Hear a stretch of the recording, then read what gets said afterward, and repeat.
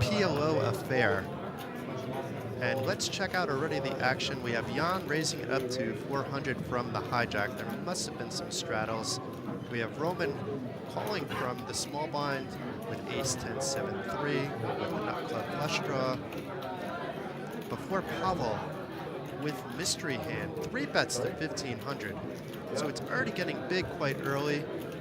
We'll see if this gets the job done. Jan calls and Roman calls as well to build the pot up to 4,600 euros already. We have the 9 king deuce rainbow flop going on right here. Let's see how this plays out. We do not know what Pavel has. We can tell that neither player directly connected, but Jan does have lots of outs to a straight. But Pavel betting out big for 2,500 euros. We have an all-in here by Jan. Oh my.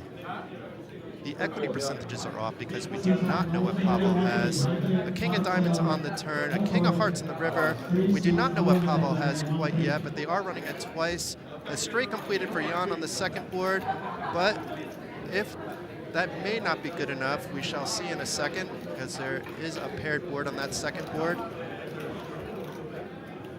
We do not know what Pavel has even now. I do see an ace of spades mixed in there, but beyond that, I am not sure.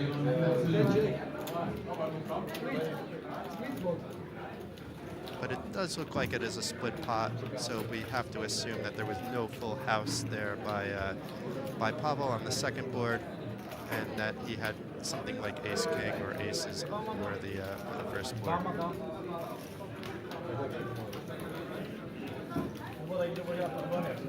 So it's been quite exciting here the last few days. It's been mostly mixed game events. Today began the 800 euro heads up match, the 800 euro Poker North Masters with 500,000 guarantee. Also started its day 1C today. That has around 150 entries thus far in the field, just for day 1C. Sweden special event is running, PLO event as well, and tons of cash games. None of which is as high as this 50-50 affair, though. But I'm excited to be here. For those of you just tuning in, this is Jason Glatzer. You may know me from around from reporting and from commentating. If not, it's a pleasure to meet you all. And we have Anton raising it up with the pretty Queen, Jack, 10-9 single suited hand. Manuel once again with mystery hand, calling from one seat over. Roman calling with a very speculative holding from the button. And Andre defending his big blind with a double suited hand. And an all spades flop, and unless Manuel has 2 spades, this could be a dry run for all the players. No sets. So we shall see what Manuel does, because we do not know what Manuel has. Maybe he has 2 spades in his hand. But he checks as well. And the 8 pairs the boards. Now Andre with trip 8s. He's certainly ahead of both Anton and Roman. We're not sure about Manuel at this point, but it does check around once again. And the 6 of hearts on the river double pairs the board. It looks like it's checking around thus far. We shall see what Manuel opts to do. Manuel does not have his cards in the box. That may be part of the reason why we cannot see what he has. And does bet out big.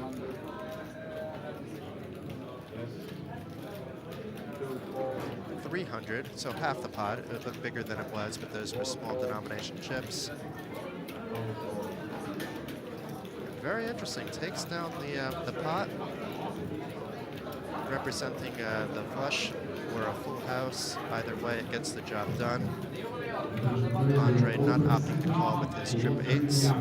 It was a scary flop. The turn didn't improve the the situation, despite it pairing the 8.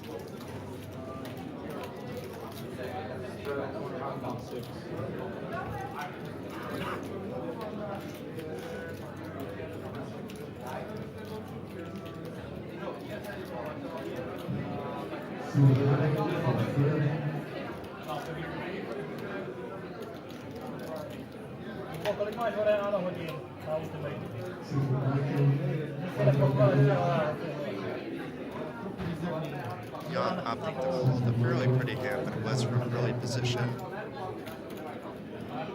We should expect a very high level of play based on these stakes.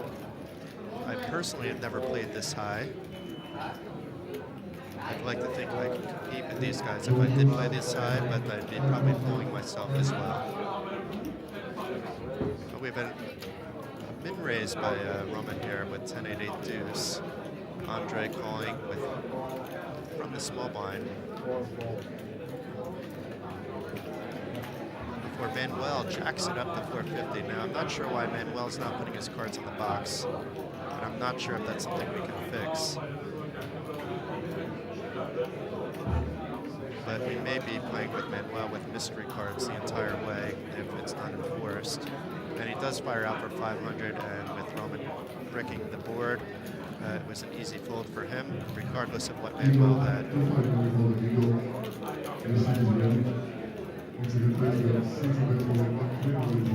But hopefully Manuel starts playing by the rules here and starts putting his cards in the box. Otherwise, it's not really fair that all the other players are doing it. And he is not.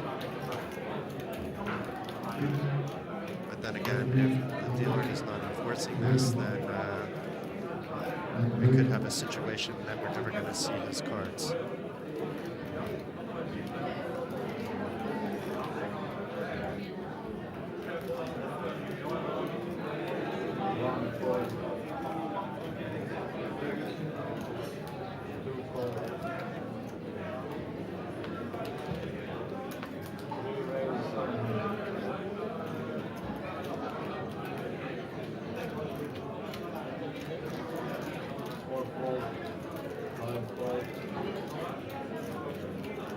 It looks like I might be talking to myself at the moment,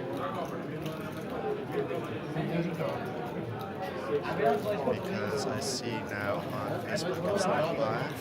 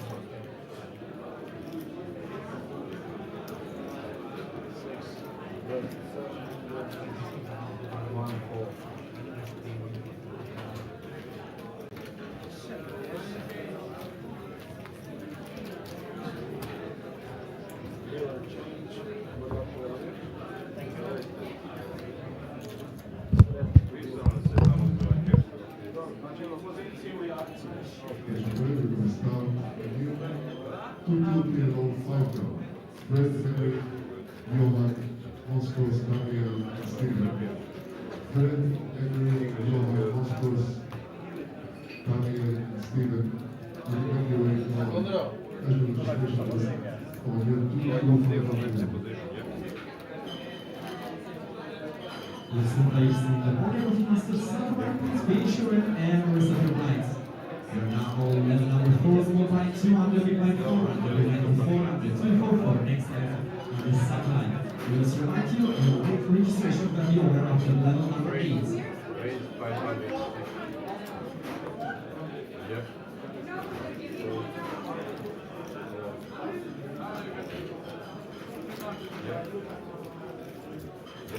Four, 500.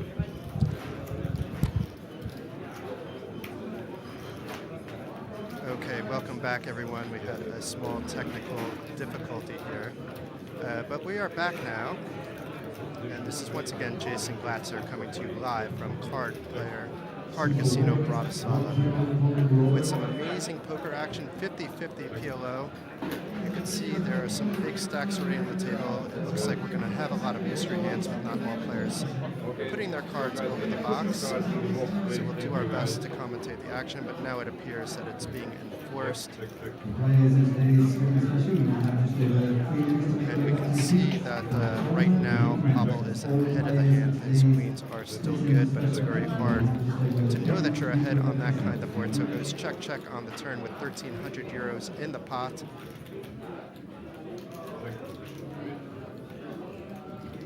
And we'll see if Manuel tries to steal this one away. Indeed he does. Trying to rep that he has that flush. This might work. It's a rather large bet of 1,000, even though we can see that Pavel has the best hand. It's very difficult for him to know that. But he is making the call, folks. These two may have some history. Does win the pot with his pair of queens. And a 3,300 euro pot. So those of you just tuning in, this is Jason Batzer. We are at Card Casino Bratislava for the Poker North Masters and Norwegian Championship.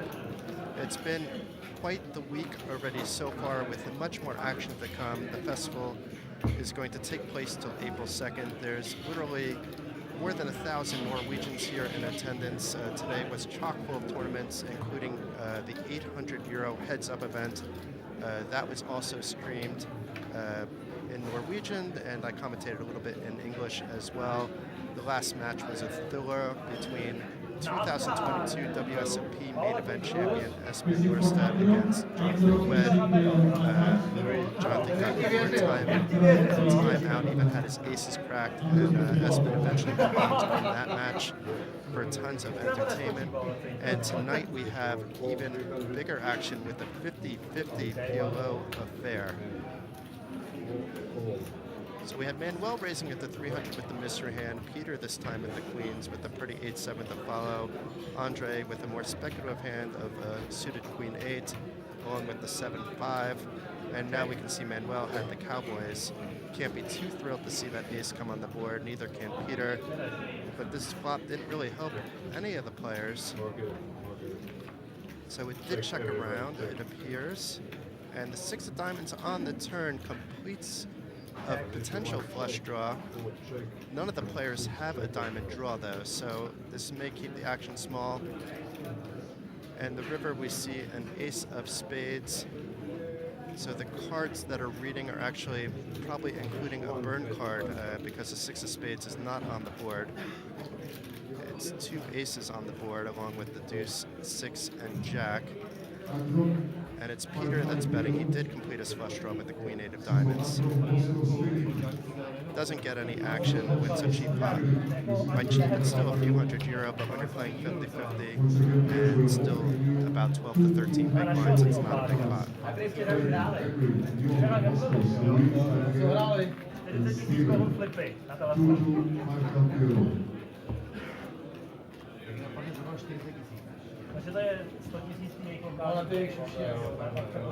to je 100 000 And we're going to see some high games all week long, starting at 9 o'clock Central European time until 1 in the morning. So 4-hour affairs of exciting high-stakes action. It's been a while since I've seen a 50-50 PLO game outside of places like outside of some other places, but it's a pleasure to see it here. Michael raising it up to 200 with a pretty ace queen queen 10. He has the nut spades as well. And Peter with the mystery hand, 3-betting to 600.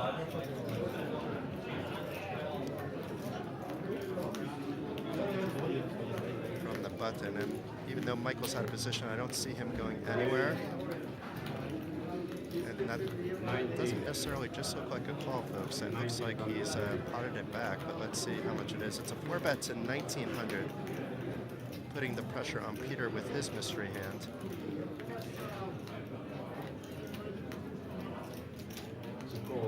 And Peter opts to call, bringing the pot up to almost 4,000 euros already.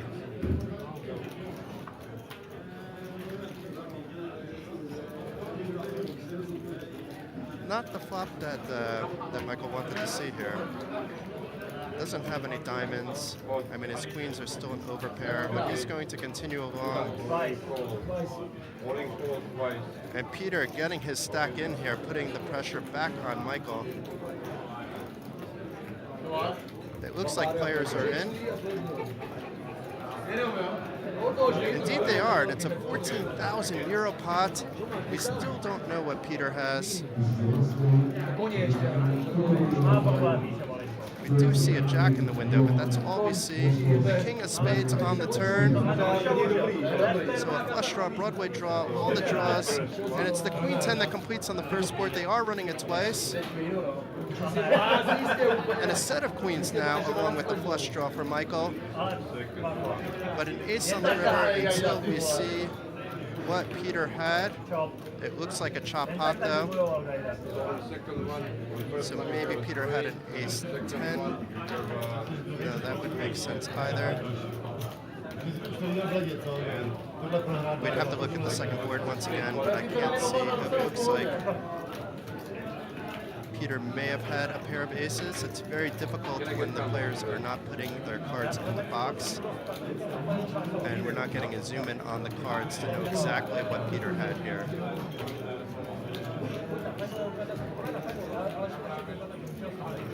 But hopefully all the players start putting their cards in the boxes, otherwise it's very hard to know in these big pots what's happening. Small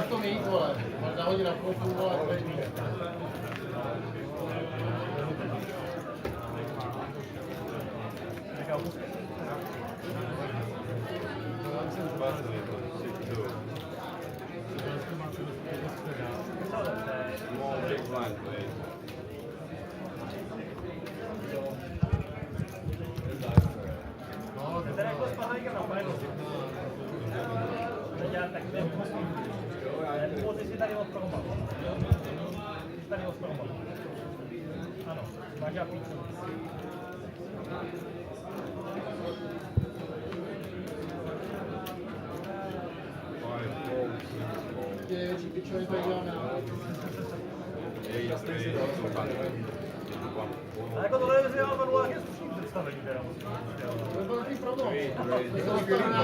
Michael is raising it up with the ace-jack, 6-4 double suited to 200 from the hijack.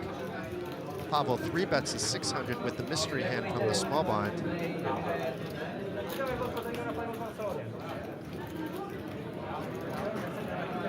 Michael makes the call to bring 1,300 euro already in the pot. No flush draws for Michael. He did pair his jack. We don't know what Pavel had.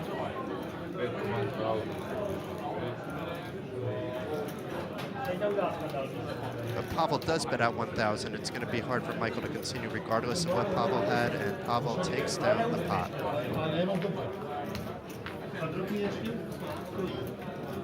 It seems like all these 50-50 PLO players are here ready to play, ready to be aggressive, ready to push their small edges. We're likely to see some monstrous pots over the next few hours.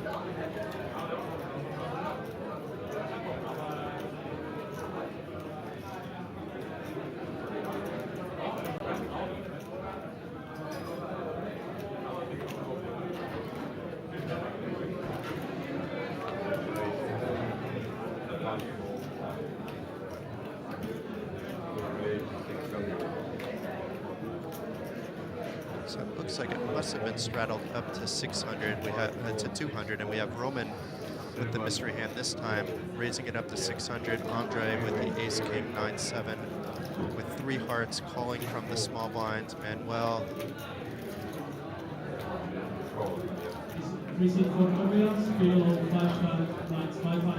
Manuel folding, but we have Jan calling from the straddle with 10-7-7-6. And top 2 pair for Andre, but there are 3 clubs in the board, so the top 2 aren't going to be necessarily good. Queen 10 obviously is also Broadway, and Roman bets out for 700. Whether or not he has the clubs may or may not matter, but Andre calling with the top 2, not buying Roman's story, at least for now. We're hoping to improve to a full house. Oh my, Queen of clubs, so we imagine if we get a royal flush on the board here. But this makes it less likely that Roman has the flush. And wow, we do get a royal flush on the board. This is almost unheard of, folks. Oh my God. I can't remember the last time I've seen a royal flush on the board in any game. That's absolutely stunning. That is sick. The odds of that happening are so rare. It's almost like we should have bought lottery tickets today. insane. Royal flush on the board.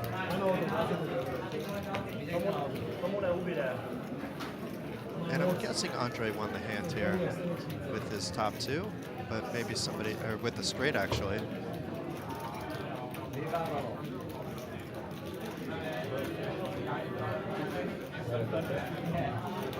I really hope that all the players start putting their cards in the box. That would make the commentating much more fluid. But we will do the best with what we have. But we do have a straddle once again, this time to 100. So no double straddle. But a 50-50 game is already big, and now it's only getting bigger with straddles and double straddles.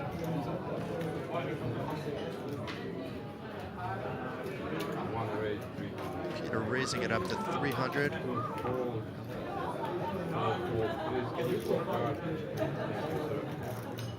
And now we see his cards. He has a pair of cowboys along with the queen six. Second nut flush draw with the hearts. Manuel calling with a lesser pair with queens. Also with 3 clubs in his hand. And does hit a small piece of this board, but is it enough? Manuel does check. Peter still ahead with the cowboys, bets 500. Manuel will likely come along for the ride, and he does.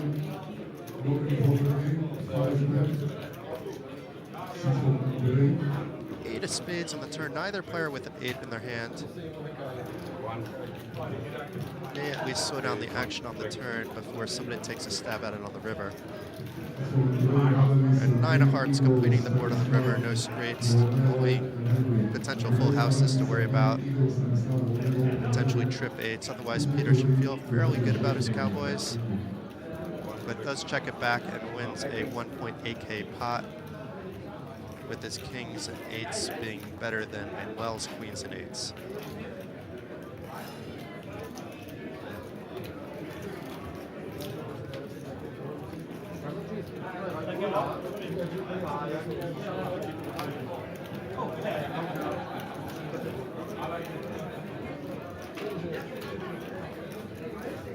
Looks like all the players are getting back to their seats. Although maybe not. Looks like we have one player quickly leaving.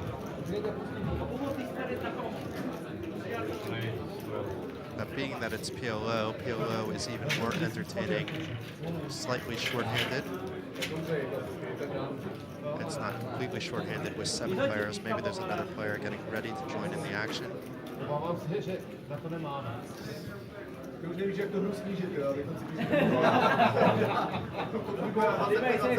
have another under the gun straddle.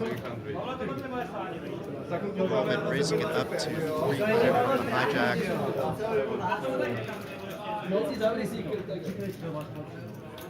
Anton holding.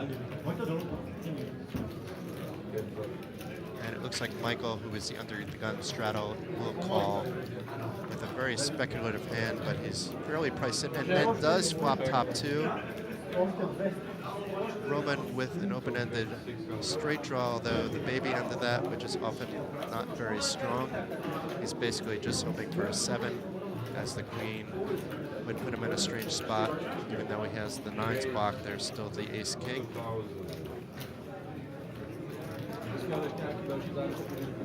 But Michael check raises it from 600 to 2,000. That's going to be very hard for Roman to continue. Some aggression by Michael with the top 2 pair. Wants to take it down right here, right now. He doesn't have any redraws in his hand, so there's a lot of scary cards that could come out on the turn and river. So I'm sure he's more than happy to take down the pot when he did. Pats himself on the back. Now, I'm not sure if it's a mandatory straddle, but we've seen straddles the last bunch of hands.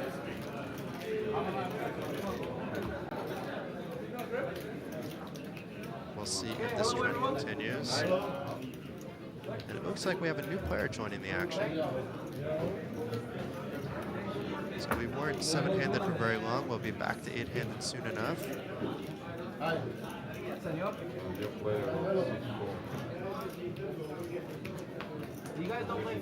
Roman will likely be playing this from early position.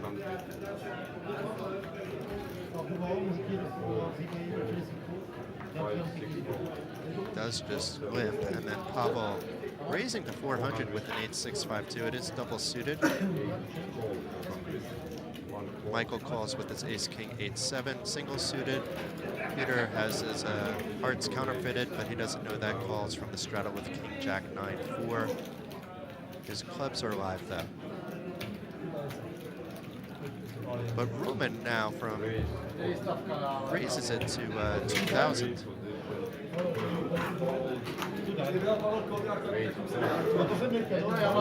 Very interesting. So he limped from early position, then 3-bets to 2,000. Then Pavel, out of nowhere, jamming it in for 11,400, and Roman making the call. So we have a 10K pot once again. The action is non-stop. It looks like they will be running it twice. The first board so far so good for Pavel.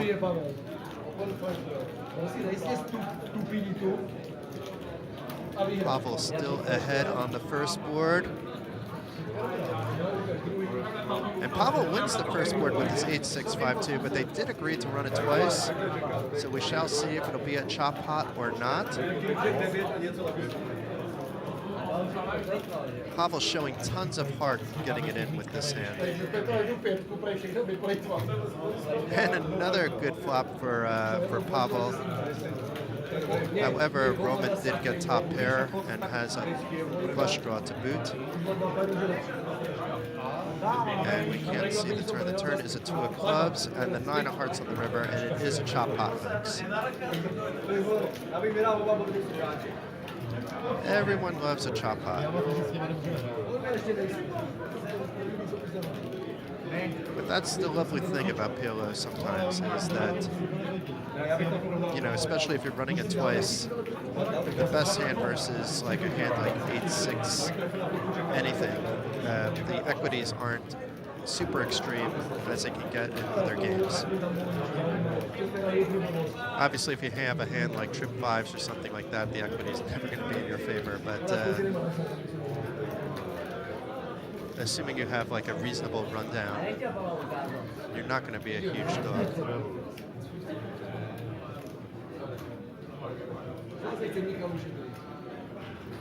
And I'm trying to see if there's a straddle this hand or not. There doesn't appear to be, so it looks like the straddle is not necessarily mandatory.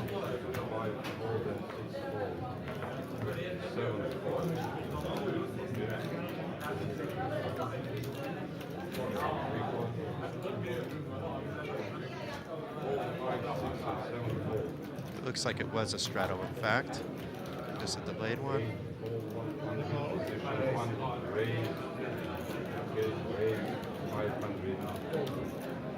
It looks like Pavel called the straddle.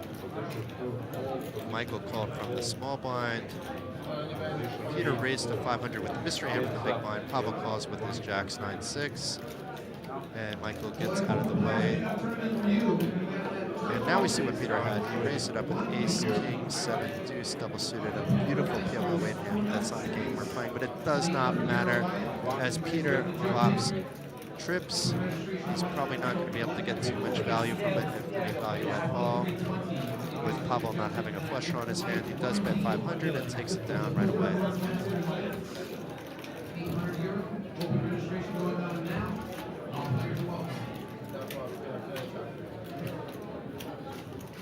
One of our lovely photographers is in the picture right now, on video taking some photos. He's working with the formidable Thomas Dacha directly for the Norwegian Championships.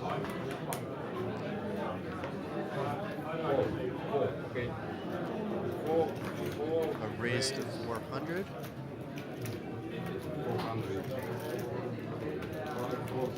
By our new player, Valkyrie. Everybody their position. Yeah, one fold, yeah, just and fold. Yeah. Please, can you put your Pavel hand like this? Thank you, sir. calls from the straddle, and now we see both players' hands. Mokri wakes up from his very first hand with such a pretty ace, ace, queen, 10 single suited hand. Move it 500. Pavel checks, and if Mokri continues, that'll likely be enough, and he does. Welcome to the game.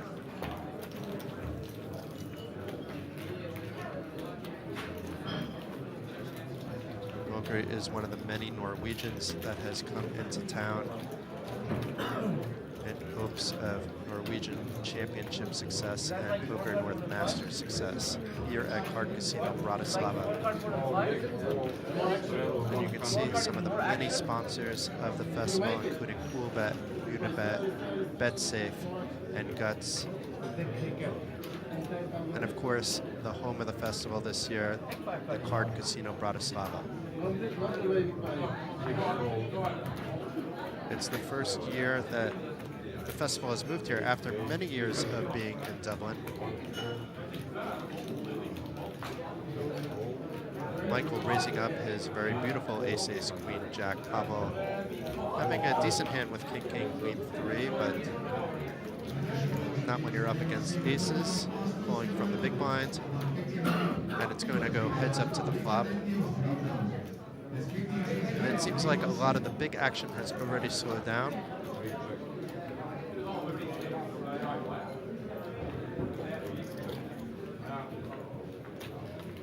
Both players check a scary 4-7-3 flop for their high cards and 10 of diamonds on the turn.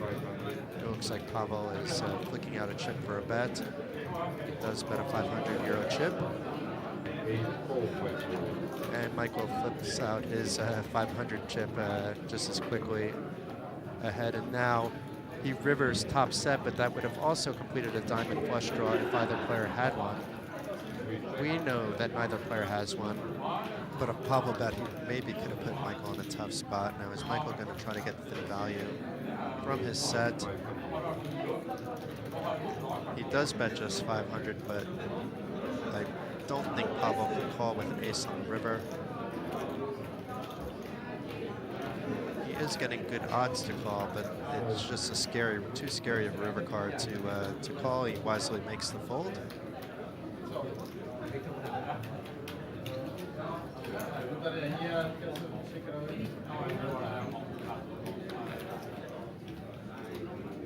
It's good to see a lot of action though on this table. Very often as the stakes get higher, players get a little bit tighter at times, but not when the Poker North Masters and Norwegian Championships come to town. Then we expect a lot of action regardless of the game.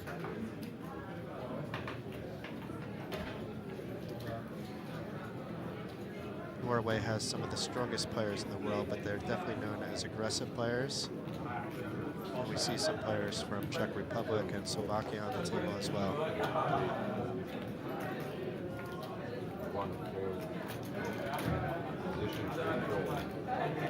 Comes around to Pavel in the small blind. He just calls for to complete the straddle. Mokri calls as well, and Anton.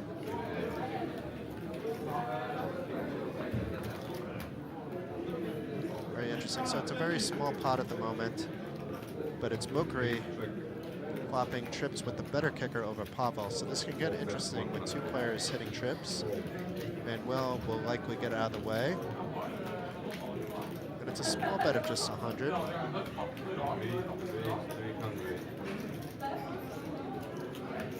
And did Pavel raise? Pavel did raise to 300, so once again, not a pot-sized bet. And Mokri with the better hand, thanks to, oh no, it's Pavel with the full house. I apologize. Pavel right now has the strongest hand. And that hasn't changed with a 10 on the turn.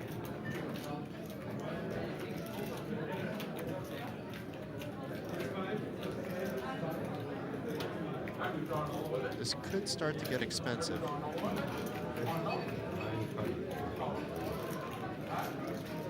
A pot-sized bet this time by Pavel. Mokri's hand is very strong, but we could see that he's drawing to just 8%. He needs an 8 for a chop or a queen. but neither of those comes. Instead, it's the 9 of spades in the river. That may save him some chips because it would have completed a flush draw as well. We know the flush doesn't matter because Pavel already had the full house, but Pavel may be trying to induce here with a check, but it doesn't work. He maybe could have gotten a little bit more value with the bet, but it's the hand with the full house. Will agree with the trips. Basically shakes his head in acknowledgement. I think he knows that could have gone far worse for him.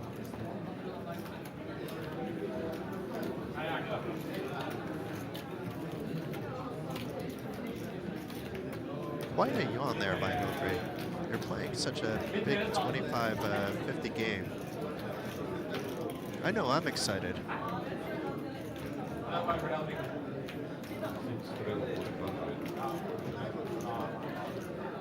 And Manuel continuing with the straddle. Maybe now it's mandatory.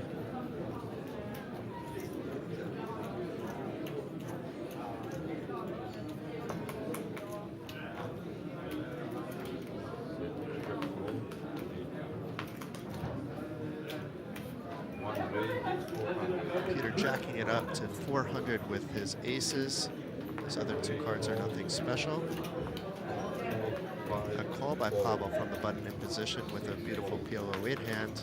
Not as beautiful for PLO.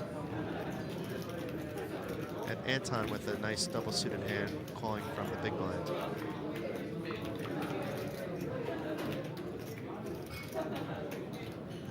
Aces are still good for now for Peter. It is a rainbow flop, but still a scary-ish flop as well. Not potentially based on the hands that the other players have. But now you can see the equities are very close between Anton and Peter. None of the players having a club draw. And I think if anybody bets big, they may be able to take it down here because Queen 10 would have completed a straight. Pavel betting big. It's going to be hard for either player to call. Anton giving up on his top pair, and Peter with his aces. He has really no redraws. He does block the nut flush draw, but that's not enough. And well done. Aggression pays off. For those of you just tuning in, this is Jason Glatzer live from Card Casino Bratislava for the Poker North Masters and the Norwegian Championships. Every night there's going to be a massive cash game stream. As you can see, the action has already picked up with a 50-50 PLO affair. I'm super thrilled to be here. My first time at the casino was 2 days ago. I'm hoping this is the first time of many. I will be with you all week long. Today it'll be me, myself, and I, but I will have guests future nights. We'll bring some of the Norwegian ballers in.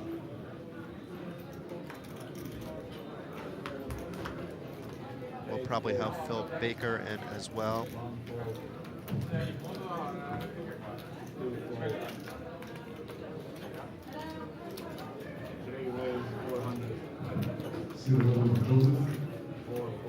Pavel jacking it up to 400 with interesting hand. Pavel seems to like to mix things up. He likes these peel weight type of hands. It paid off for him last time. He was able to show aggression at the right time to steal away a pot. And he is in position this time around too. But Jan 3-betting to 1.3K with a pair of cowboys at 8-6 from the straddle.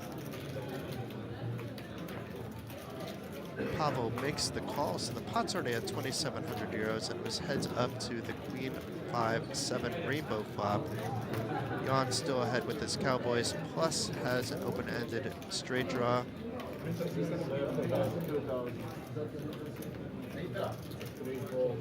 Does bet 2K, that should get the job done. Indeed it does. A nice hand there by Jan. Not afraid to 3-bet his cowboys.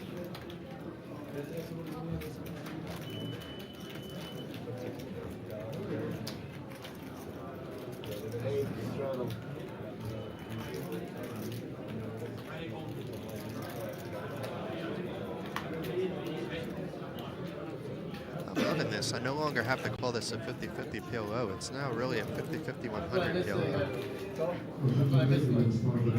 At least in orbit has been this way with the straddle. So whether it's mandatory or not is irrelevant if all players are doing it. Pavel with a mystery hand this time. We can place him on any floor, raising it up to 400.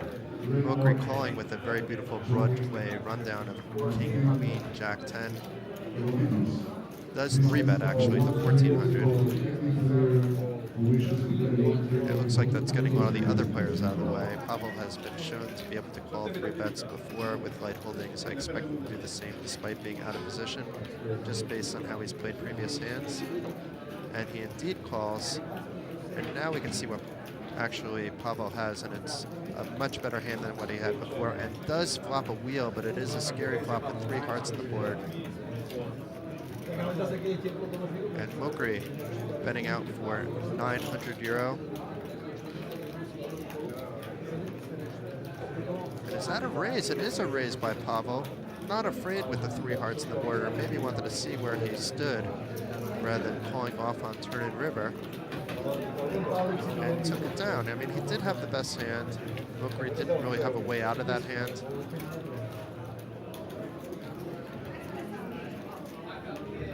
But I think so far Pavel is my favorite player just because you can't predict what he is going to do. He seems like he's playing the player more than he's playing the cards.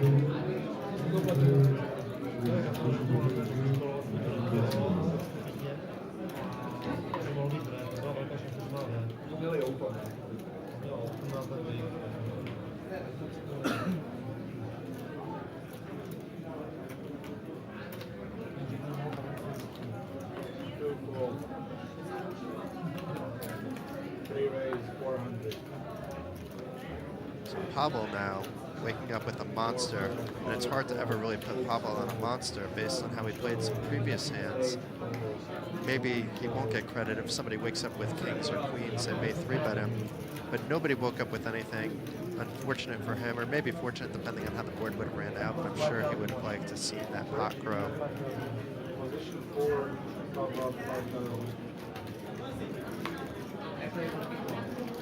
But it's my first time commentating here at Card Casino Bratislava. It would be interesting if we see graphics later on, if we can see maybe some VPIP. I imagine Pavel's is close to 100% at this point.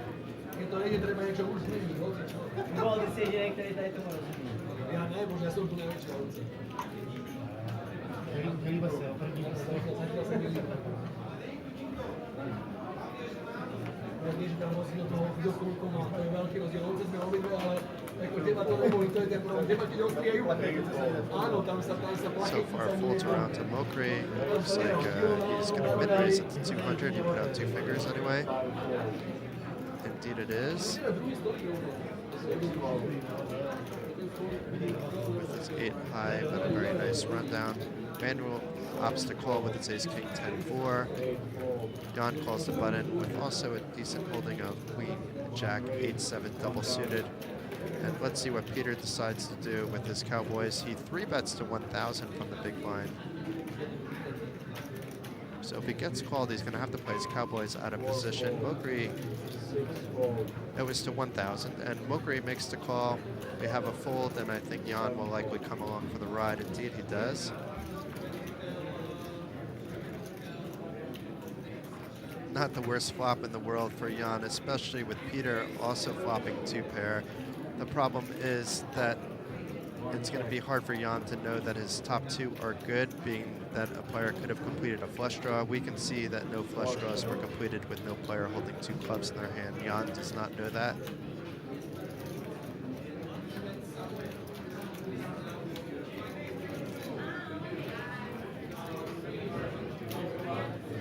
Does opt to bet his top 2 though.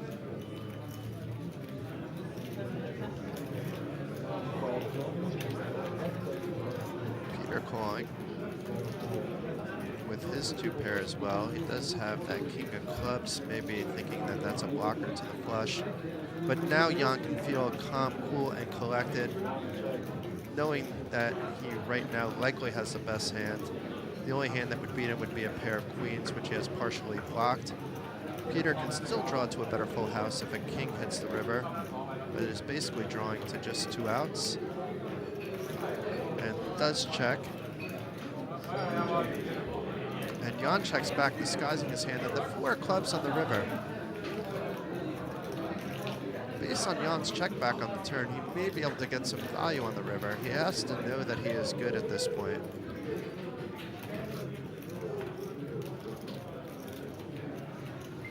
Let's see what Peter decides to do first, though. Peter may think his kings over jacks are good,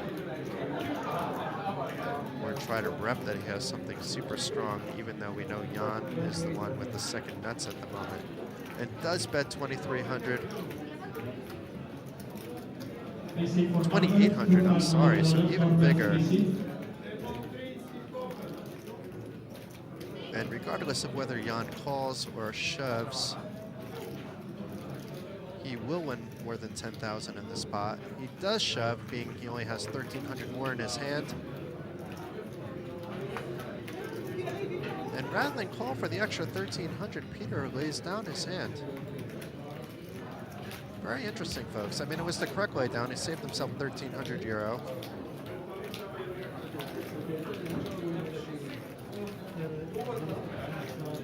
I didn't think there would be too much fold equity in that spot.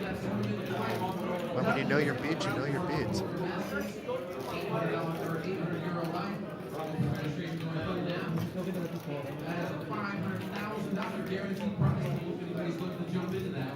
Once again, that's our 800 euro Poker North Masters Fighting Style League. Open registration going on now.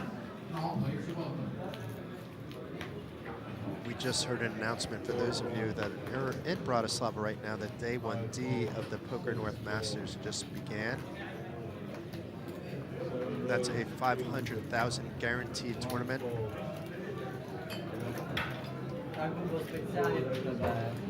An 800 euro buy-in. There are plenty of satellites running for that, and there's 2 more opening flights tomorrow for it as well.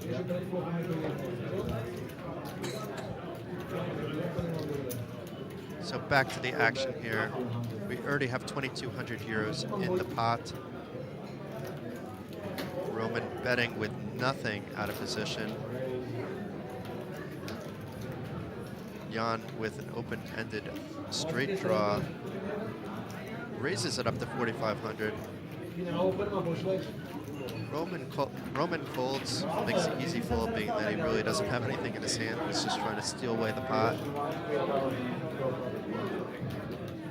That at times might be tough with such an aggressive table.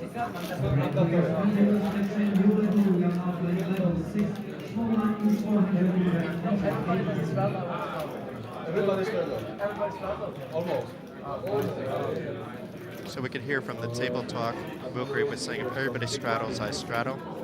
And he said everybody has been straddling. So it's not mandatory.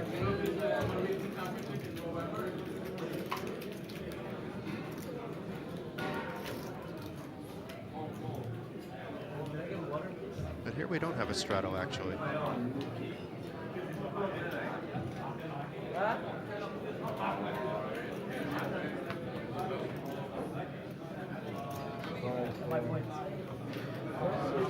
Straddling, if you're the only one to do it, is typically minus EV if it's from the under the gun position.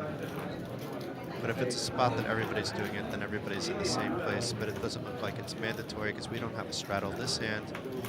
But we do have Roman raising up the small blind. Wilkery making the call. I'm not sure what the sizing was. It was to 150, and we have a call. Wilkery with a pair of jacks, queen and 8 in his hand. Wilkery is currently ahead with his overpair.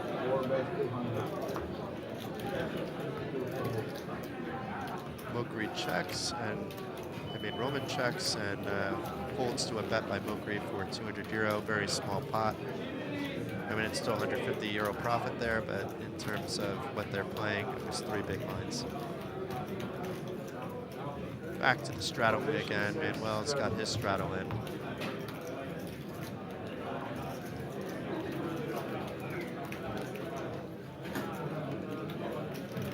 Free seat for Philip, pin number 55. Philip, free seat, pin number 55.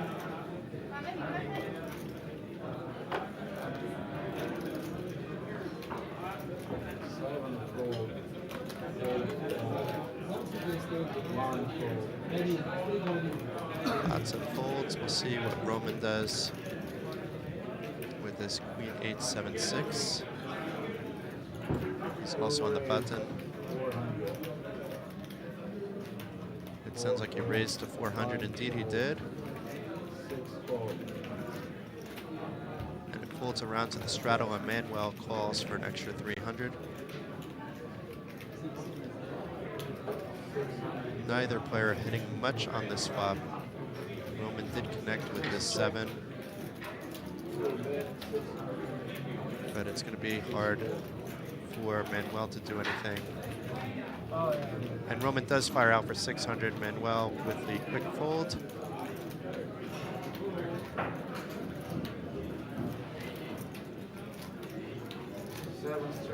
And we have a double straddle now, so this could become a decent sized pot. Just based on the fact that there's already 350 in the pot already before cards are even dealt.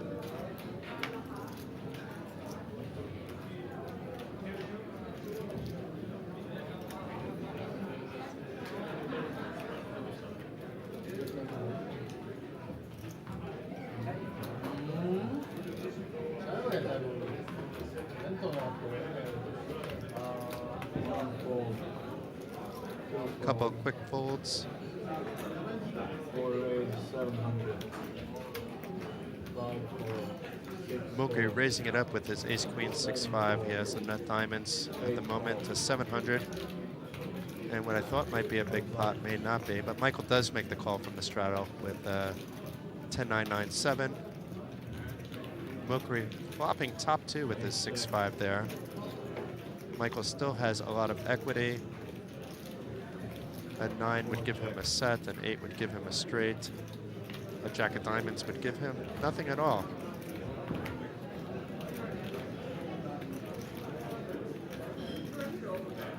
But both players check the flop. We will see if Michael decides to try to take it down on the turn. It looks like maybe 1200, but let's confirm that it is 1200. Bet by Michael. Even though Mokri has the best hand, he may not realize he does. He does call with this 2 pair. So the pot is now up to an even 4,000 euros. And the 7 of spades on the river. We can see Mokri has the best hand, but if Michael can find another bet, it's going to be very hard for Mokri to call, especially if it's a big bet.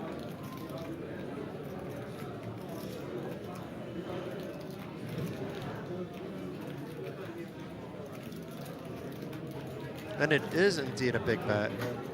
It may even be a pot-sized bet of 4,000. It indeed is a pot-sized bet of 4,000. Mokri rechecking his hand and not snap folding, so he may find a hero call here with his baby 2 pair. In this case, it would be the correct call if we're being results oriented. But it's a very difficult call to make. You're behind so much. But would Michael be betting so much as how polarizing is his bet? Would he only be doing it with 8-9 or a bluff? Or would he be doing it with better 2 pairs? But well done by Michael. Steals one away from the Norwegian Mokri Kayan.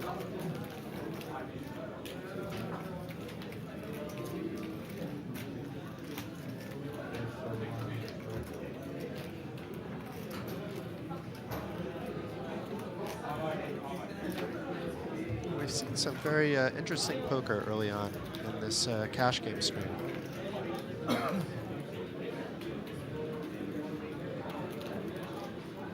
It would be interesting to know what kind of dynamic there is with how much the players know each other.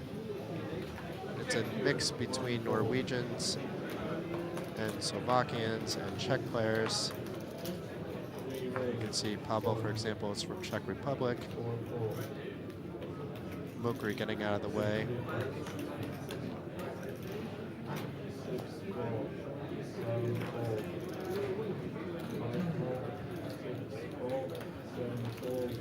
interesting open by Pavel here with the queen 5-3 deuce. Manuel waving the Austrian flag, calling with the ace-jack 7-4. Nobody has clubs in their hand. There's 3 clubs on the flop. Currently, Pavel is ahead with his straight deuce connecting for 2 pair, and maybe feels a little bit better about that with the 4 clubs on the turn. But even if it feels better about it, he's not out of the water yet.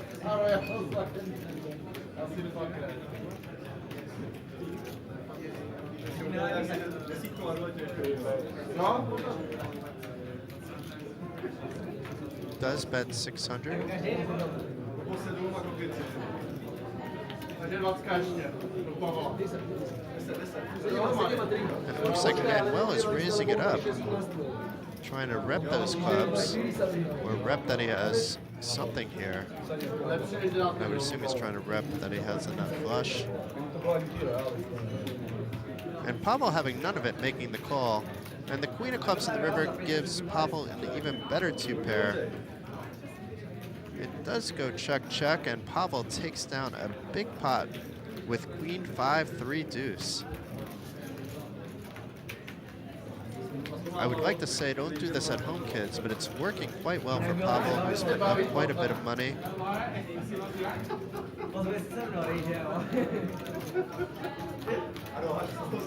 Those are the kind of hands that can get you into a lot of trouble very fast, though.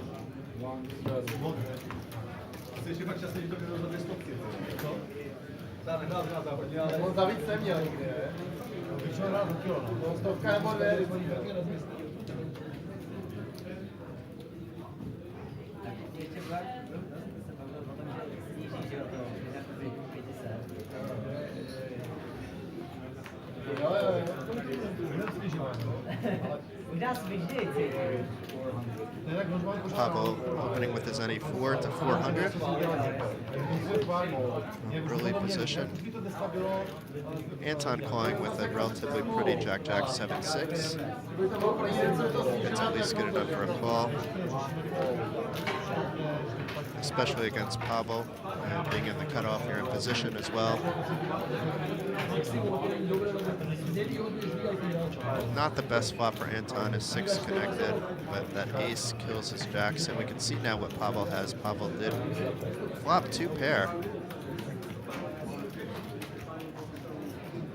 And now things get even better for Pavel. He has a straight. Anton has 2 pair with that 7 of spades turn.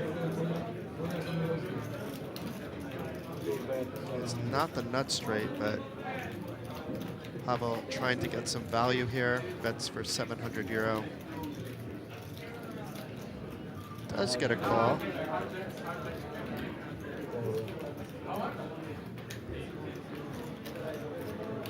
And the 6 of hearts on the river. This is going to get very interesting here because Anton has a full house, but Pavel has an even better full house. I'd be shocked if Anton Stack didn't get in here. He has exactly a pot-sized bet left behind, especially after Pavel checks.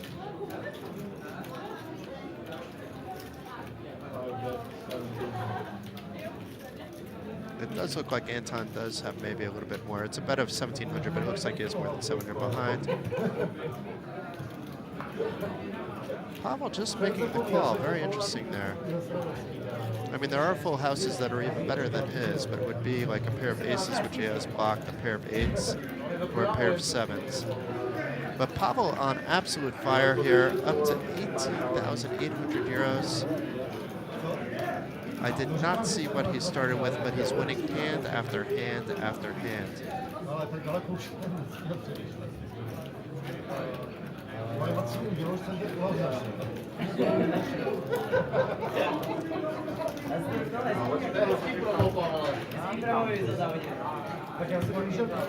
I was busy live streaming the Espen Ulden Jorstad, the 2022 WSOP main event winner, playing a heads-up match against Jonathan Wedde.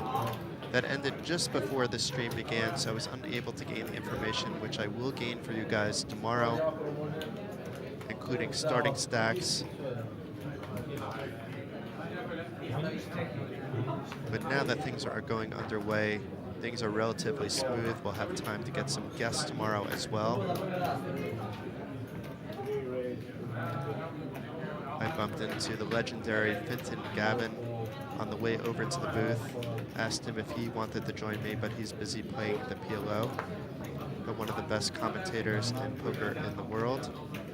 Philip Baker is in the house, also an amazing commentator. Some amazing players that are also good commentators around. I'm pretty sure Yuan Kite will join me as well. Maybe we get really lucky and we can have Espen join us.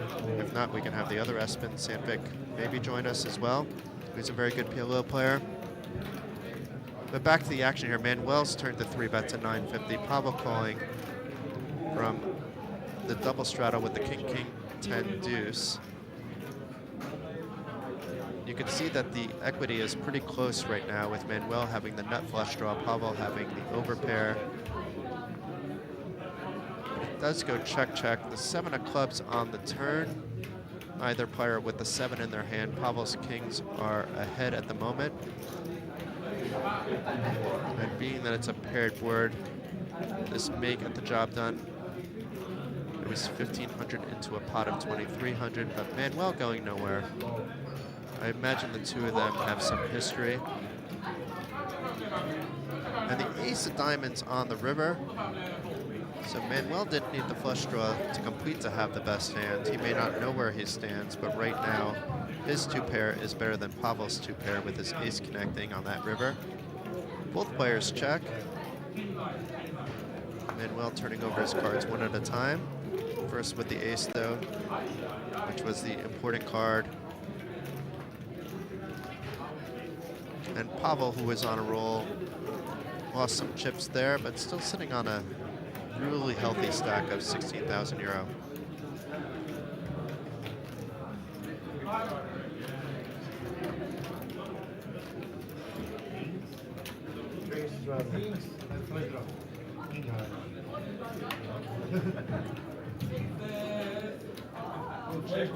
I love these international tables though. It's always nice when you go to a location, see some high stakes action and it's players from all over.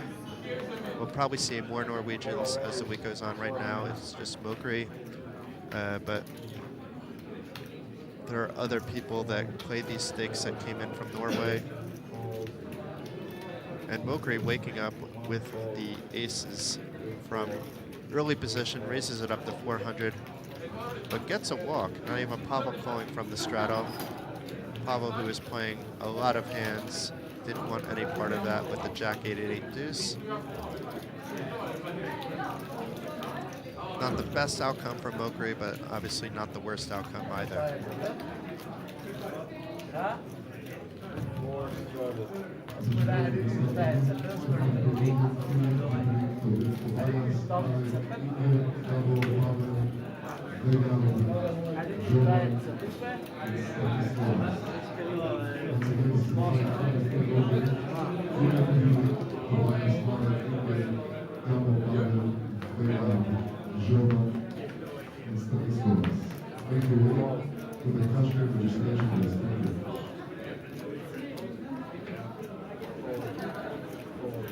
Anton limping under the gun +1 with a very strong hand. 4 Broadway cards all connected, double suited. Peter, though, waking up with the ace, 10-7 does raise it up to 500.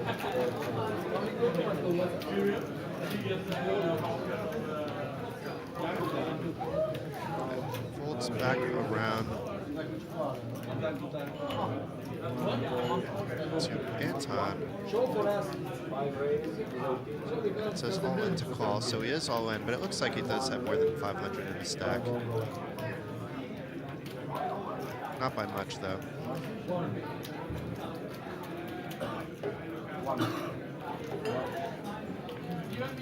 It looks like they're just running it once with relatively small amount on the table. It's still a 1,200 euro pot, but it's small in relation. And unless a diamond comes on the river, it'll be Peter taking the rest of Anton's chips.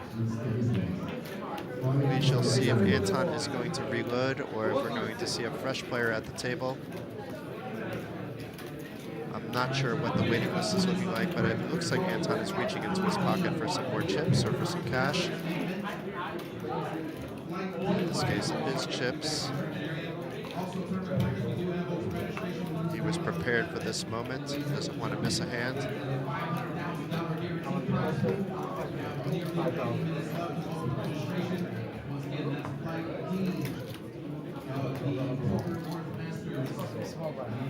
Yeah, so there's no small time, like small and big or how big.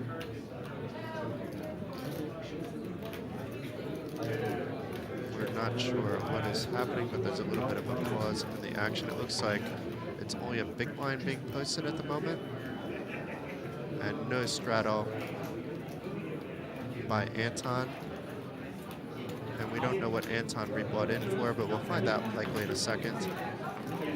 He bought in back in for 5K and wakes up the very first hand after buying back in with ace, ace, king, 6, and just limps it, perhaps hoping for someone to raise it up so we can come in over the top. Jan calling from a couple seats over with king, queen, jack, 5. Roman raising it up, so he does get the raise with ace, 8, 7, 4 with the nut clubs. Mokri calling for another 200 with 8, 8, 7, 5. And we'll see what Anton does. Anton does jack it up to 1,000. We'll see if that's enough to get players out of the way. I don't believe it will be. Both players call, both Roman and Mokri, and there's 3.1K in the pot. But the case is, because Roman also has an ace, comes out, so Anton, with a set of aces, you can see that he has 87% equity. I believe that should be a little bit higher, but there's runner-runner potential flushes. So this time it's Roman who was short. Anton bets out for 500. Roman with the top pair, some backdoors, really not too many backdoors here, but some backdoors, jams it in for 1.4K. Anton quickly makes the call. They're likely only running it once again. Jack of clubs on the turn and 2 of diamonds on the river. They are running it twice. First board goes to Anton. 3 of diamonds on the turn, 6 of diamonds on the river. So it's going to be a chop pot, folks, because the runner straight came from Roman on the second board. Both players winning a few chips there, thanks to other players being involved before the all-in and call there.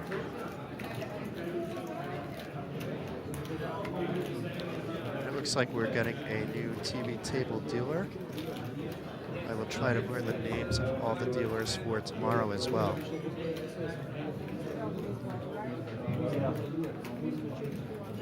Innocent place in the Poker Masters Satellite, please finish your and the rest of your nights. We're now on number 7, small blind, 690 per 100 bet, 12 by 600 next level, Poker Masters Satellite. We now swing up to the 90 deck.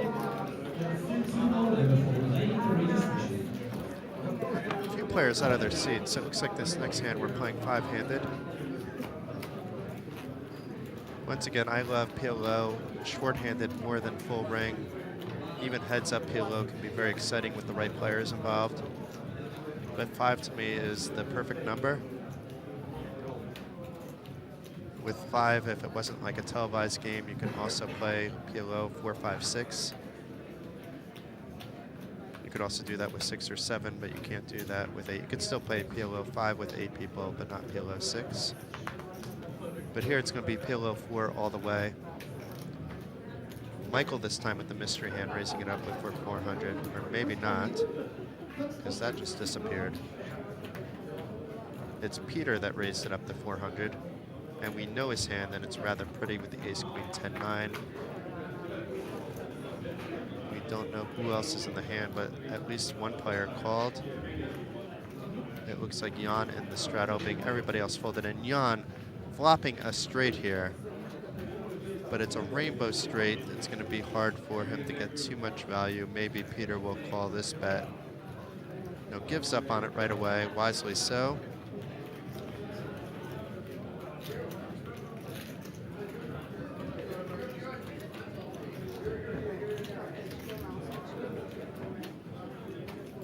looks like we're back to 6-handed play, at least for now.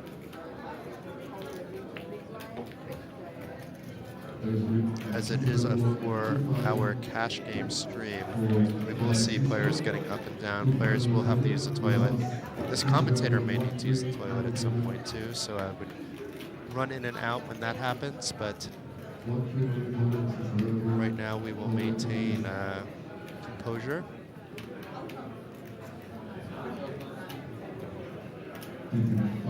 For those of you just tuning in, we have an amazing 50-50 PLO affair, which has been straddled by most players to 100, occasionally double straddled to 200. Lots of chips on the table. A few different nationalities. We have players from Czech Republic, Austria, Norway.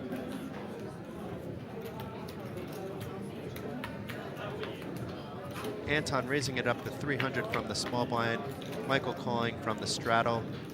Anton flopping the nut flush draw, backdoor, not a backdoor, but a gut shot straight draw that would very often not be good enough. Does bet it out. Michael with pretty much nothing. A jack would give him Broadway, but with no clubs in his hands, no 9. Makes a quick fold. Anton picks up a quick pot. So Anton, even though he dusted off his first stack, is doing much better after he reloaded for 5K.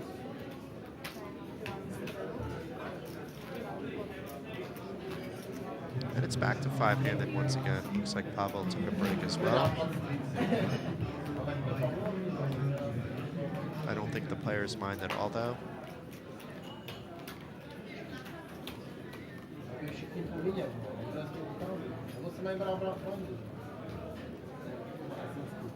I'm glad that all the players are putting their cards in the boxes at the moment, though.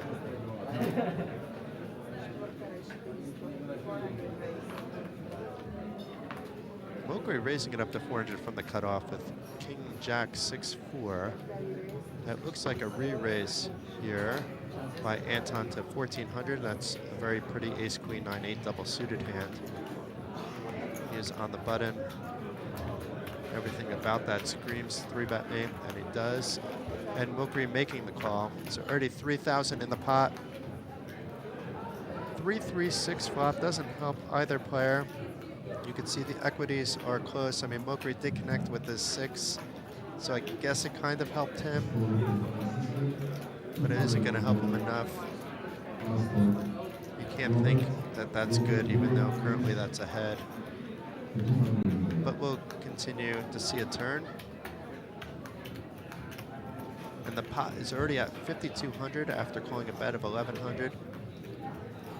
And now things are a little bit different from Mowgli. He has a 3, 4, 5, 6, so he's basically all in right now for his, it looked like for not very much, oh, for 5.2K, it's quite a lot actually. That was a 5K chip in the back there. It takes it away, doesn't need to see a river. But with that rundown along with the flush draw, there are a lot of river cards that could have helped him.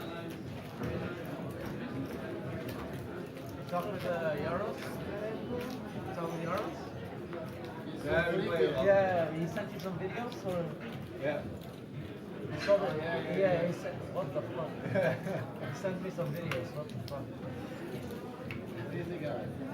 You saw the video with the From iPhone? Philippines, yeah. You told me about it. Yeah, you saw this video with the iPhone, yeah? Yeah. He sent me also. So it looks like these players do know each other. They're having a nice chat about some video that a player sent to them.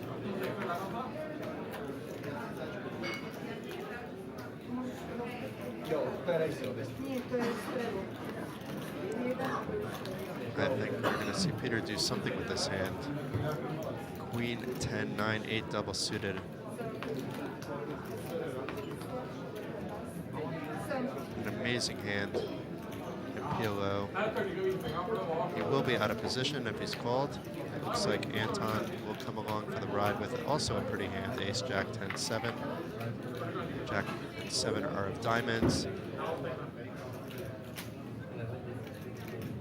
Anton flopping top pair. Peter with the flush draw. A lot of backdoor straight draws mixed in there with the Jack finishing nicely with the Queen 10, 9, 8. So it's actually ahead equity-wise, despite Anton flopping top pair. Does fire out for 1.7K. Anton with just 2.6K in his stack may opt to get it in here, but does just fold his top pair very quickly. I write him that it's too expensive. Yeah. But he told me she do it only for fun. And I was saying that Anton was doing better with the second bullet, but after the last few hands, that's all changed. I can't get this video out of my head. Fuck my head. The players are still talking about a video. No. Because I'm used to it. Yeah, he said he sent me I some may have to ask Smokey a little bit more about this video. professional help. Maybe I don't want to know if he's saying a player needs professional help after sending him a certain video.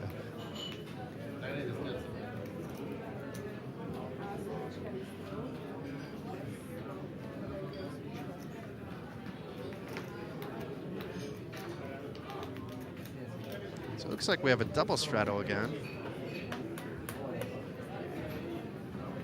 Michael raising the button with the queen, king, 7-3, 2 clubs. Peter may be 3-betting here. This is a great hand to 3-bet with. And does 3-bet the 2200. And Anton gets in most of his stack with also a decent holding. Double suited ace, queen, 6-4. Khan easily gets rid of his 4-3-3-3, and Michael is fairly deep stacked. He may decide to call. He is in position, and he does with this king, queen, 7-3. It's not the best hand in the world, but you are on the button. You already have money in the pot. And we've seen already that position means a lot in PLO. Means a lot in any game, actually. Nobody connecting with the 10-10-9 flop, but Peter can't feel as good about his aces as he did before. And Anton gets his 400 into the pot with the least equity in this hand. Michael got rid of his king, queen, 7-3, but Peter is going nowhere.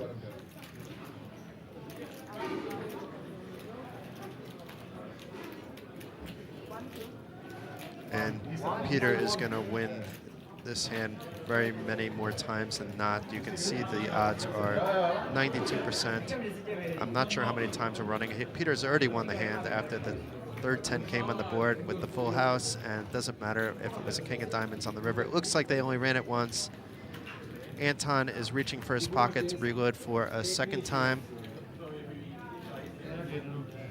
Hasn't been his day thus far, but that can all change, especially with a lot of players now having more chips than they had before. But maybe this is it for Anton. He is standing up. I thought he was reaching into his pocket. I think he's saying he's coming back. He is leaving his jacket, so maybe Anton didn't have as much in his pocket as he would have liked. Maybe he needs to use the toilet. It's always a good timing to take a break. He may want to fresh his mind a little bit after losing his first 2 stacks. There's many reasons to get up from the table, but he did reassure the dealer that he will be coming back and not to give up his seat. And we have Pavel back in action now too. And Manuel's coming back. So we're 6-handed for now. It looks like we will be full ring again before we know it. And Jan opening up the hijack to 400 with the ace-king 10-7. With the ace-king of spades. Roman calling with the ace-queen king 6 with the ace-queen of diamonds.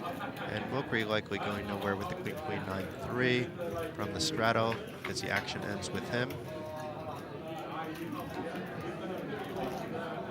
And Jan flopping that baby straight, but it's Roman also with the flush draw.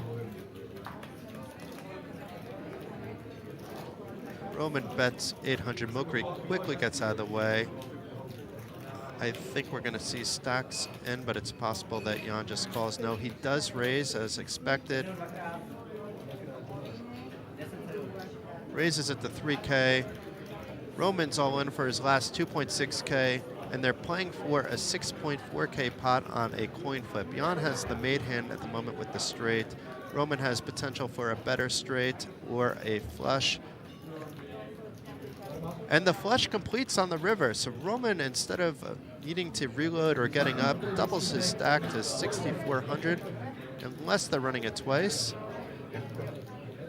But as of now, it doesn't look like they are running it twice, folks. So the 2 of hearts on the turn doesn't change anything on the second board. And the ace of club on the river leads to a chop-chop, with Jan winning the second board with his flopped straight.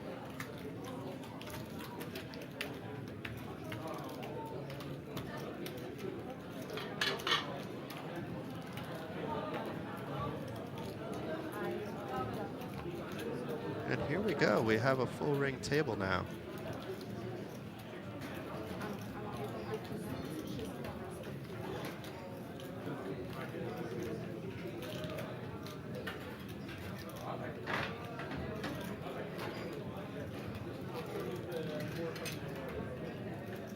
If you're in the area, you likely want to come by the Card Casino Bratislava. Not necessarily to play in this 50-50 cash game. That would be one reason to come, but there's a whole slate of tournaments all week long. A very few of them are open only to Norwegians, being it is the Poker North Master and Norwegian Championships, but that's only 5 of the events, and there are many events every day. The big one going on right now with day 1D is the 800 euro Poker North Masters with a 500,000 guarantee. That will have day 1E and day 1F tomorrow before it moves on to day 2. There was also a 250 euro PLO and Sviten special events today. Some satellites to the Poker North Masters. The 800 euro heads-up match also began today, but that was a Norwegian-only affair. But let's hop back into the action. There's 900 euros in the pot. Pavel flopping a straight Mokri with top pair. It did go check-check. Pavel may try to get some value now. Mokri may opt to call with this flush draw, but if that flush draw completes, it's going to be a big problem for him, being that Pavel has the nut flush draw. Does call with this flush draw on his top pair. And the 5 of spades on the river actually saves, maybe not, because now Mokri has a straight as well, but it is a very low straight, so it depends on how big this bet is and what Mokri thinks of Pavel's range. It looks like Mokri doesn't waste any time in calling a 2,000 euro bet, and Pavel wins a healthy 6,000 euro pot. It is near 20,000 euros on the table at the moment.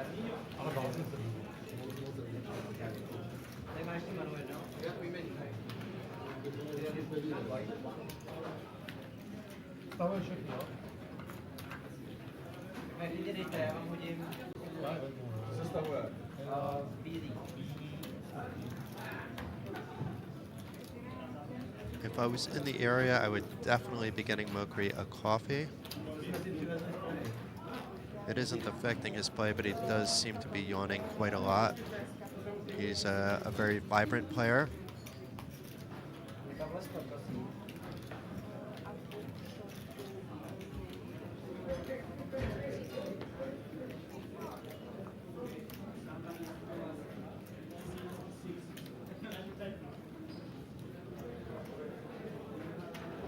So Miguel with the straddle. Jan is first to act with the Jack 9 8 deuce. That's going quickly into the muck.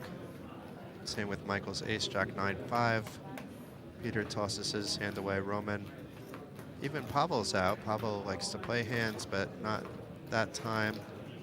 Mokri just limping from the small blind before Anton jacks it up with an ace queen 5-4 with the ace and 5 of diamonds to 400. Manuel waking up from the straddle with ace king jack 6 with the club draw as well, and Mokri calling from out of position in the small blind.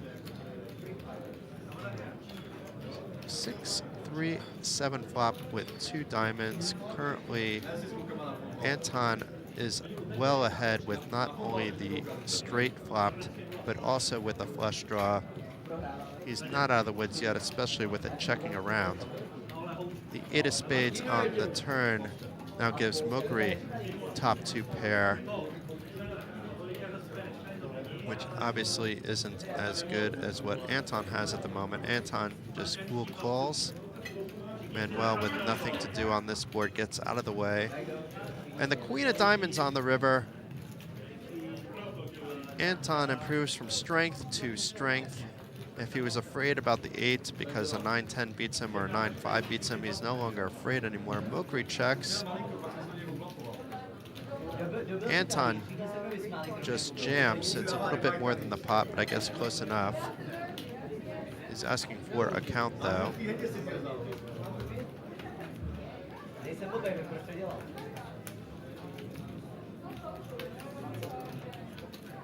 So it is a pot-sized bet. 300 is coming back. The 3,200, Mokri thinking about whether his 2-pair can possibly be good here. He does call and was ready to snap muck his hand. So Anton is doing far better on his third bullet, doubles his stack. He's in for about 15,000 total, but now has his stack up back up to 10,000.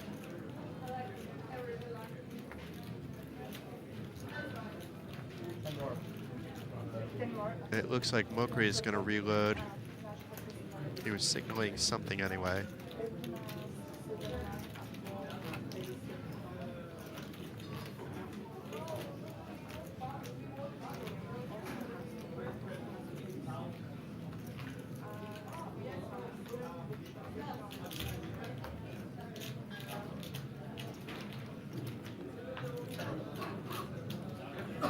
Interesting seating position there by Michael. In seat number 8, playing from his knees.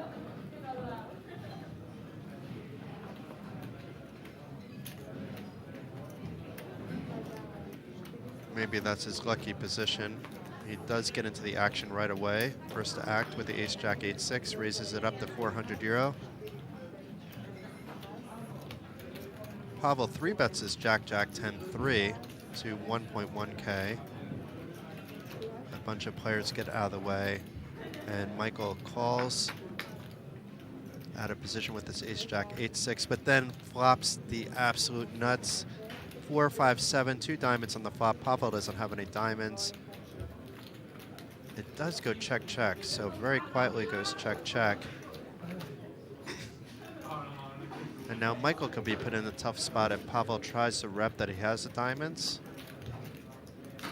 We've seen Pavel capable of making moves, reading situations correctly.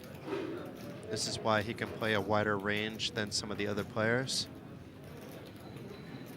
And Pavel this time bets 1,500 after Michael checks. And Michael sniffs this one out, at least thus far, that his straight might be good. 2 of clubs on the river.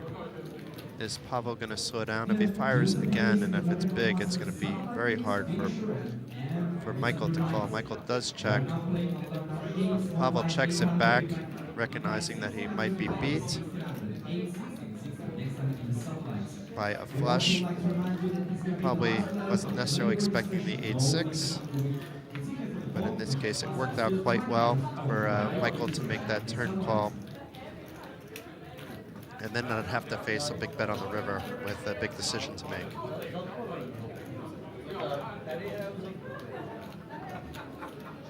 So that must have been his lucky position, but now he's back in a normal seated position with the straddle.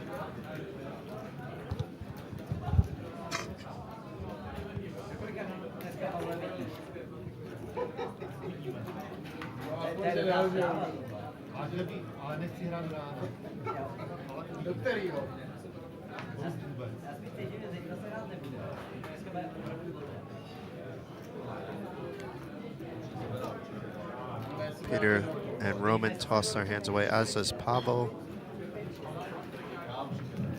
But Mokri back in action. King 9, A5, double suited, raising up the cutoff. And it's been several times now that Mokri has just taken it down with a raise.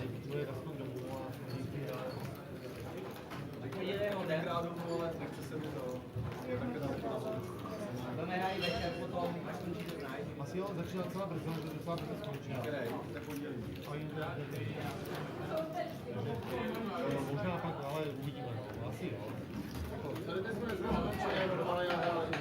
Čekáci, jako já ve 2 hodiny bych chtěl jít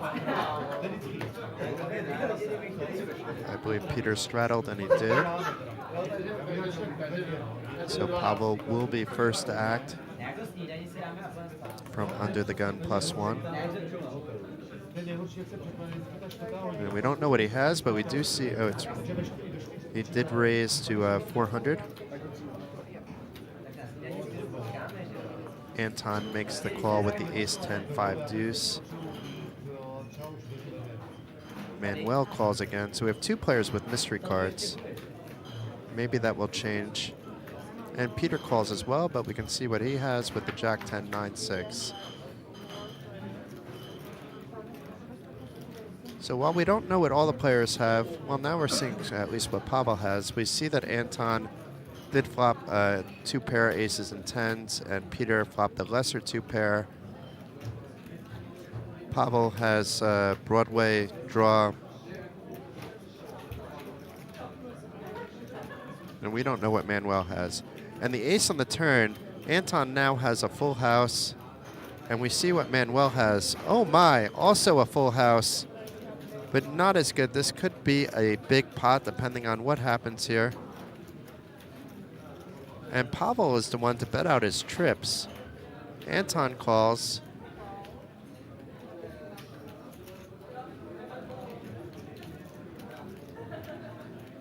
Manuel is thinking about what to do.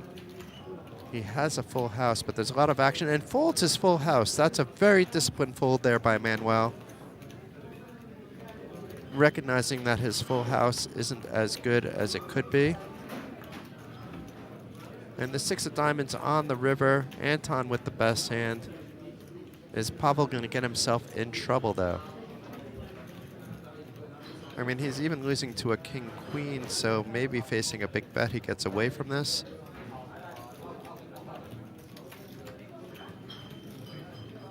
Anton is afraid of nothing here. There's no hand that could beat him other than ace-jack. And then that would just be a cooler. Obviously, if Pavel raises here, then he has stuff to think about, but he should be always betting this river. A nice blank card. Pavel seems to sense that he's behind, but making the call anyway. Can't really blame him. He has a strong hand. Anton could have easily been trying to float and bluff.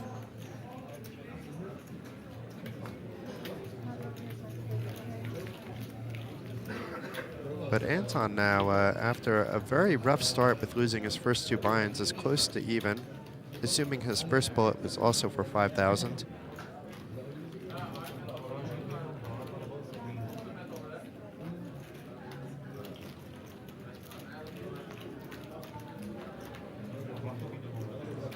I'm not sure if Peter has straddled or not. Doesn't look like it. No, he has. It's just being blocked. So Pavel, once again, will be first to act. Peter wasn't at the table the last hand. That's why I say once again.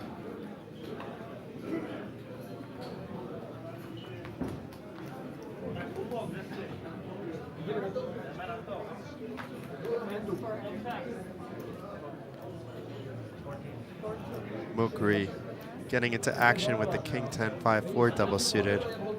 Raising it up to 400. Manuel 3-betting his ace-10, 8-8 to 1,400 from the cutoff.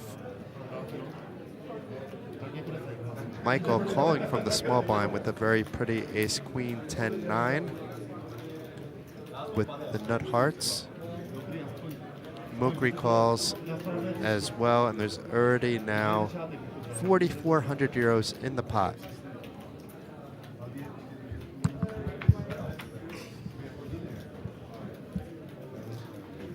And Mokri, who began the hand with the most speculative holding, flops trips on the 6-4-6 flop, 4-6-4 flop.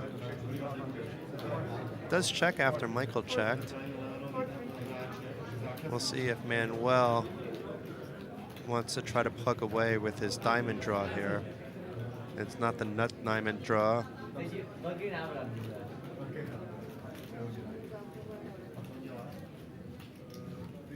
He is reaching for some chips, though.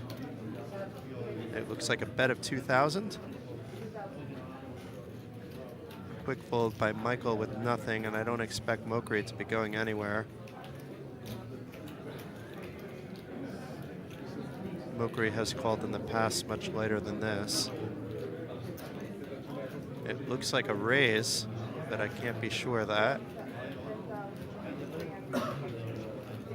It is a pot-sized raise of over 10,000 euro. 10,400 euro, in fact. Manuel making the quick call with his flush draw. We'll see how many times they're running it. It seems like they're running it twice, and now, although Manuel completed his flush draw, Mokri completed a full house to win. We'll see if it's being run a second time. It looks like it is.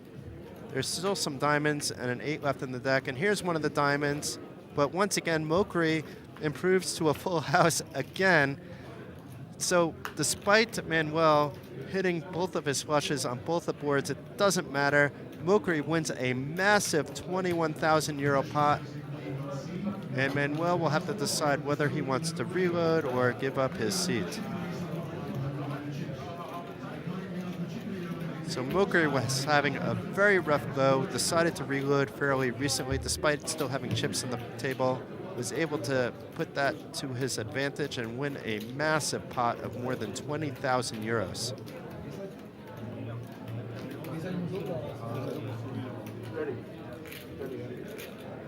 For those of you just tuning in, I'd like to introduce myself once again. This is Jason Glatzer, a poker reporter and commentator. I also love to play poker. I'm not playing at these stakes of 50-50 PLO. It's a bit too high for what I can afford for my bankroll. Even if I was staked for it, I would not be playing at these stakes.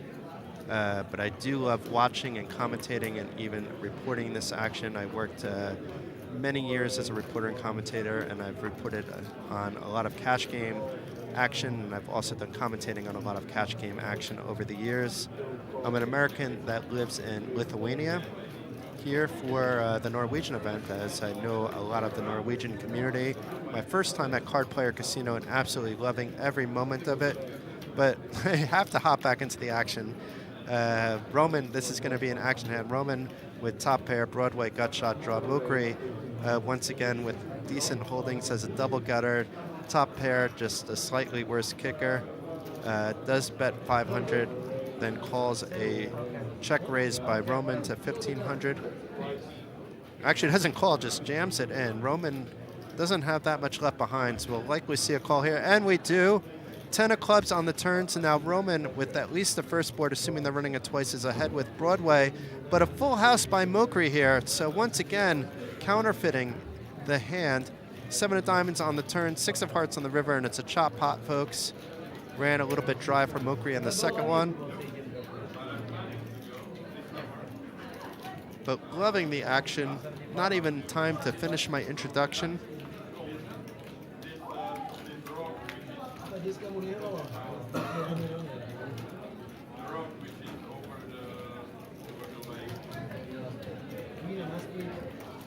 So if you haven't been to Card Casino before, there's multiple floors, a massive amount of space for huge events such as the Poker North Master and Norwegian Championships.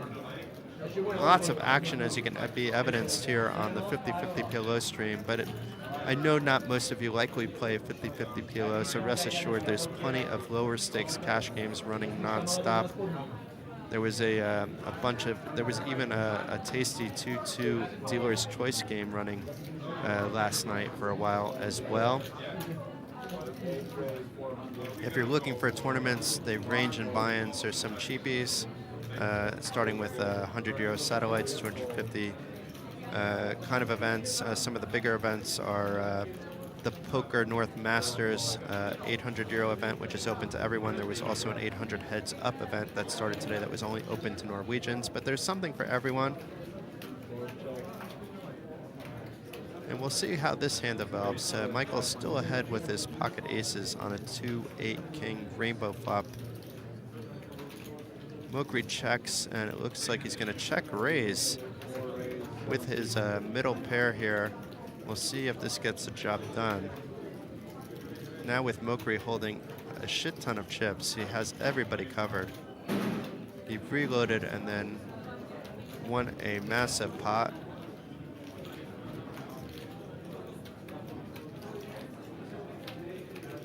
Against Manuel earlier, not too long ago. Michael being put to the test with his aces. It's not that he has any other draws to the board, and Mokri steals this one away. I mean, it wasn't a pure steal, being he had a bit of equity in this hand, but his aggression has been paying off as of late. The sole Norwegian at the table, trying to battling it out with the Central Europeans here from a variety of countries.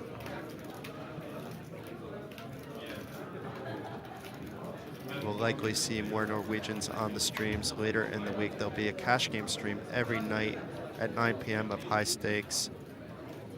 2022 WSOP main event champ Espen Jorstad is in the house. It would be amazing to get him on the stream one of the nights, or maybe I will try to get him into the commentating booth with me, being that we were very friendly for many years leading up to his main event victory. I was very stoked for him, one of the nicest guys in poker. Worked super hard, well-deserved win by him.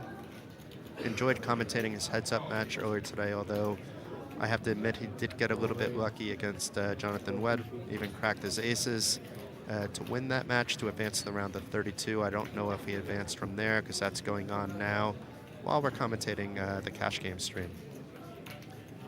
So Mokri, once again, showing some aggression, this time with a decent holding of ace-jack 10-7 with the nut spades in his hand to 1400 over the open of Roman from the button, with also a decent holding of ace-queen 6-5.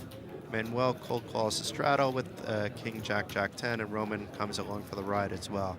But it's Roman with the nut flush draw, middle pair, that has most of the equity at the moment in the hand, despite Manuel technically being ahead if the hand was over with his jacks.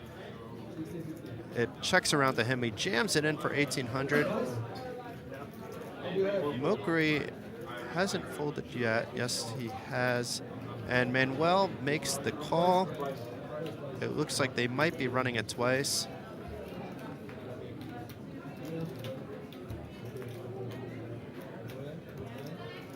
So Roman wins the first board with two pair. But it's looking very good. Oh no, it wasn't looking good until it was looking good. It's a chop pot. That jack of clubs in the turn gave Manuel a set, but it also gave Roman the nut flush. But then the two of diamonds pairing the board on that second river gave Manuel a full house to win the pot. And they are chopping it up.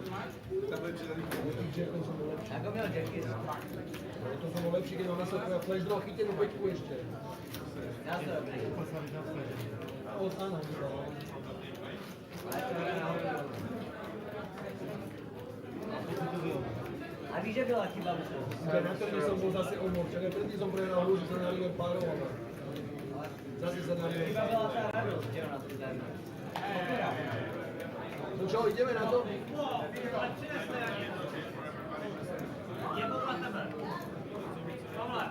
So Manuel sitting on more than 30,000. Mokri sitting on quite a big chunk as well. With the two of them tango, we could see a massive pot.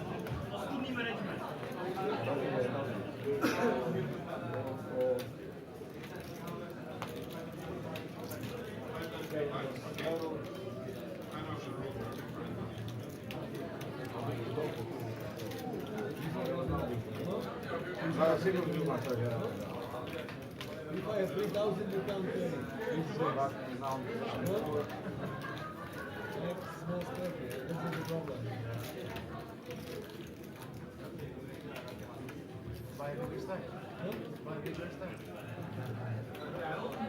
It sounds like Peter is complaining a little bit about player stacks, and Mokri saying, well, just buy a bigger stack then.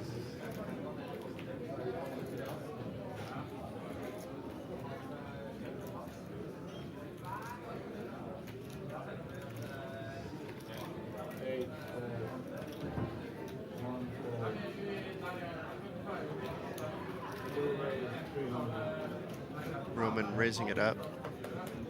I didn't catch for how much, but it looked like for 200 with ace king 10-5 to 300. Mokri calling the button with king jack 7-5. Well, let's catch up with what's happening here. It was to 200.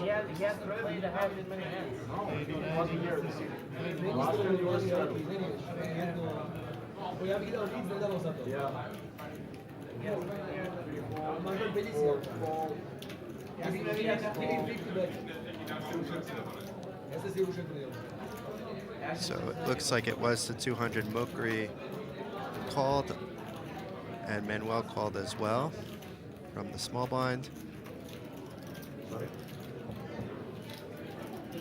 Roman is currently ahead with his top pair. Manuel not getting any love with his baby 2 pair that he has in his hand. But it's Mokri that bets out. Does get a call. The 7 of spades doesn't help either player, but it's going to be hard for Roman to keep going with this if Mokri bets again, and he is continuing once again for 1,300 and takes down the pot despite only having 20% equity after Roman folds. But it's very difficult for Roman to keep going on that. But you could be drawing dead to a straight at that point as well.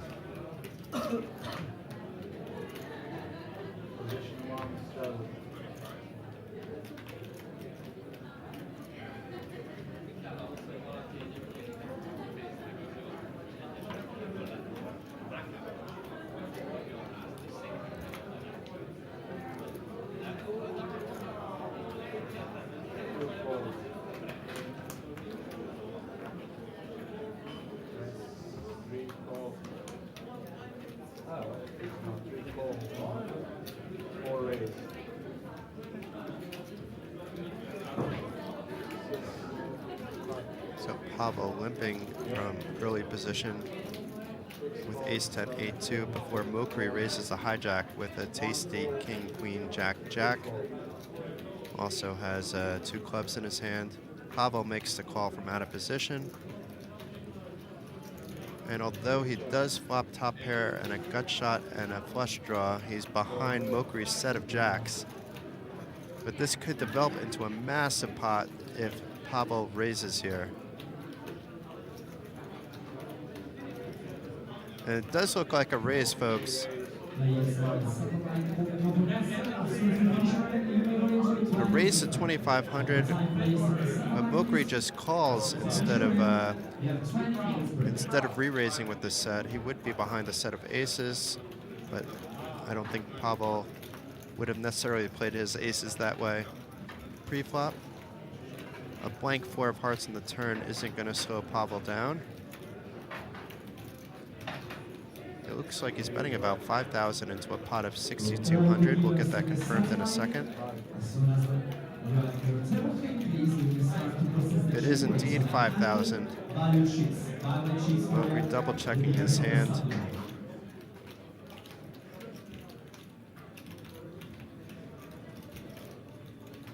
Does raise it up.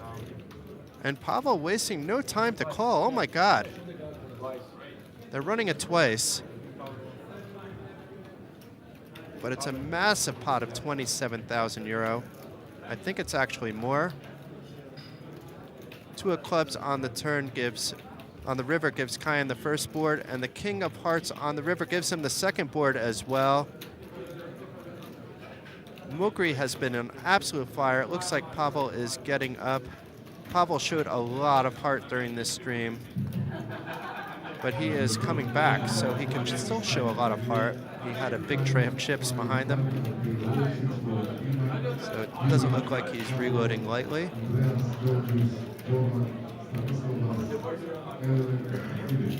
But it's been quite the hour for Mokri Kayan.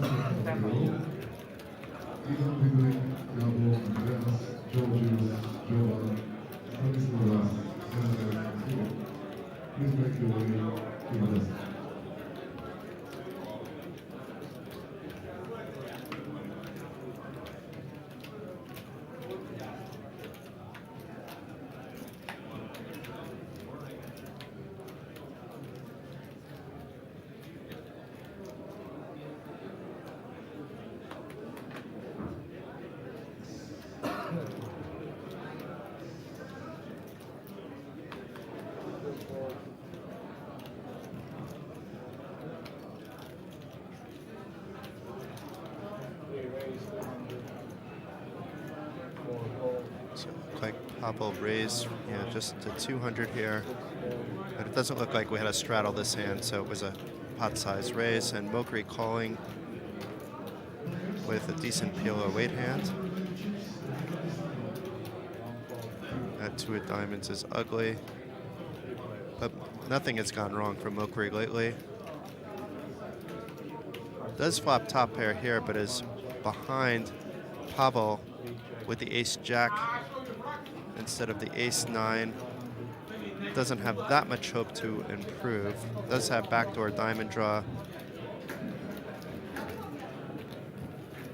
But does take it down anyway. Respect.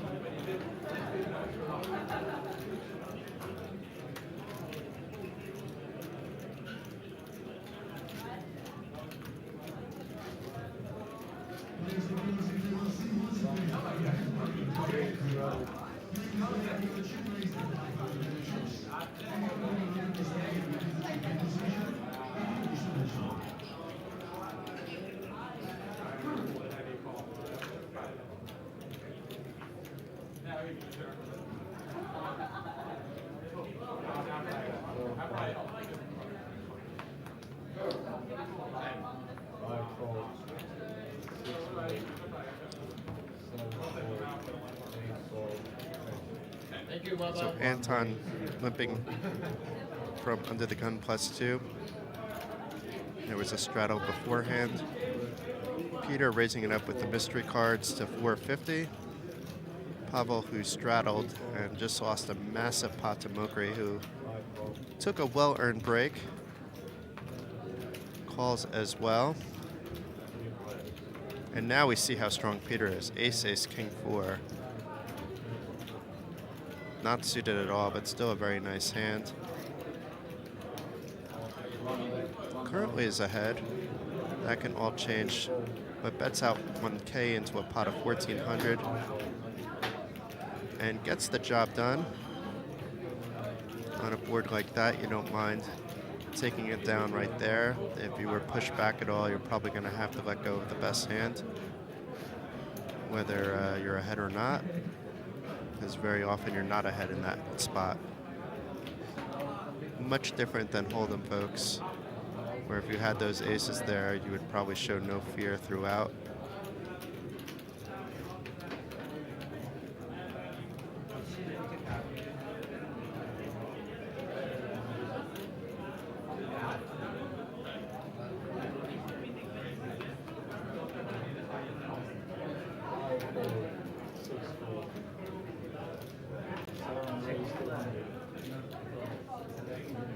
So Jan getting into the action. He's been a little bit quiet lately. A raise to 200. There was no straddle this hand, so it is a pot-sized bet with the 8-7-5-4 rundown. Roman calling with a decent hand from the small blind, and Pavel coming along. No, Pavel folding from the big blind. So it's heads up to the king 8-10 flop with 2 clubs. Nobody has 2 clubs for the flush draw, but Roman does have the nut flush blocker. The 8 of diamonds on the turn. It's a very fortuitous card for Jan here. He improves to trips. However, Roman, who has nothing, he may not get too much value. With that being said, he just bet out 200 into a pot of 450. Perhaps just trying to take it down. Jan raises it to 500. And Roman calls, despite with very thin odds of improving here. And the Queen of Clubs was not one of those cards, but being that he has an Ace of Clubs in his hand, maybe he has a plan for that, but not when he checks. And Jan checks it back and shows the 8.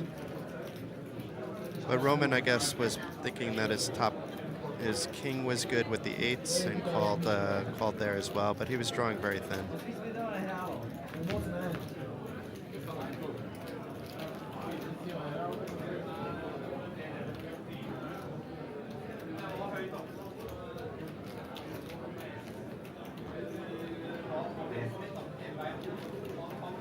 Okay, we're back to 7-handed again.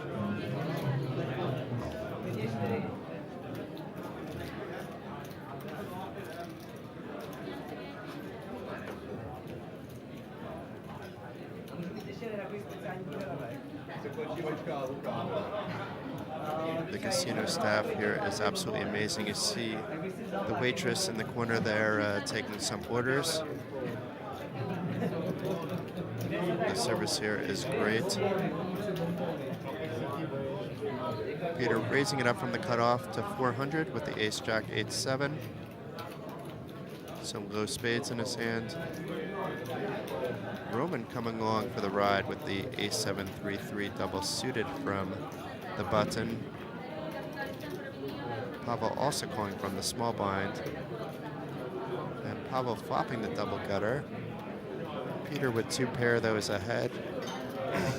It's not a very strong 2-pair, but he is ahead at the moment, does bet it out. We'll see if this gets through. He got one fold. Pavel may opt to see another card. It is a rainbow board. The 9 or the king would give him a tasty straight. He does also have backdoors to a flush, but the queen of hearts is not one of the cards that helps him, and it may slow the action down. Both players do indeed check. And the 9 of clubs on the river. Pavel gets there with his 10-8 for a straight.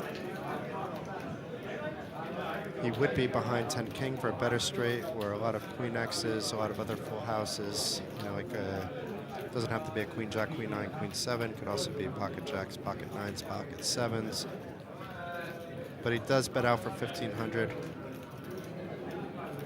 Peter correctly lays down his hand, showing a lot of discipline there, despite being ahead until the river recognized that this was a good river for Pavel and got out of the way.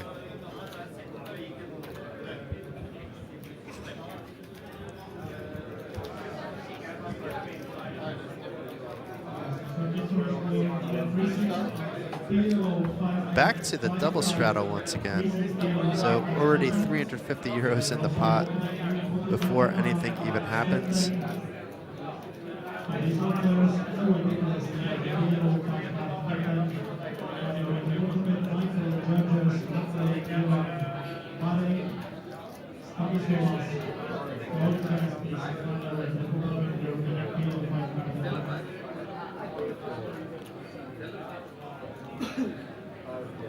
Lots and lots of folding, but Manuel is certainly not folding his ace-7-4.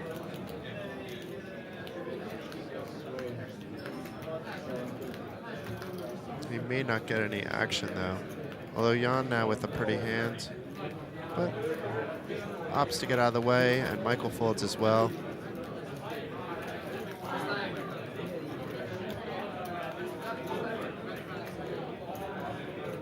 And Mokri's back again as well. So Mokri with the biggest stack at the table. If we see him and Manuel get tangled up in a hand, we could be looking at a huge, huge pot.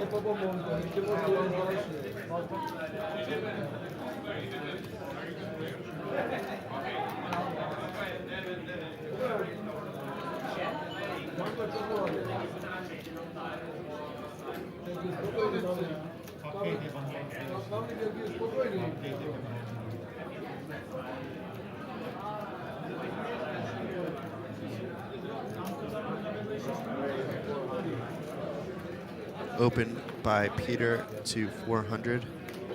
Roman getting out of the way.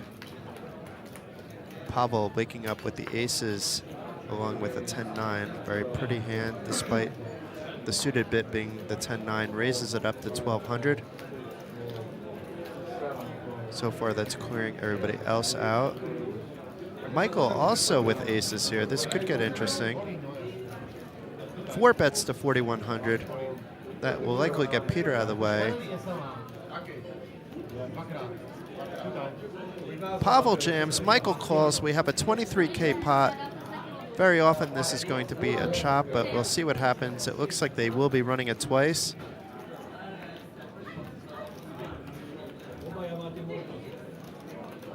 Pavel with a flush draw here. Did not complete. First pot appears to be a chop.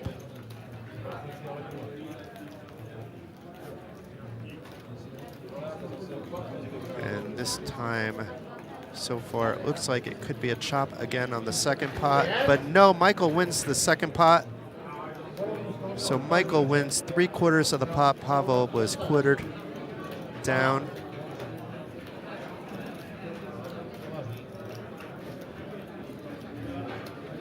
Loses a bit of his stack.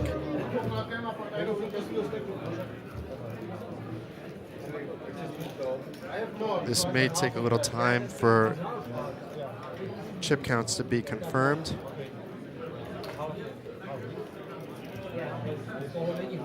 But a bit of a cooler there for Pavel. Not only having the aces, but having the better aces with the 10-9 versus the 9-6. But that does not matter with the 6 pairing the board on the second river. Gets quartered.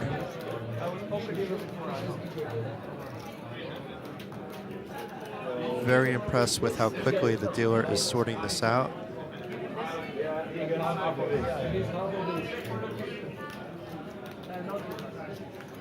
And certainly Michael is not complaining about this turn of events. You can't blame either player for getting it in with their aces.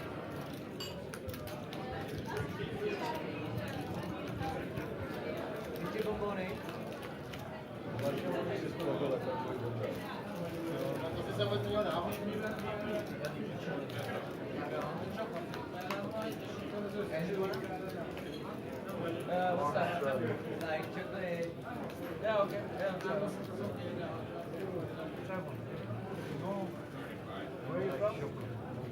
where are you from? 615.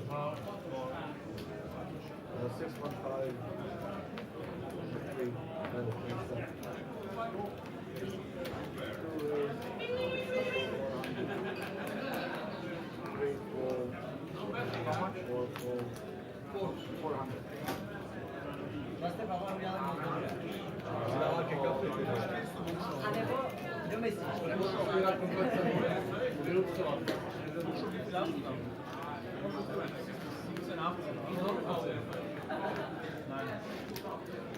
Okay, sorry about that. Having a quick conversation with the legendary Philip Baker, asking how things were going. I told him not to worry about joining me today, but maybe we get him in the stream tomorrow. But let's hop back into the action. Manuel 3-betting the button with the king, 8-8. It wasn't like a massive 3-bet, it was to 900, which leads me to believe maybe these were straddles, but it could be anything. And we have almost 3,000 in the pot already.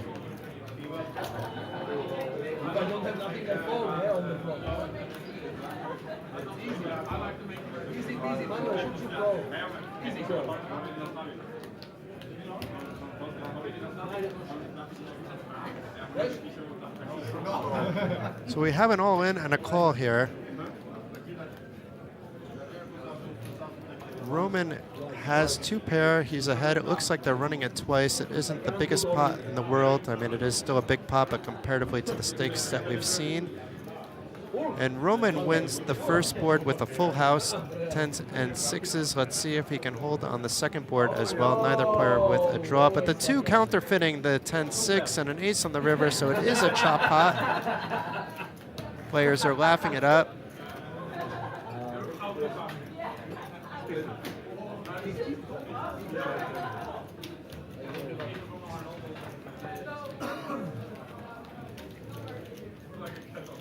But it's good to see, despite the stakes being sky high, that the players are still able to laugh and have fun. Very often at these very high stakes games, tensions run very high with the swings that happen. That is not the case here during the Poker North Masters and Norwegian Championships at Card Casino Bratislava.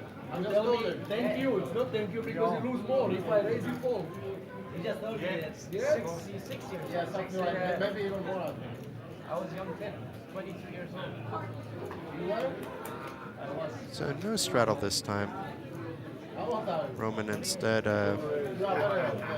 being he doesn't have a lot of chips, you can't blame him for not straddle. Does a standard raise. Maybe that was his plan all along, considering what he's raising with.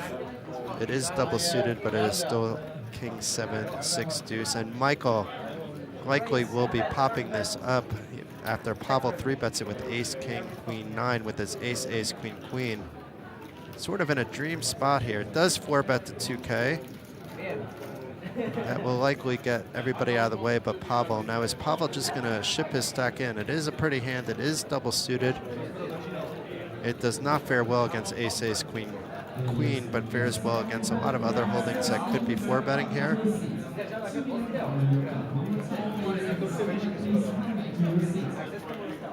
It looks like he does just call, and we do see a 6, 7, 8 flop with 2 clubs, giving Pavel a flush draw and some hope here.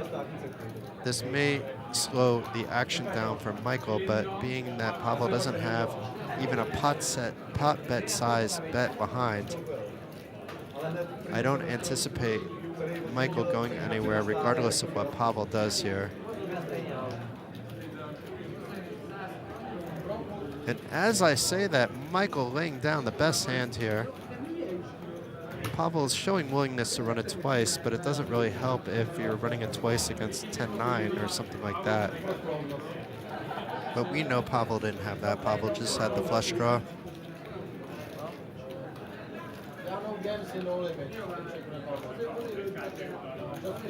But well played by Pavel to steal that one away.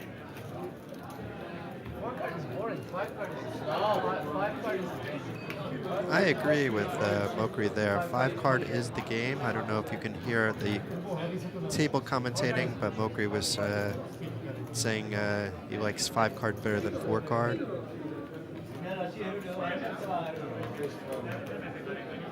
I like 5-card also better than 6-card, though, to be fair. But I love 4-card PLO as well.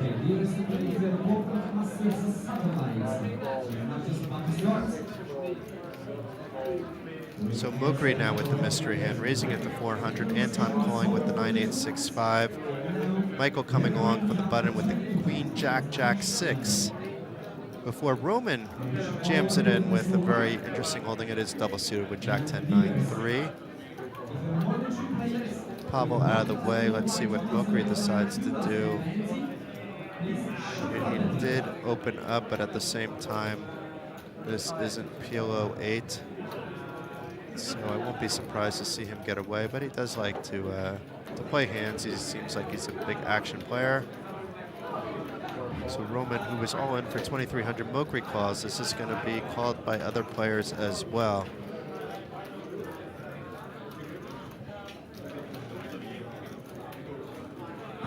Anton thinking things over.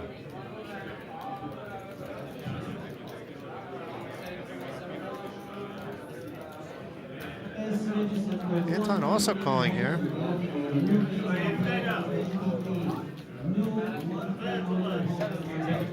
But Michael getting out of the way, so it's 3 ways to the flop with Roman already all in. So any more money goes in, it will be for a side pot. Roman flopping top pair, a flush draw. He can't be hitting this flop, being that he's already all in. Mokri checks his gut shot. Anton with this 2 pair gets it in. And we'll see how many times they're running it. 2 times.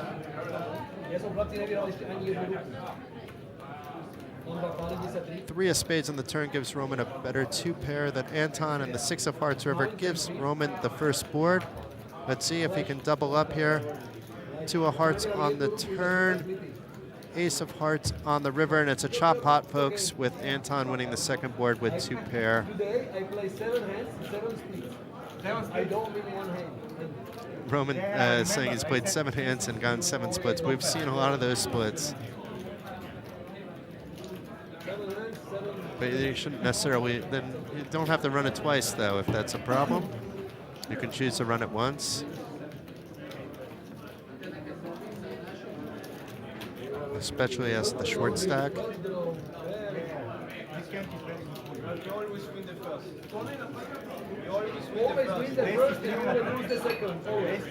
And now he's saying, I think that's true, actually. He's usually been winning the first and losing the second, and if that's the case, he's hurting himself by running it twice. I never blame players for running it twice. If I'm super shallow, I don't like to run it twice, but if If I've got more than 100 big blinds, I'm more than happy to run it twice, especially if my opponent is friendly and I want to keep the game friendly. You know, you don't want to really... I'm not always after the max value. I'm after the banter quite a bit. And your equity is the same whether you run it once or twice. Just the gamble is a little bit different.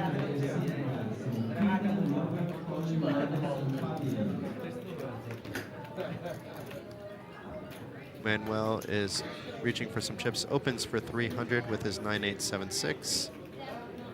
That's a pretty rundown. I like Michael's rundown a bit better. The 4 highest cards. 3 bets to 1.1K. Fairly standard from the cutoff to 3 bet with this holding, especially being double suited. Super strong hand. Manuel calls. 2,400 euros in the pot. And Michael flops top 2 pair. Manuel with not much at all. Appears to be drawing at the moment to just a 10.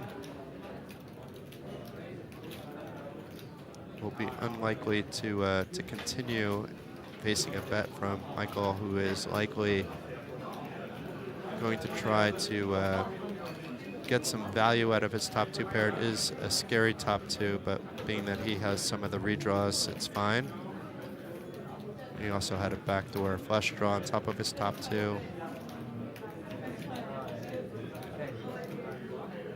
And indeed, that's what happens, a bet and a fold. Easy game for Michael.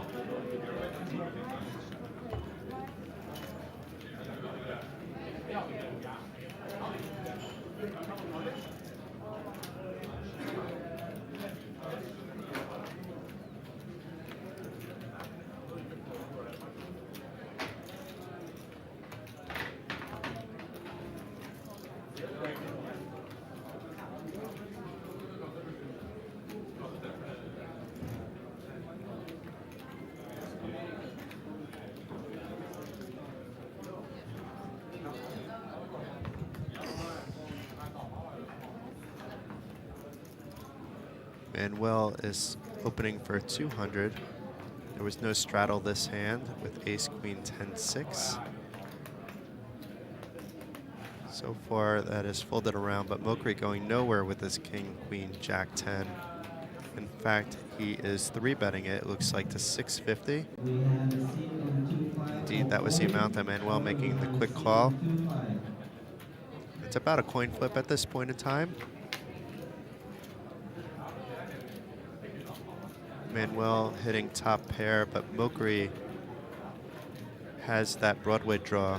Any queen, jack, or 10 also has the king in his hand too, so even a king would be good for him for trips. Fires out for 800. I don't think Manuel is going anywhere. He may be thinking about whether he wants to raise or call, but the call is the more likely scenario, and he does indeed call.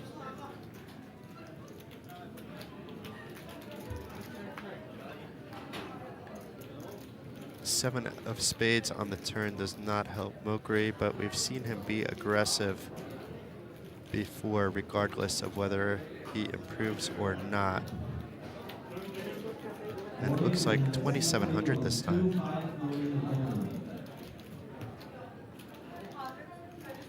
Now Manuel is far ahead, but he only has top pair. And some of his cards for 2 pair, for example, would actually not be good for him. Not that he needs 2 pair, but it'll be hard for him to call a big river bet if he doesn't further improve. So he gets rid of it now. Manuel folding the best hand, and Mokri showing that aggression does pay off from time to time. It has to be timed aggression. If you're aggressive every single hand, you will eventually get picked off. But that was not the case here. Well done by Mokri. Aggressive poker is good poker.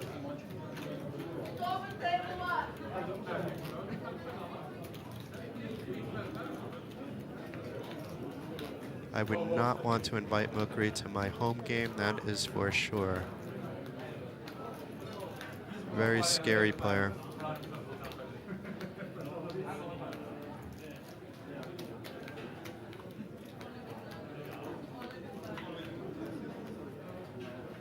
Of course, Mokri wouldn't come to my home game because the stakes would not be high enough for him unless you just wanted to have a fun night out. So it looks like we have a double straddle, and Michael getting a little frisky here with this 4-4-2-2, raising it up to 600. Mokri once again in the action, this time out of position from the small blind, calling with king, queen, 7-3. And it'll be heads up once again, Mokri out of position, but Michael with a bunch of nothing. But that bunch of nothing is no longer a bunch of nothing anymore. He now has an open-ender to the wheel and a straight to the 6. Mokri connected with this 3 and nothing else. You could see that it's a coin flip equity-wise, but it's hard once now for Mokri to continue. And Michael with his 4-4 deuce-deuce wins the pot of 2.5K.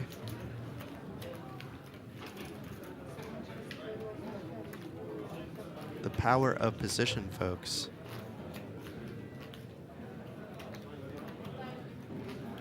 And we have another double straddle going on, which is very interesting when it's 6-handed. It means the action actually opens up at the cutoff, pre-flop.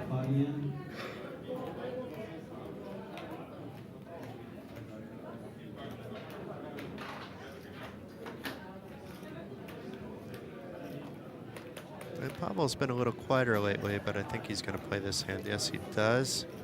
I'm not saying it's the best hand in the world, but he's very often going to be in position, but not if Mokri is calling with his Jack-Jack 6-5. Manuel calling with his Queen-Queen 6-4, and Jan seems to get out of the way fast, and as does Michael with his Jack 7-3 deuce. So 3-way to the 8-7-8 flop with 2 diamonds. You could see that the equities are pretty close among the 3 players.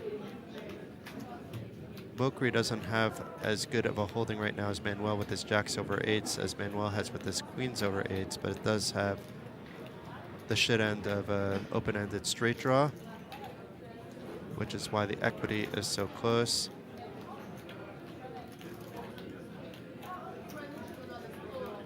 And it checked around to Mokri, who bet 800. Manuel makes the call. Pavel gets out of the way. So we're now heads up with 3,800 in the pot.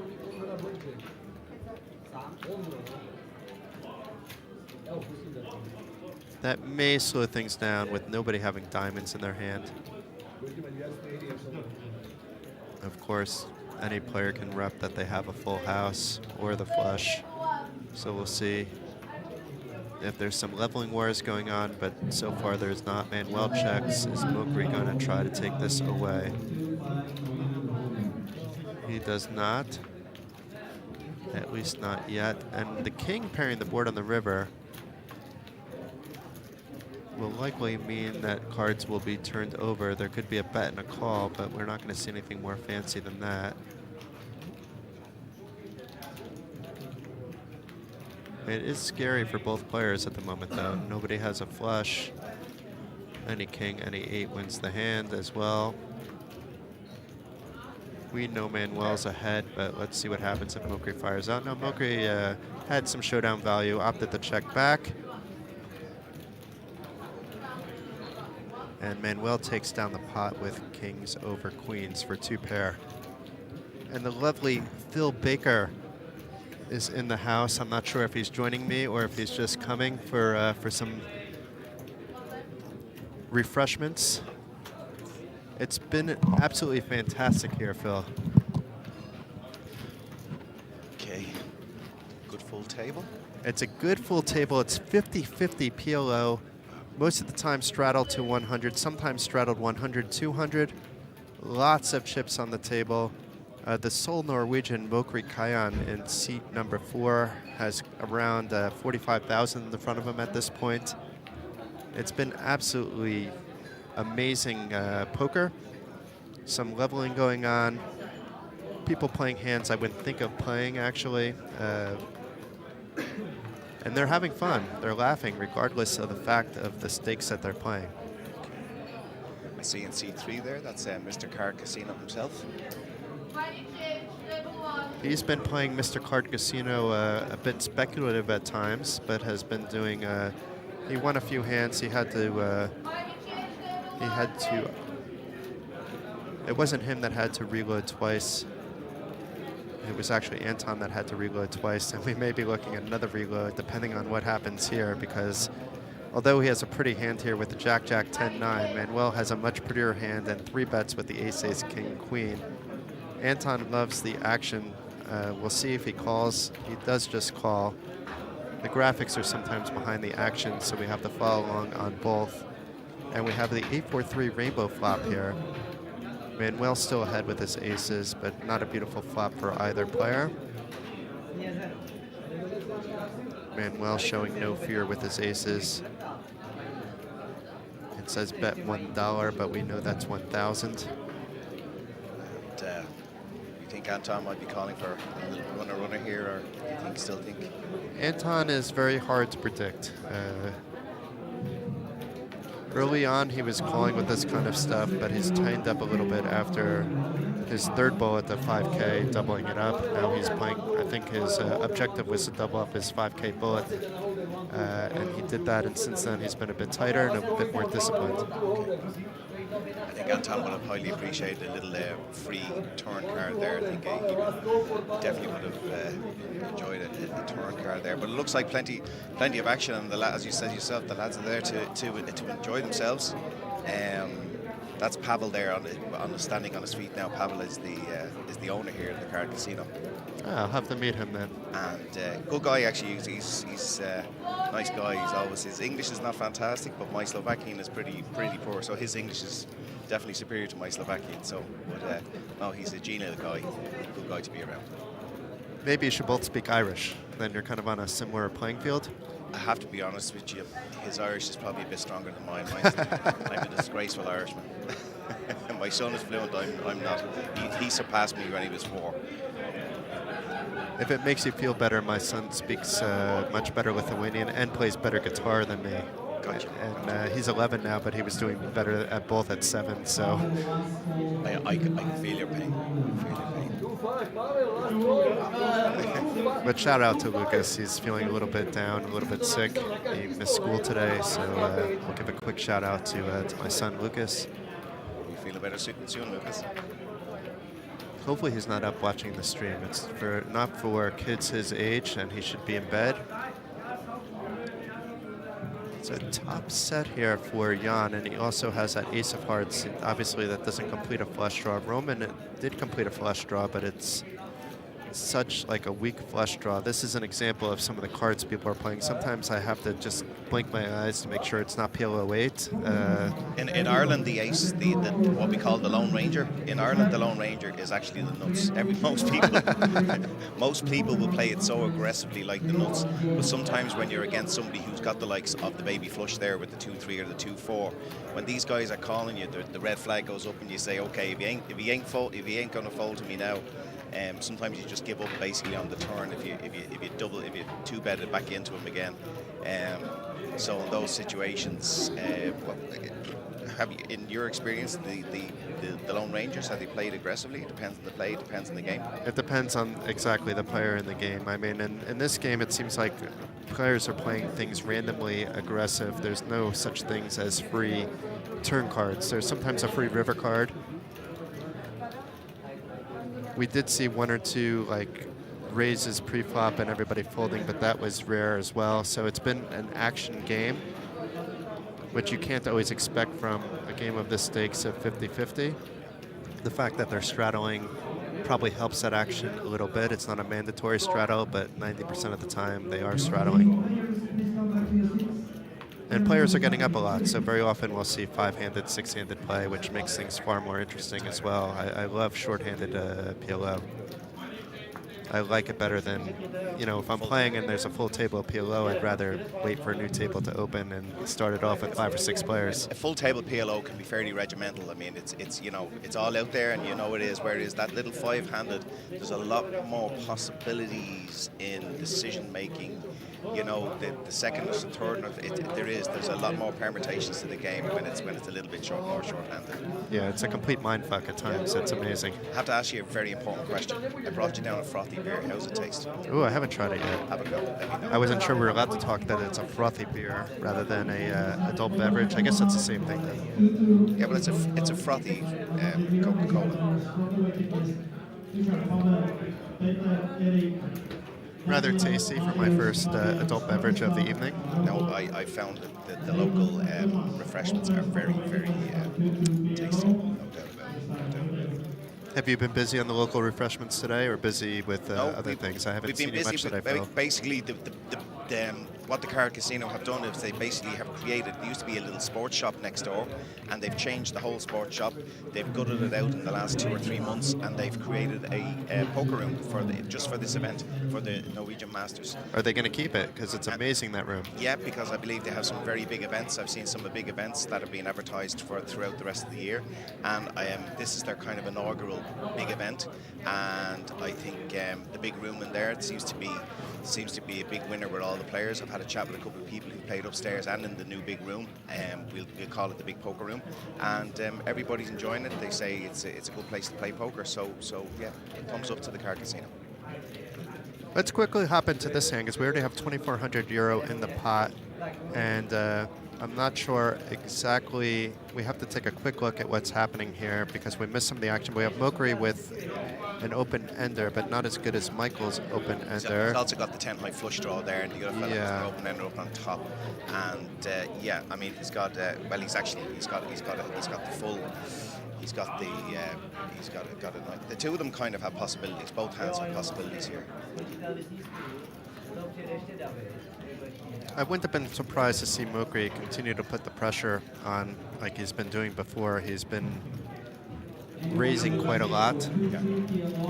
It's been working out more or less okay with him. He's been getting picked off once in a while, but you could see, but he didn't buy in for 38K. I think he bought in. I mean, he lost a little bit, and then I think he reloaded for quite a lot, like another 15, but he's maybe in for about 25 at the moment, but I could be off on that. I'm going to try to tomorrow get him starting amounts at least, and maybe we can have a notification system about reloads, but Sure. we will see how that works out. But being it's the first stream, I had some technical problems very early on, but it's been going quite smooth. We'll promote it a little bit more tomorrow. Fantastic. Hopefully get a lot more viewers and some guests. There's a lot of, I'm glad that you joined me, but there's a lot of other guests that we can grab absolutely. as well. And So what we are going to do is we've got a lot of the Norwegian players who are really eager to come down and assist us. That they will know the players a lot better than we will. They'll know the background of the players. They'll know how they play. They'll give us some idea of what way things are going to flow. And I think the combination of yourself and these guys over the next few days, I think it's going to be a winning combination. And so it's absolutely fantastic that we've had. We now, for the first time ever, we're going to have an English stream of the championship and all the games, the cash games, and all the events that is taking place. Because I know a lot of people in Ireland, in the UK, in America, a lot of people have said that they'd love to see it with an English commentary stream, and now they have their wish. their wish is our command. I may try to pull a favor with Espen and see if we can get him in the stream. I mean, at least we should get him on the table here, but it would be also nice to have him in the booth. Even if it's just for an hour, it would be It'll be awesome. it'll be good. Yeah. So I'll have a chat with him tomorrow and see. Have you ever played it with Espen? Yes, quite a bit actually. I mean, He's, I've known Espen for about 10 years, I would say, at this point. So I knew him as a cash game player Yeah. before he even was playing his first tournament. I mean, not his first tournament because he would occasionally play tournaments, but he was known as a cash game player. Yeah. As you know, I was very involved with the Cash Game Festival back when that was running. He would come to some of those because he was a Unibet pro, and Unibet was involved with that as well. Now Espen is on a completely different level than the rest of us, but he's still the same humble guy. I was just about to say I don't think it would change it whatsoever. I found him. I played with him a few months before he won the World Series over in Dublin in the Norwegian Masters. We had a little game. We were playing the 1K game, and absolutely enjoyable guy to play. We were having a little bit of banter and a bit of fun at the table, and it was really a fun night. So absolutely delighted to see him. One of the good guys winning the WSOP. I think unless I bump into him in a random tournament that he's just playing for fun. I think my days of playing, I don't think Espen will come to my home game. I don't think Espen will play as low stakes as I do. And you know how I am. I prefer the, if there's a dealer's choice game, then I'm going to prefer that over anything. But I still love PLO as well, but I very rarely will sit down at a Hold'em cash game. And Hold'em is more Espen's, I would say, bread and butter. I would think so. Both in tournaments and in cash games. I've seen him play Omaha cash games, but Hold'em is where he got his start. He studied the heck out of it as a cash game player, was successful at all different stakes online. And I think once you go from Hold'em to Omaha cash, it's very difficult to go back.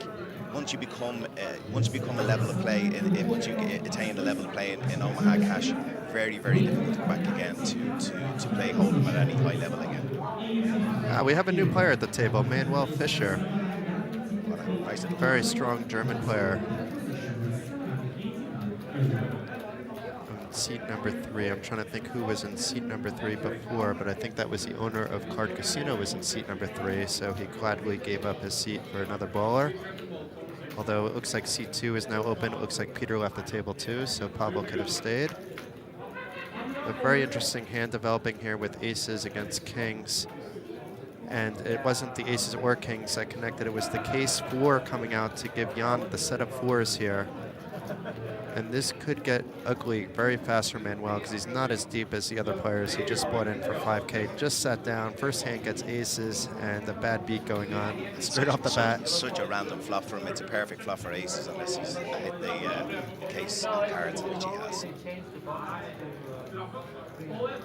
And Jan has been on, let's say, the tighter side for this table. I'm not saying he's a tight player, but comparatively to some of the other players. But Manuel has no way of knowing that at this point in time. I mean, they've probably played together. I don't know the table dynamics between all the players. They seem to kind of all know each other. Even Mokri, who's from Norway, seems to know these guys. So maybe he's played in Slovakia before. Maybe they've played over in Czech Republic before as well. I've seen Mokri playing high-stakes games in other locations. I think some of these guys have gone to Tallinn as well to play a couple of games, so I think it's a good base of high-end cash, high-stakes cash players that will do a lot of the kind of European circuit. And I think at least 3 or 4 of these guys have played against each other in Tallinn recently. Yeah, Manuel's at least been in Tallinn before.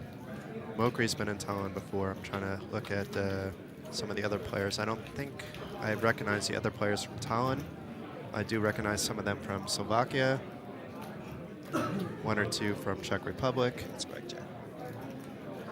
But they likely played together at EPTs and things like that as well. And I think there's also, I think the casino here organise a high stakes game at least once a week as well. So I think a couple of the Czech guys and probably a couple of the local guys are part and parcel of that group. It's always fun to play on the stream. It was a bit frustrating in the beginning when Manuel's cards weren't showing up and a few of the other players randomly their cards weren't showing up. Okay. But they weren't putting their cards in the box, but now everybody's putting them in the box. So I think it was just a bit of like opening jitters. Yeah. I always found a cattle prod or something usually gets the players to do what you need them to do. That's a bit aggressive. Yeah, a little bit. You're aggressive on the tables and aggressive in real life as well, Phil. That's pretty savage. It's coming out with the cattle prod. But they're not going to make that mistake again. No. They may not be alive again either, though, but it could go either way there. That's only a stick. They'll be fine.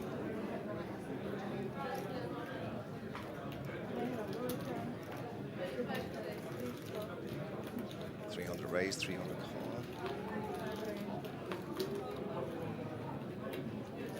Was it Michael that opened? But his cards went away, so it looks like the graphics have to catch up, but it looks like we have a raise and at least 3 callers, but I think it's 4 callers. I think the raise was 300 and he's got 4 callers. I usually like the mystery hands, but not every hand. Like if it told them I can do it, no problem with everybody having mystery hands. It's a lot. It's fun because you can guess what the players have. But with Omaha, there's too much you can guess, right? So it's not the same from a commentating point of view. And we're back to Manuel with mystery cards again. So we still don't know where we're at with this hand. So Manuel didn't raise, he straddled to 100. Jan raised to 300. Peter called, Mokri called, Anton called. We don't know the cards yet, but we know Manuel called, and then Jan called. But I don't know how that leads to 2,700 euro in the pot. Doing a little bit of math, that doesn't quite add up. It says 1,800 down here. That's Manuel Fischer. He's also in the hand with the 2,700. So there's just too many players. I haven't seen 6 players yet in a hand. This is the first time, actually. So it's interesting with this many players it checks around, but it makes a lot of sense. The more players that are in, the less likely that your potentially okay hands are good. But Jan was slow playing his full house. So I think that's going to change on the turn where he's going to try to get some value. He was probably hoping to get some action, but he's going to be very... it's not Jan with the full house. I keep comparing it with Manuel's hand instead of the board, actually. So he has an open-ender.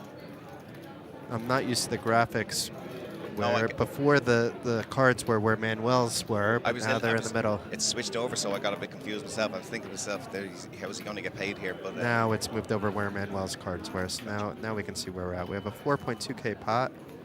We have a bet by Manuel with the mystery hand. Jan calls with the open-ender. Flush has landed, so it's going to make it interesting. And has the baby flush as well.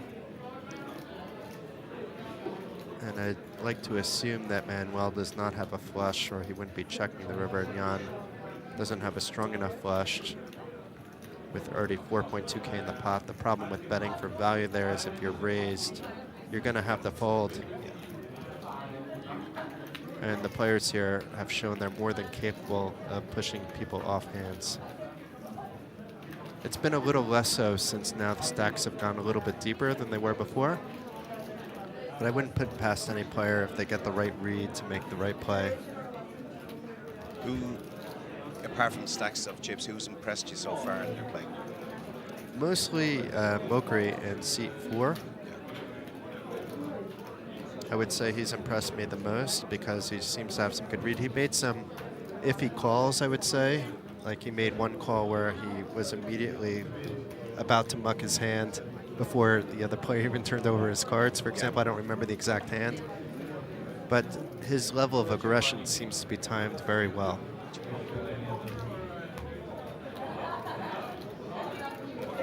We're going to keep the stream live until 1 a.m. I believe. So that's correct. I'm not quite sure because I started at 8:30, and even though the viewers are watching us on a 30-minute delay, we're actually commentating this live, which was why there was also a little bit of confusion in the beginning as well, because I was told that we were commentating on a 30-minute delay. And being that I was commentating the heads up, it was an amazing match between Jonathan Wed and Espen Jorstad. Yeah. I needed a little bit of a break after that, obviously, and now I know for tomorrow that when the actual game starts, that we start. So. Gotcha.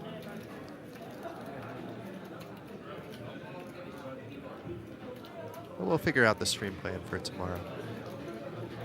That's what tomorrow is always for. Absolutely.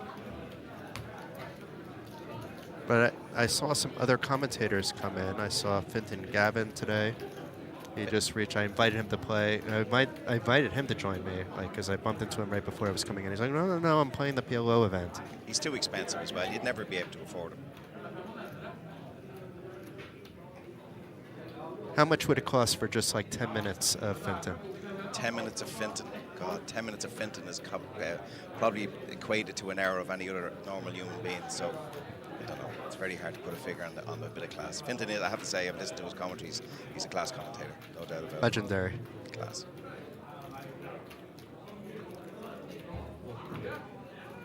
And then there's a lot of streamers here, so I may get Ilva in the chat as well. She has a very nice stream. It's all in Norwegian. And she's always giving me random shout outs on our Facebook Live and our stream, so I should get her in here so I can give her some shout outs. Absolutely, now's the chance to pay back. In a good way. So Mokri getting it through with his double gutter here. I'm enjoying so much talking to you, Phil, but I'm not sure if the viewers are enjoying us not commentating the action. So maybe we try to balance a little bit. What I'm going to do is I come down to give you your light refreshment, and it's good to see the stream is working nice and solid now, and that we have our little we have everything flowing, and this is going to continue over the next few days. And as we say, great to have you over to be our inaugural English commentator. I'm absolutely honored, actually. It's amazing to be here. I was not expecting, I was told there was going to be a high-stakes game running tonight, and then when I found that it was 50-50 PLO, my jaw just dropped. I was expecting, okay, maybe it'll be 10-25 at most, you know. But you've been outside, have you seen the lift of the whole atmosphere of the place today? Just there's obviously more people here, but there's really a buzz in the place upstairs. I felt it. I had a short break in between the tournament and the cash game, but I'll try to hang around for an hour or so when we're done. We'll see what time that is. And what we'll try and do is we'll try and pick up a few good people to help us over the next few days with the stream, and get them on the microphone with you. And yeah, it should be a good show. Good. Yeah, I had a few people already tell me they were interested. Yuan Kite, Oscar Wede. Ilva mentioned to me over the weekend she would join. So we'll see if we get her in.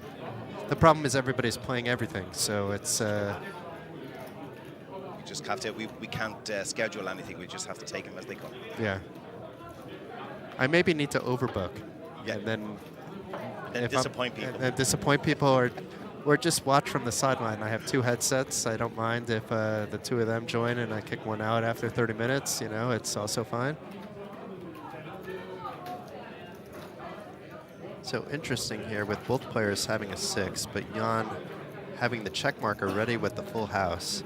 Manuel cannot draw to a better full house, and he's the one leading out for 1K with just 1.3K behind. Manuel can only draw to pain. If he hits on the river, it's going to make it even harder.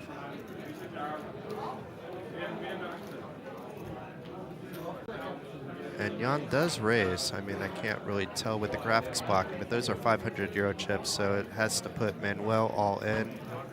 Manuel is likely going nowhere.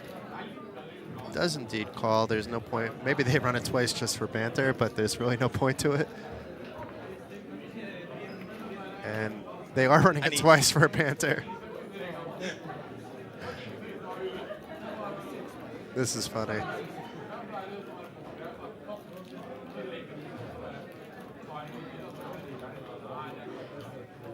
And Manuel will likely reload. I don't see him going anywhere. And there you go. Poor Manuel hits the house as well with the He hits the house, yeah.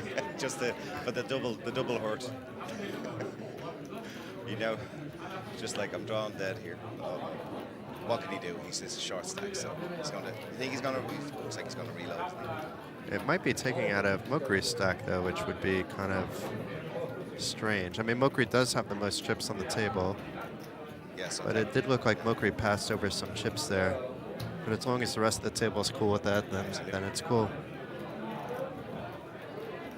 And when we do that in our friendly cash games, we're playing some sweet and special, you know, then it's like if somebody needs it, we just take it from the big stack and write it down, and we all know each other. It's not much an issue, you know, it's not sending the money south as much. Obviously, nobody has objected, so. Yes, please. It's also possible that we didn't see Mokri. It looks about 5K that maybe Mokri put another 5K chip out there. He has a few of them, those black ones that are in front. He may have slipped another one out. Or it's possible that Manuel only had a 5K chip and wanted some change. We didn't really see everything that happened there. But regardless, as long as everybody else is cool with it, it doesn't really matter if it was a loan or nobody seemed not. to turn a hair at all to it, so I'd say everything is official. Mokri showing up with a pretty hand for early position here, raising it up to 300. Manuel with the mystery hand here, 3-betting to 1,200. We could see some action with two players this deep. Yeah, it looks like Mokri's stack wasn't adjusted, so it looks like it just was like a change deal.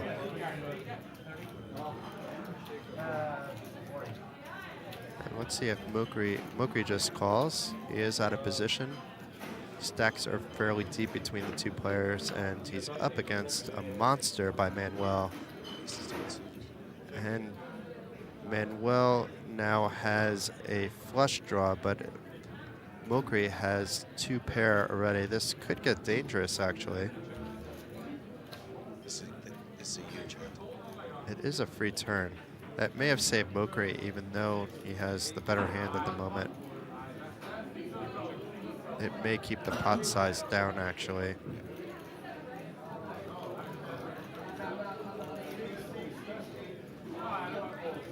I would suspect Manuel would check back, but he is reaching for chips, so that's not going to be the case. But it isn't a big bet. It's 1,000. It's a 2.4K.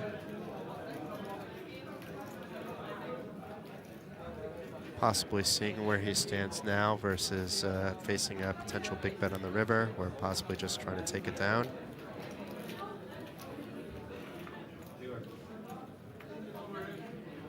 Oh my, so we have to see what's going to happen here. If Mokri checks, is Manuel going to try to, I mean, he would have basically most of the Broadway stuff blocked with his aces. And he's thinking the same, thinking a small bet might get the job done. It's not going to work this time, though. How big is Mokri going to raise here? Looks like the 2,700. Manuel knows he's beat when he's beat. Sometimes the blockers just don't work. No. Jason, it's been absolutely fantastic sitting here with you.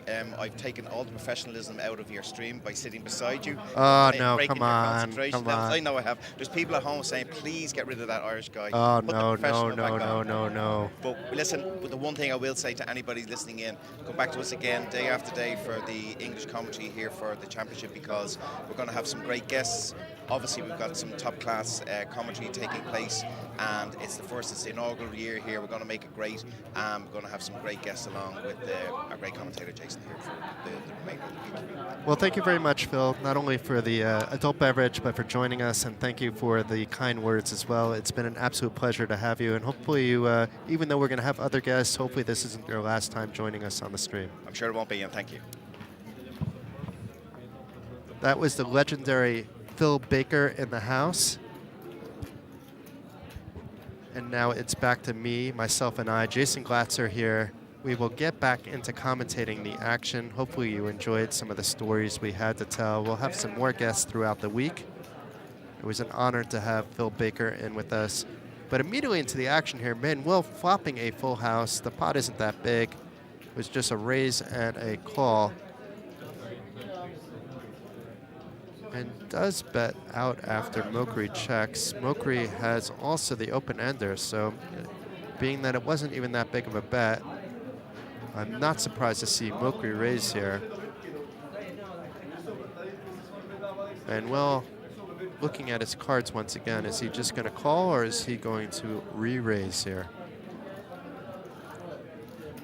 Does just call. A jack or a 6 would be trouble for Mokri because he would improve, but not by enough. And it is a jack of clubs on the turn. So Mokri now with the straight, this could get hairy. I mean, it is a paired board, so maybe he does recognize that Manuel could have a full house. Does check. Manuel checking back. And the Queen of Hearts on the river. Maybe Mokri has some false confidence that his hand is good at the moment after Manuel checks back. Indeed he does. A bet of 1,900. Manuel doing some Hollywooding here. Does just call. Very interesting. I mean, there are full houses that beat him. Obviously quad sevens beats him. Perhaps didn't want to get big against the only stack at the table bigger with him, and is happy just to take down the pot of €6,500. In the position to play, we have open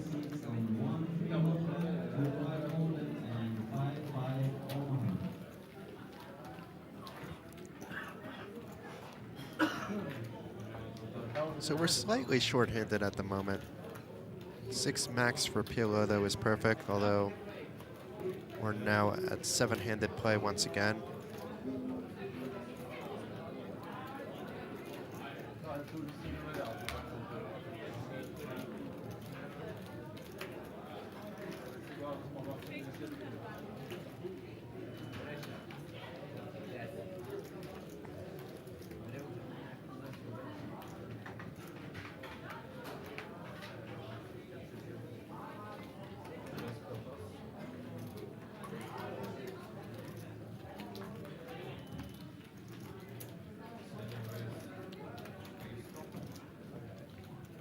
Jan raising it up to 400 with a pretty ace 10-9-7 with the ace and 9 suited. Peter calling with the mystery hand. Mokri getting involved with the ace king 10-3. And it looks like we'll likely go 3-way to a flop here. Indeed we do, with the straddle folding.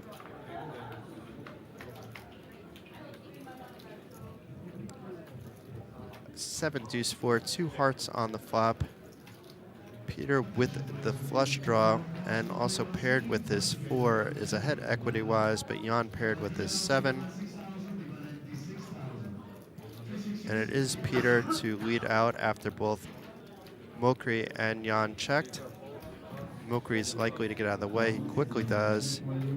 And Jan gets out of the way too, despite flopping the top pair, and Peter wins the pot.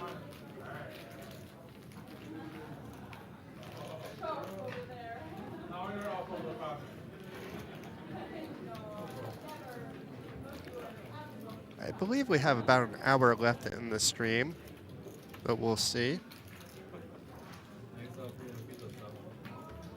I cannot actually see the table from where I'm sitting. I'm in a corner room commentating. Very comfortable room, I have to say, but I won't be able to see when the stream ends in real time. Although we're broadcasting in real time too, so it's good that I'm in a secure room.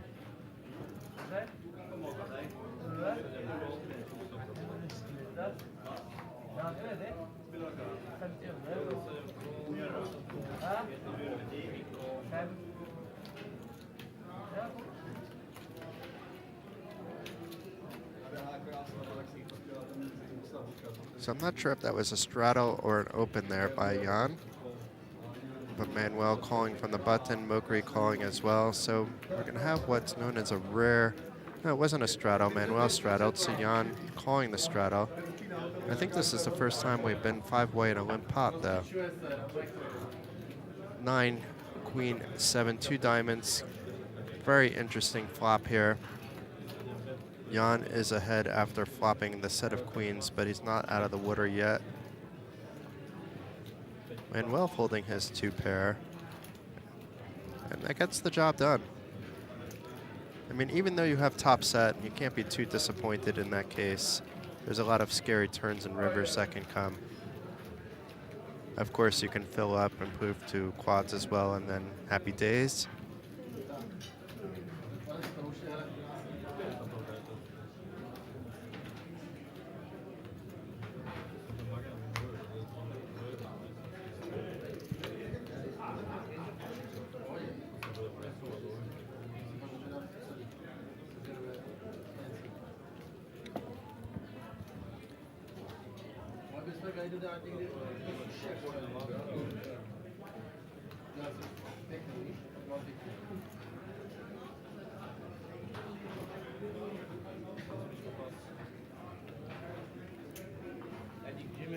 So Peter's opening up from the hijack.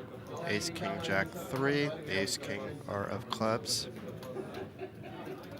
And it seems like as the stream is coming closer and closer to an end and stacks are bigger and bigger, players have tightened up their ranges a bit.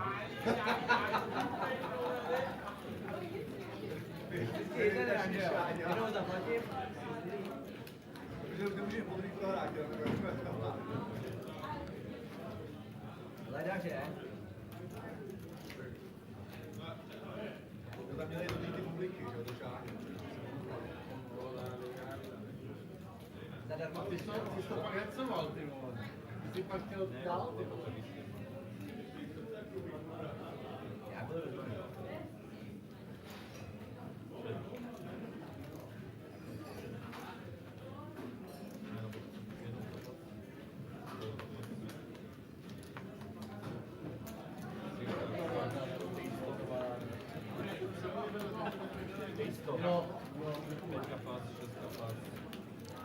Mokri Kion once again getting back into the action, this time with a queen, 7-6, with a bunch of diamonds in his hand. Jan calling from the big blind, out of position with the ace, queen, jack, deuce. And Michael just opting to call the straddle despite having aces in his hand. The problem are the other two cards. He did have a nut, spades, draw potentially, but there are no spades on this flop. And this is a dangerous flop for his hand, despite being close to Jan equity-wise, but it's Mokri the pre-flop aggressor, to lead out. This may work, and it does. Mokri getting the job done, getting the better hand to fold there. Getting both better hands to fold, in fact.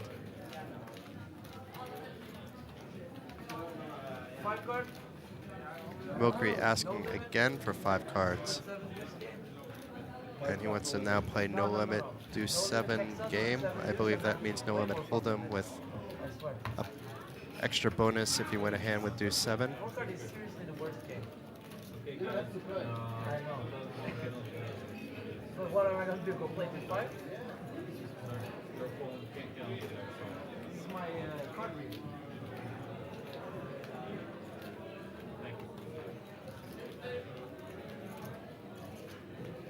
Half round, 5 card. Half round, no limit, with 7 deuce, 8-3, and add. Best game. I'm telling you, it's sick. It's fucking sick. I can't disagree with what Mokri is saying there. You fold top pairs in no limit because you're so afraid with the 5 card, you know, it's...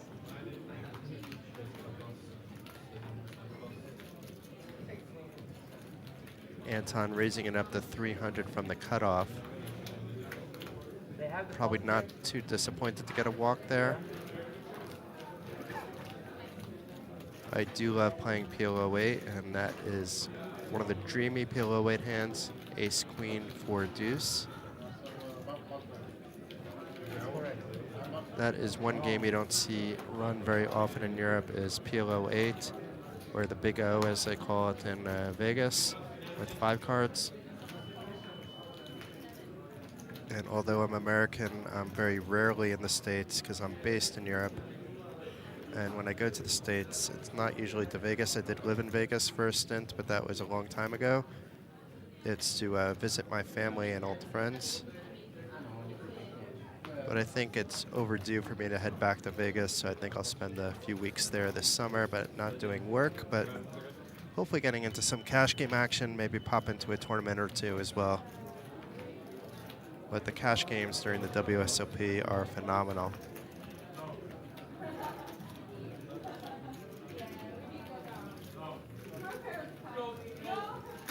Especially if you're playing stakes like 2-2 and 5-5 like I typically do. I occasionally will play higher than that. You won't see me on this kind of TV table though, with stakes at 50-50, with a straddle of 100.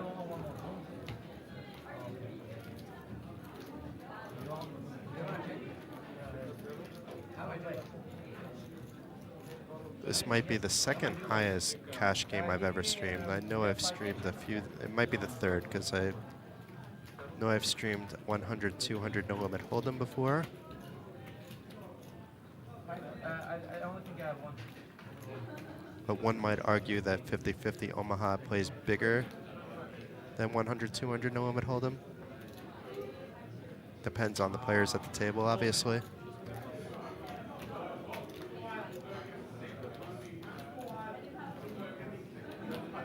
Last hand? Yeah, sure. Next flop. 675 on red black. Next flop, I'm ready. Ah, they're gonna bet money on red and black. I don't know who Mokri's gonna bet with, but it looks like this might be the last hand, folks. We have players getting up. I heard the words last hand. Let's see if it's a red or black flop. It is a black flop, and I think Mokri said he was betting on red. I don't know if he got a taker or not, but we'll get back to the action here. Neither player really improving at all on this flop. The 2 spades are not good for either player. Manuel is currently ahead after pairing his 5, but that probably isn't going to be enough. And a queen of spades on the river. Now it's enough with Manuel queens over 5s for 2 pair, beating queens over 4s that Anton has. It does go check, check.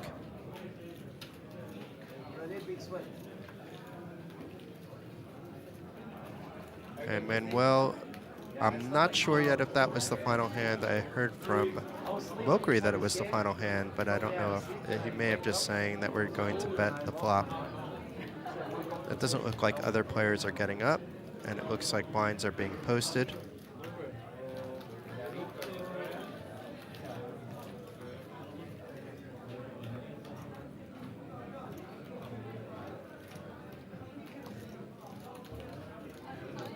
And not only was that not the final hand, we may have new blood at the table. I don't need to stand on it. 675, right? Ah, it was the final hand from Mokri. Red, yeah. And now they're betting on red and black. Sorry?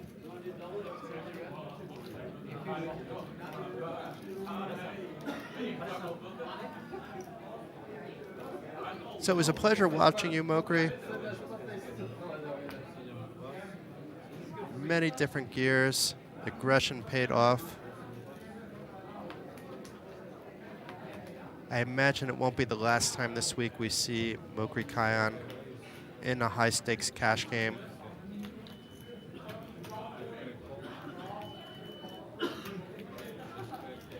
But the dynamic will definitely change without him on the table. But in this hand, we have Manuel being the pre-flop aggressor from the small blind with King 10-10-7. Anton calling from the big blind, and Manuel calling from the straddle.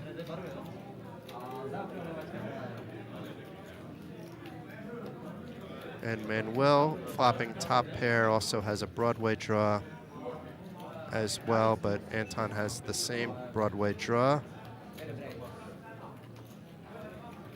And Manuel Fischer betting 550, Anton calling. Manuel currently a 2-1 favorite, and now is a bigger favorite of close to 5-1 after a blank 8 of hearts turn, although that also gives Manuel a flush draw, which will block some of Anton's outs, such as the ace of hearts for a chop. Even the 9 of hearts for a chop as well. Both those hands now will go to Manuel, and Manuel has his foot on the pedal, bets out for 1.6K into a pot of 2.2K. Anton gives up on the hand, recognizing that there weren't necessarily too many rivers that were going to help him anymore.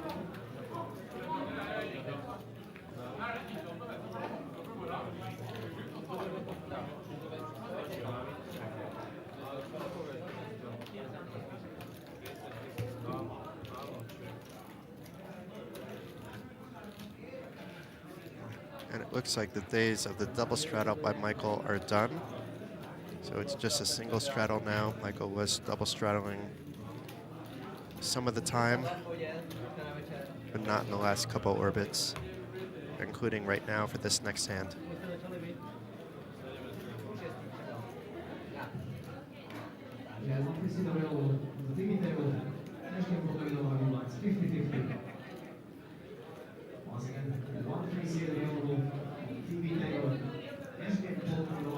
Michael maybe wishes he double straddle now. Look at this monster, ace, ace, king, 6.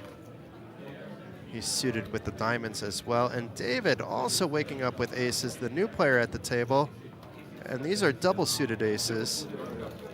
That's why he's ahead equity-wise, even though the king 6 is better than the 9-4.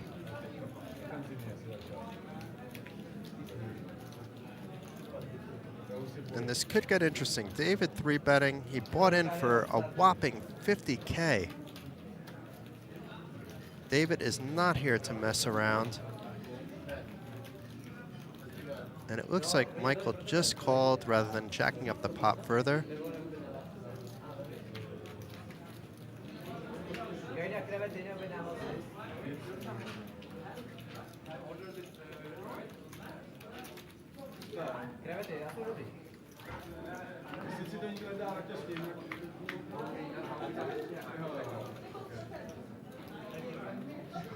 Nine, four, king flop with 2 hearts.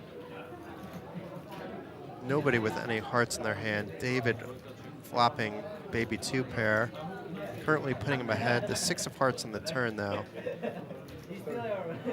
Possibly he who bets it gets it. But now the king 6 is ahead for Michael, who improves to a better 2 pair than what David had. But it does go check, check again. And unless this boats up, it may go check, check on the river. Queen of diamonds on the river.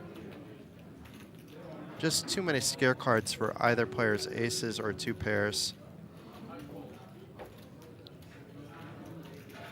That being said, since the pot didn't get bloated,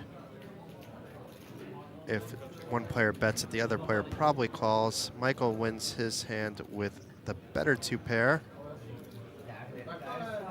A bit of a cooler for David that it wasn't a chop pot.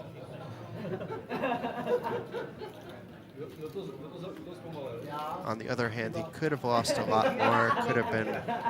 It could have been 4 bet, 5 bet, 6 bet, etc., with both players having premium holdings.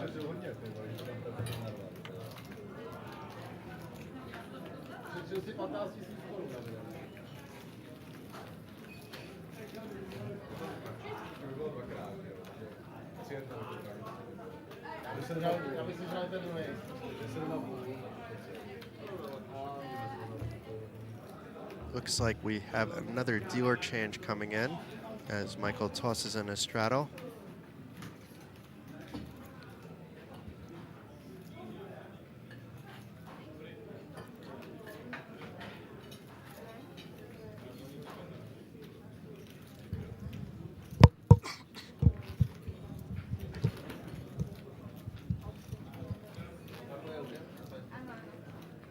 So we've reached midnight here in Bratislava. The stream will likely go for another 30 minutes or so. Perhaps even after the stream, the players continue to enjoy the action offline.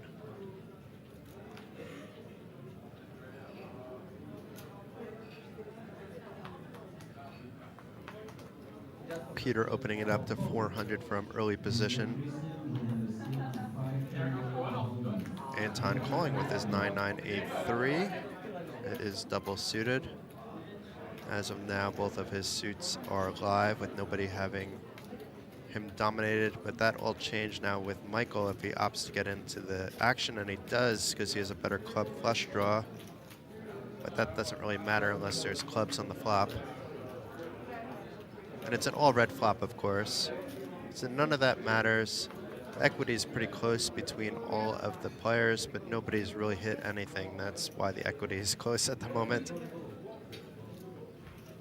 Right now, Peter is ahead with his queens, but it's tough for him to recognize that. And with Anton betting out, he takes down the hand, the power of position.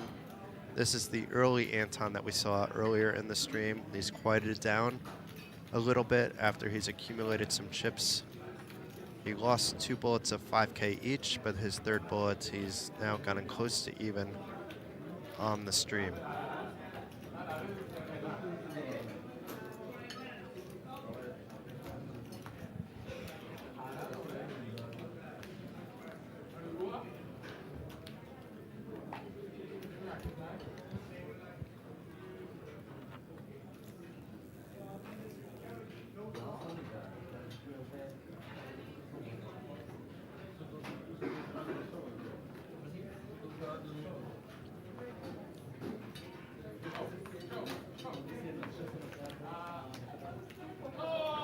It folded around to Anton, who is now getting a little bit more aggressive again, but He doesn't have the worst hand in the world in position with the king, queen, 7-7.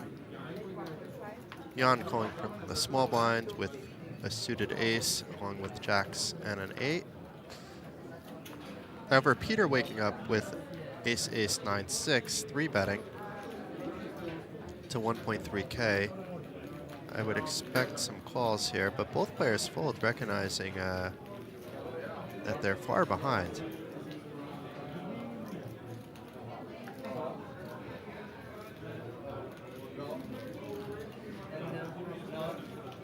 That was something we didn't see earlier in the stream, where a 3-bet actually gets through. And I don't think Peter is complaining too much, because aces in Omaha don't necessarily mean that you have that much of a dominating hand.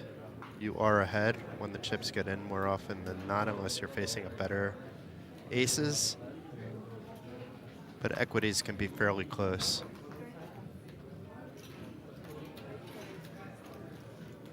And Anton again being the pre-flop aggressor, this time from the hijack with ace, queen, 5-5. Manuel calling with ace, king, 10-3. And Michael also coming along for the ride with jack, 9, 8-6. Everybody else folds. So for now, the pot is at a very reasonable 1.1K.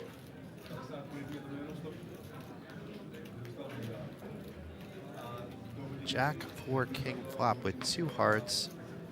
Anton has the flush draw, a backdoor Broadway draw, and is currently ahead in the hand despite Manuel flopping top pair. The 3 of diamonds on the turn makes Manuel's hand even stronger because now he's improved to 2 pair. But it's Anton to be the one to bet out for about 2/3 of the pot for 700. Manuel going nowhere at the moment with his 2 pair, and it's going to be heads up to the turn, to the river. And the jack of clubs on the river will likely slow down all the action. It does go check, check, and Manuel wins it with 2 pair kings over jacks against Anton's jacks over 5s.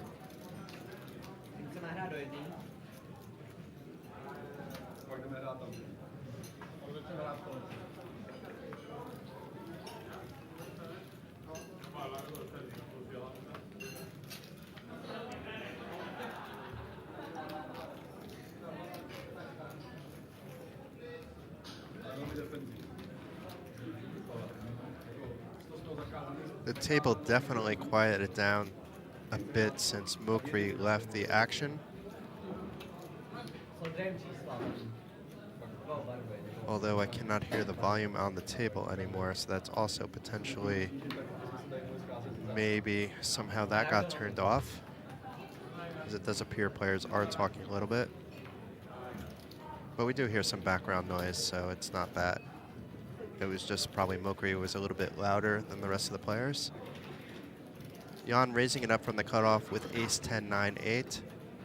Nice, pretty double suited hand. Michael calling from the button in position with king, 10, 9, 7. Before Peter now with a 3-bet. He 3-bet a few hands ago with aces, but this time he has a pretty rundown with king, queen, jack, 9. His diamonds are live as well.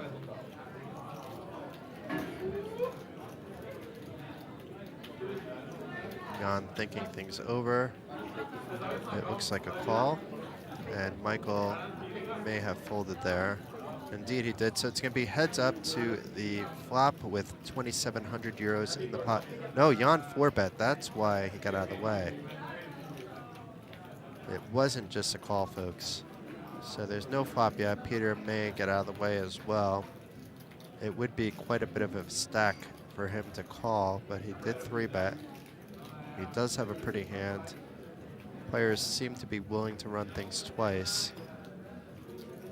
I wouldn't be completely shocked if he opted to ship it in. As you can see, if he did, it's a coin flip situation. Peter has no way of knowing that he's not utterly dominated, though.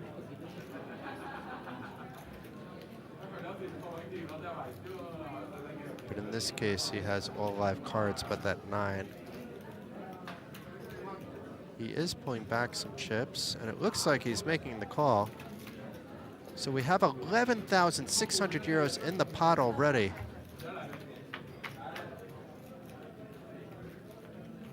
And look at this flop. So Peter flops a straight. It's not the nut Broadway straight, but he does flop a straight. He also has outs towards a full house. While Jan also flops a straight, but not as good. Two of clubs turn gives Jan, though, the flush. And now Peter really needs that full house. The straight is no longer good. Is Jan going to bet his flush? It's not the best flush on the board. He does also have a straight flush draw as well, but he would need a two-outer on the river. It does go check, check again. And if Peter checks it last time, we may see Jan trying to get some value out of his flush. Peter does check.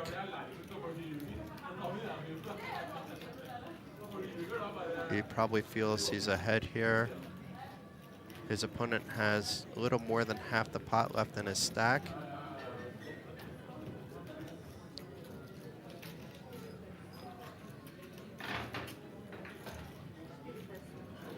Peter looking down at his straight again. It wouldn't be for his entire stack, but for most of it.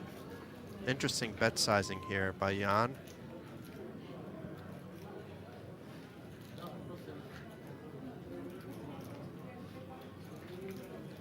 Peter looks to be in a little bit of pain here. If my read is correct, he is making the call. He's not going to be happy with what he sees.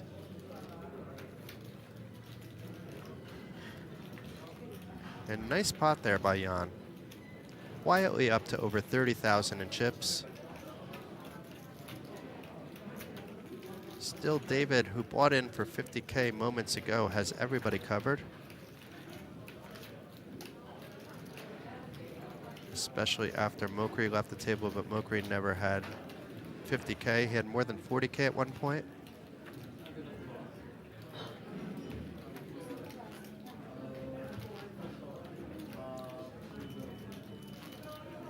But these uncapped games are absolutely legendary.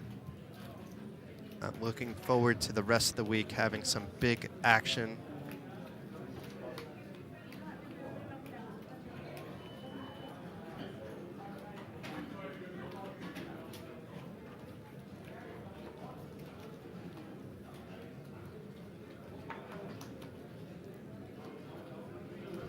Manuel first to act.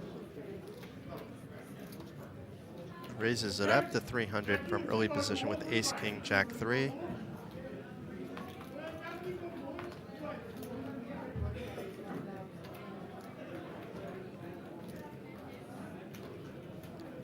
And David 3-betting here. Manuel calling. David is out of position. If there's spades on this flop, it could be danger time for David as well, but there's no spades. David doesn't connect, but neither does Manuel. So David's nines are actually good at this point. And he seemed to come here ready to play. And that will likely get the job done. Indeed it does, a bet of 1,300 into 2,200.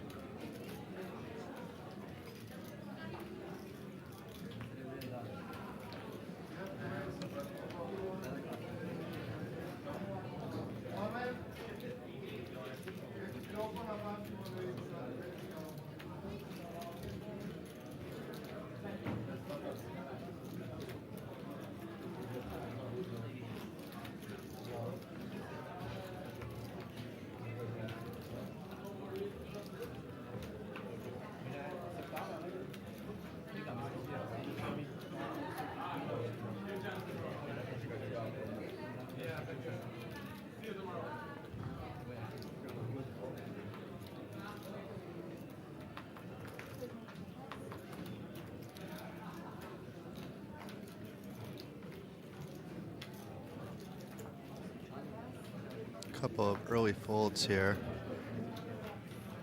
Folds around already to the big blind, and Anton waking up with the beautiful PL08 hand. I keep saying about these beautiful PL08 hands, but it doesn't get much better than ace, ace, deuce 3.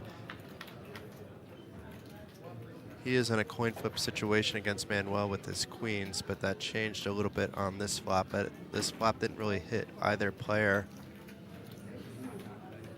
But Anton will likely continue. Indeed, he does. And Manuel folds, and Anton gets a smallish pot.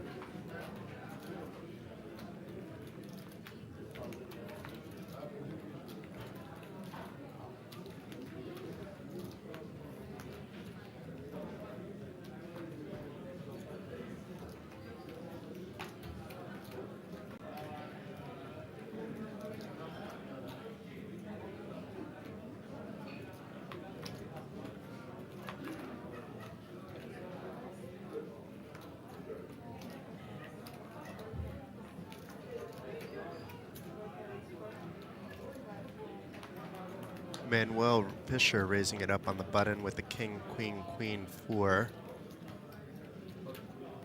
Anton calling with jack 10, 9, 9.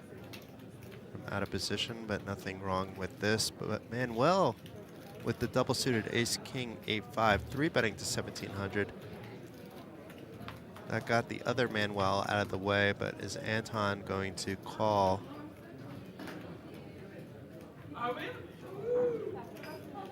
It looks like he's about to, and indeed he does, and is actually ahead.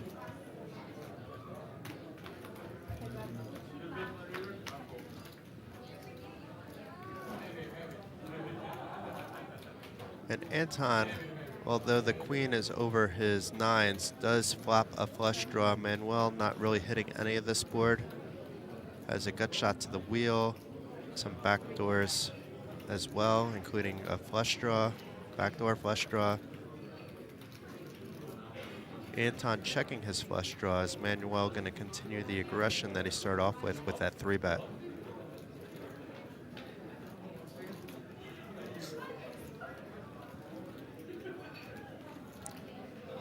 Indeed he does. It looks like a bet of 2,000, about a half pot bet, but maybe that's being blocked. No, indeed it is a 2,000 bet.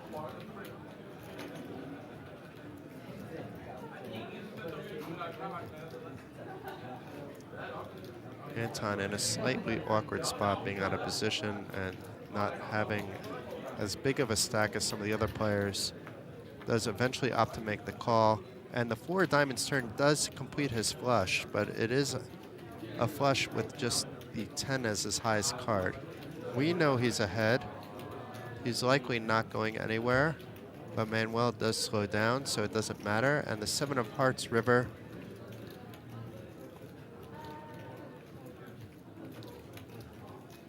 If Anton checks again, is Manuel going to try to steal this one away? But it looks like he instead is betting most of his stack.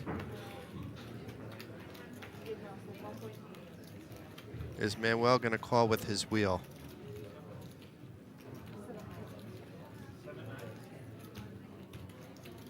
It sounds like it's a bet of 7,900 into a bet of 9,700. An all-in and a call. Manuel's wheel is no good, and Anton doubles his stack. It was just a call by Manuel, it looks like, not an all-in.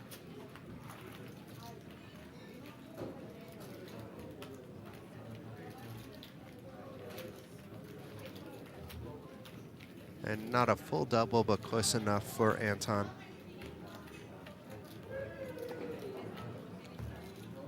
Going to give a quick shout out to all the sponsors and online poker rooms of the Poker North Masters and Norwegian Championship. You can see the names on the screen behind you. CoolBet, Unibet, BetSafe, Guts. Thank you to all the qualifiers coming from you guys. Thank you to all the support for the Norwegian Championships.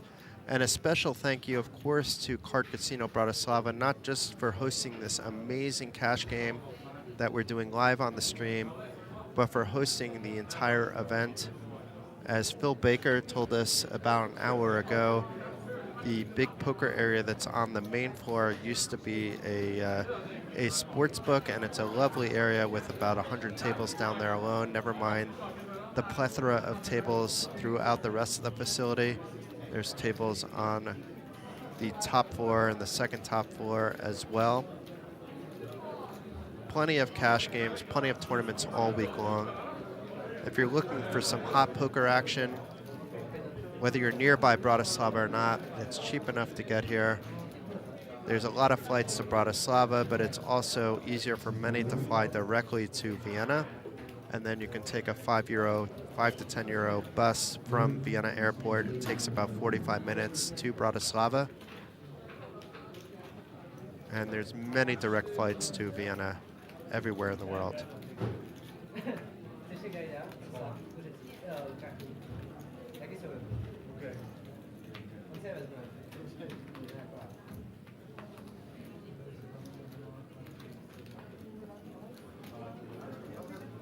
Looks like somebody may have ordered a ribeye.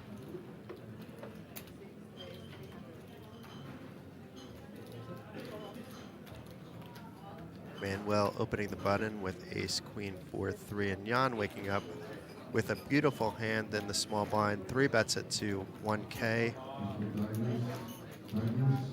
Manuel's in position, does opt to make the call.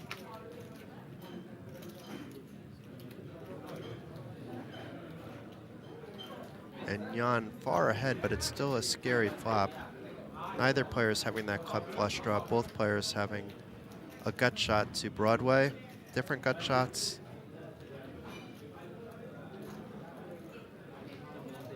Is Manuel going to try to take this one away? And if so, is it going to work?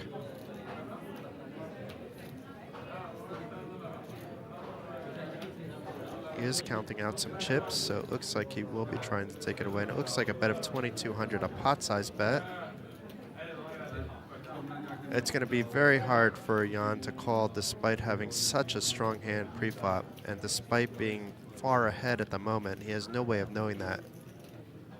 Unless he has a read on Manuel. He's sometimes drawing dead. Not in this case, and does fold. Well played by Manuel, recognizing that he could take this one away. Did have the ace of clubs in his hand, which maybe helped his decision, despite it not leading to a flush draw. It did block the nut flush draw by his opponent, who maybe he put on a strong range, such as what he had with the aces and 2 other cards.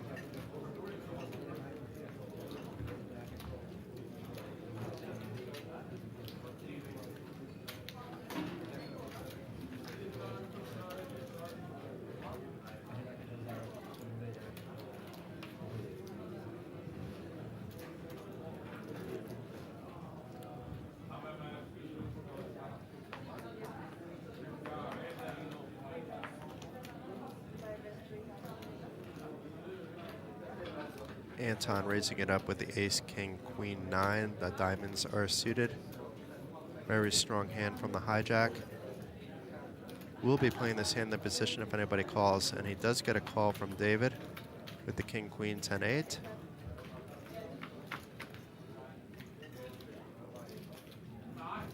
And both players flopping 2 pair. Anton flopping a better 2 pair, and even if the king or queen pairs up, it doesn't matter because Anton has those as well.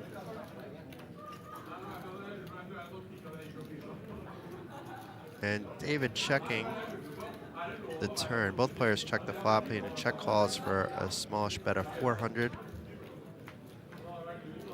And the 3 of hearts on the river. There are obviously many hands that are beating Anton. He does opt to just check it down with his top 2.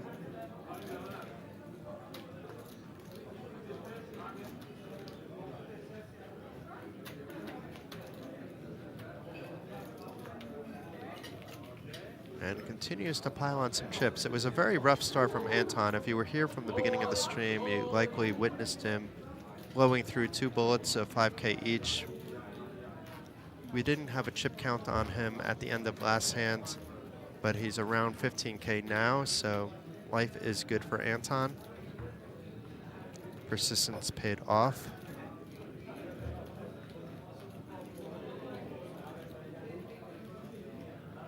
But it's very interesting to me as the stacks get deeper. Maybe part of it is Mokri leaving the table, Pavo leaving the table.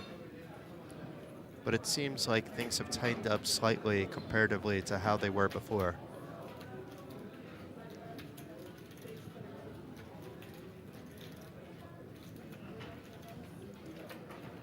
Michael raising the button with ace jack 9-8 with nut spades in his hand. David calling with his kings along with the 9-5, and Manuel coming along from the right with the straddle to complete the action with 10-7-7-5. And Michael is ahead after hitting top pair, but once again, it's not a super strong hand, but we'll maybe see him continue. That being said, he checks it through. King of spades on the turn, though. That gives David the check mark. And David right away, it looks like a pot-sized bet. No, it's for 700, close enough.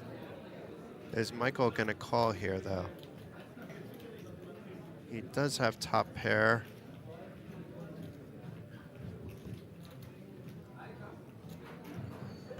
If he had two pair, we'd probably see him call, but not in this case. He does wisely get rid of his top pair.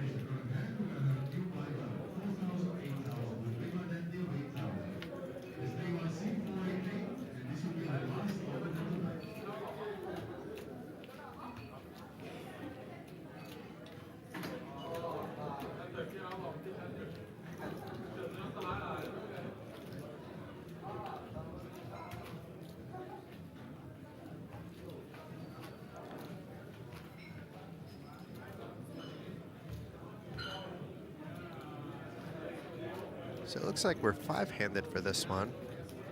As I mentioned earlier, the shorter handed it is, the more I love it.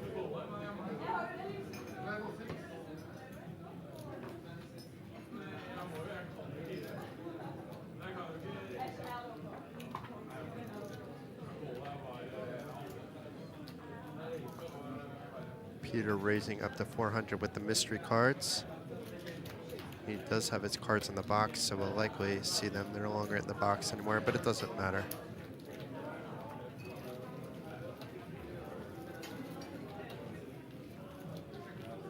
Yeah, sometimes during short-handed play, you'll see that more often than during full ring, where a single raise will take down the pot pre-flop.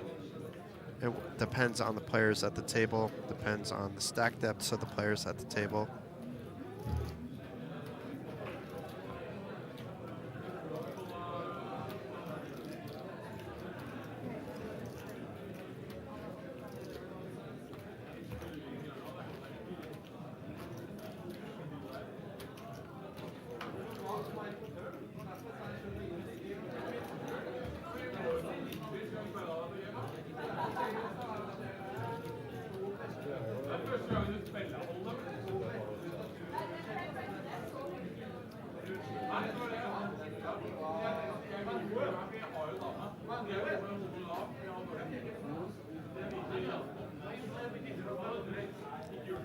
It was good when I come, and then everybody leave. It was good when I come, and then everybody leave. So I was like, let's keep them in order. I waited so long. A bunch of early folds here. Is there going to be the first walk? It doesn't look like it. Manuel has too big of a hand to give a walk to the straddle. Does raise it to 350. Jan not pleased with his holdings of Jack 9, 6-2.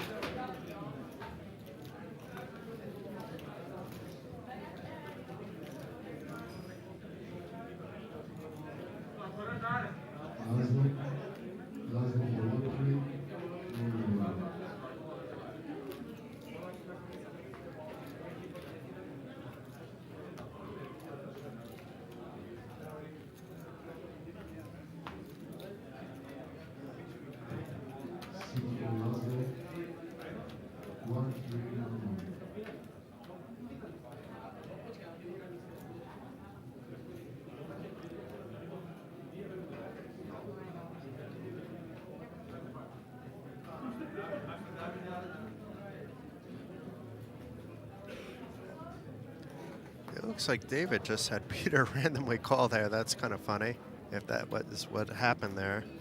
But no, it looks like everybody folded.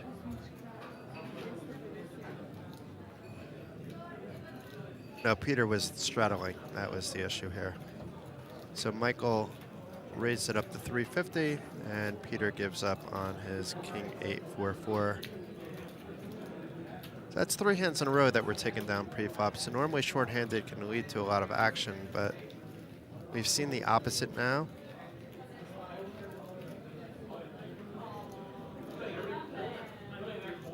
It looks like we're having another dealer change.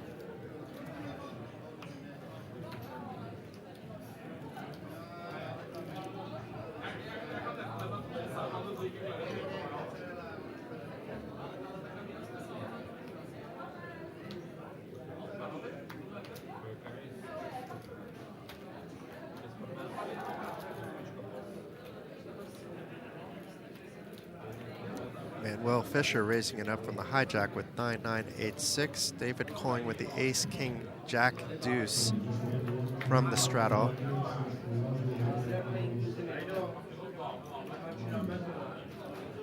Queen 5-5 flop doesn't really hit either player. Maybe Manuel will try to take it down here. He does not. 8 on the turn. It is a club, but neither player has a club draw. Manuel did pair up with his 8, but it didn't improve his hand at all. And then another club on the river. Is it possible that somebody tries to steal it away here? It won't be David, and it won't be Manuel either, and he wins the hand with his 9s.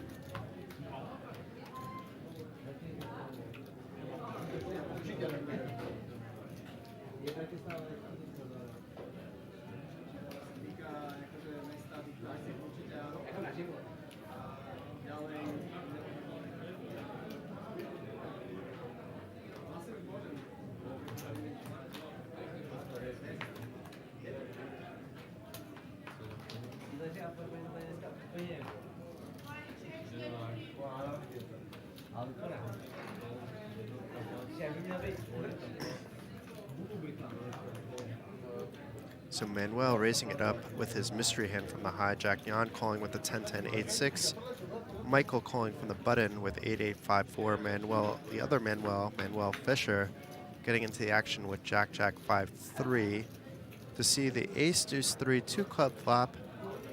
Currently, Manuel, who flopped a set of aces, is ahead. Nobody has the club draw, although I'm not quite sure how he's ahead considering that Michael flopped the absolute goods here with a wheel. This could get rather spicy. Michael has the nuts, but Manuel has a set of aces. Is he going to raise or call? We know he's not going anywhere. Does just call.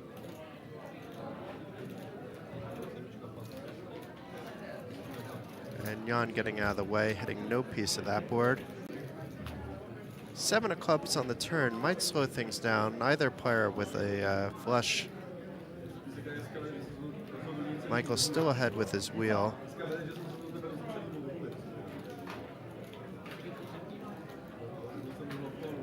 But is he that confident his wheel's ahead? He is not. He checks it back. And the 2 of spades pairs the board on the river, giving Manuel the check mark. Michael's wheel is no longer good.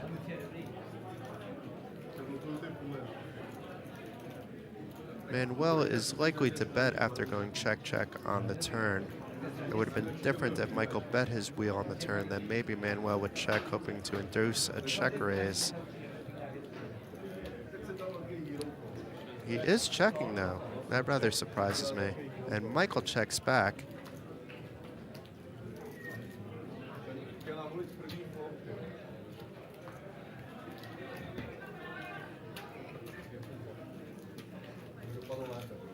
I think Manuel missed a little bit of value there by just checking. He's getting calls by flushes. He's getting calls by worse full houses. The only hand beating him are pocket deuces. And that would have just been an absolute cooler if that's what Michael had.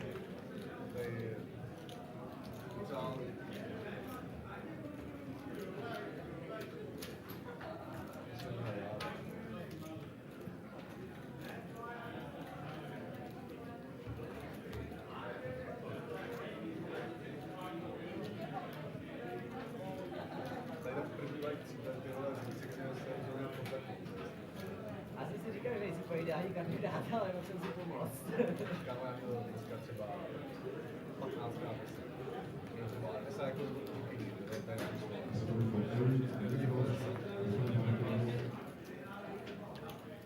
Michael first to open up the action with the ace, jack, jack, 6, raising it up to 300.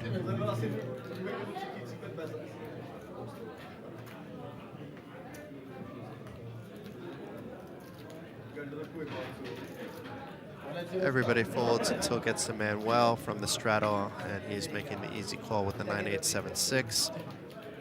And then flops a straight. He may not get paid too much with this. It does go check, check. 4 hearts on the turn.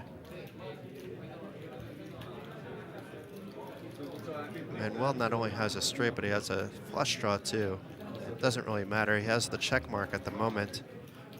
Does check it again. An ace of spades on the river. Maybe he'll be looking for some value now.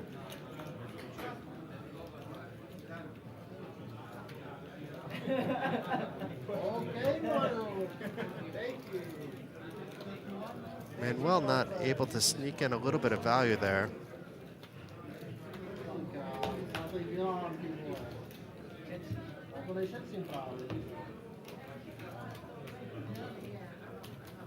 A podle mě tenhle tady víc času nebylo, než byl originál. Nejde.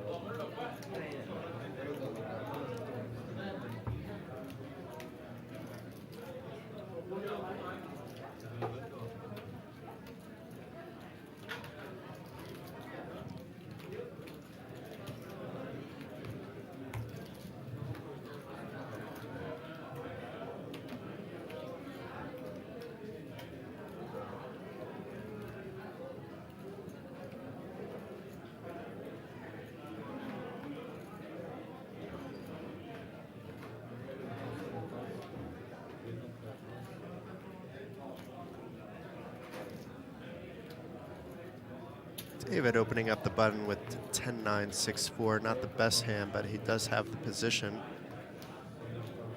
And so far, so good. And it looks like everybody folds.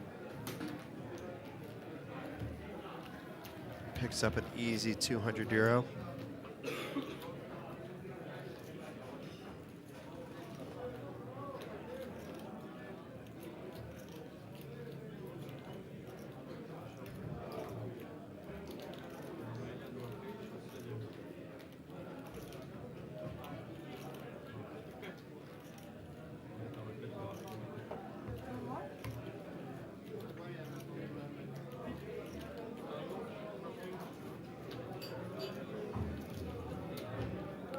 Back to some 5-handed play with 2 players sitting out now.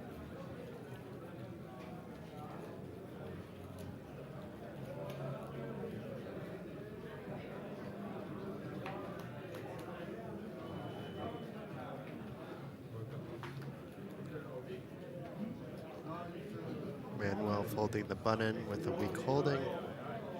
But Manuel's holding is not so weak with aces along with the 10-6, and Jan also with a nice hand with the ace, king, queen, 4. Peter, who is in the straddle, opts to complete the action with a double suited hand.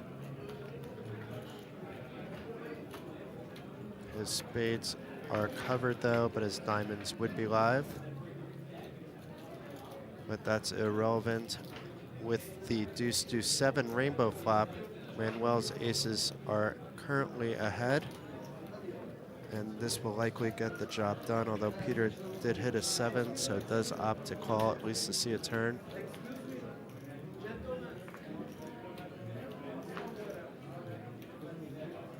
Ten of diamonds on the turn, so perhaps Peter calling with his top pair. He is going to be coming along a little bit further, being now he has a flush draw.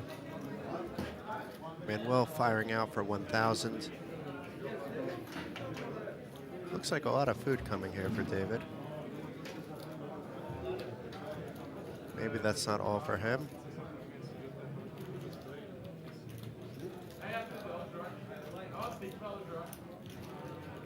And Peter does call.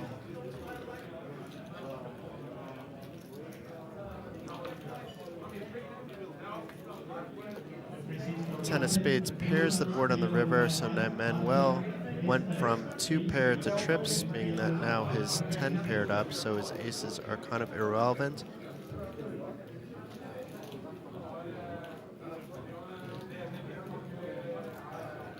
Does check. Peter quickly checks it back, only to get the bad news that he was behind all the way.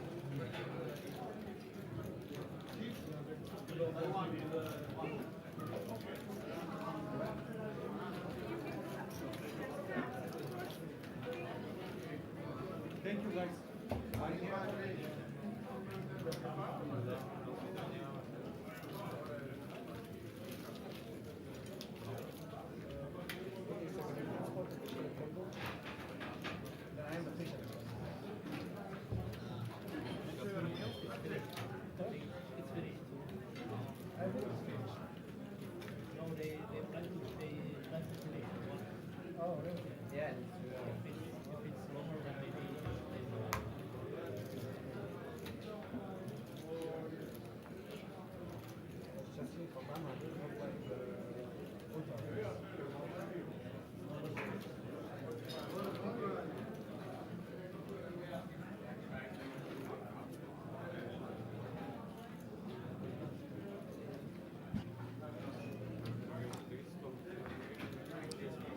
Manuel opening it up from the cutoff with ace 8, 7, 4 for 300. David calling with the jack 9, 8, 5 from the straddle. It'll go heads up to the flop with 700 euro in the pot.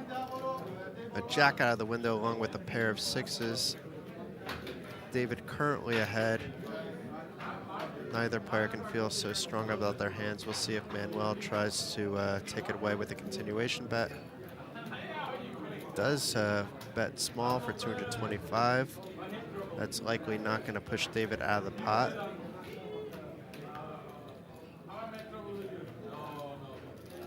Four of spades on the turn, neither player with a spades draw. David checks again. Let's see what Manuel opts to do. A bigger bet may work here.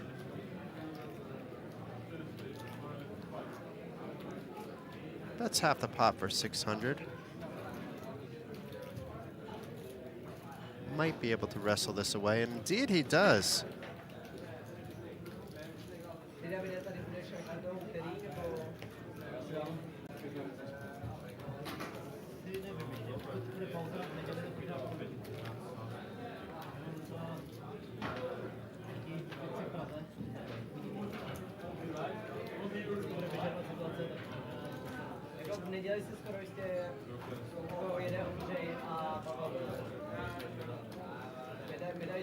So we likely have less than 20 minutes left in the stream.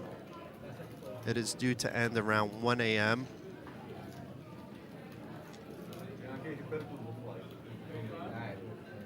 The action has slowed down a little bit with some of the action players leaving the table.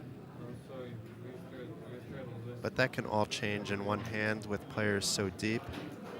In Omaha, there's definitely coolers and setups that happen.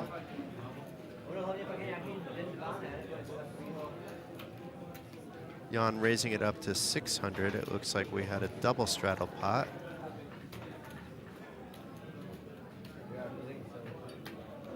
And easy peasy takes it down with his Jack 9-7.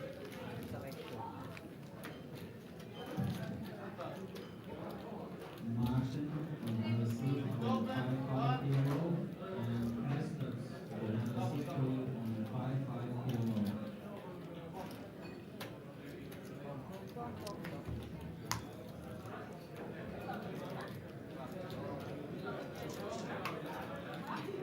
David sneaking in a couple of bites of his tasty meal in between hands.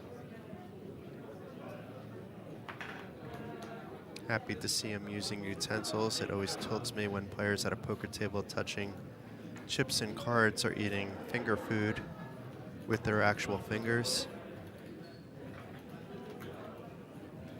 That's more common in places like the United States, though, than it is in Europe, but you see it everywhere. So Manuel now raising it up from the straddle. And Jan with the double straddle makes the call.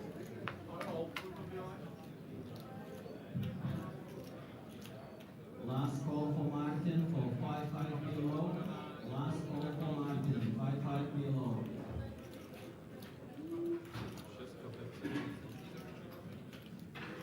So Manuel betting out. Jan does have top pair. He has a gut shot straight draw. He also has a flush draw. He's not going anywhere. Makes the call. A blank 2 of hearts on the turn. Let's see if Manuel continues. He opts to take his foot off the pedal. Is Jan going to see this as a sign that he can take the pot here? He prefers not to. And now Jan has the check mark with 2 pair, but the 6 of spades would have completed a 7-9 straight draw.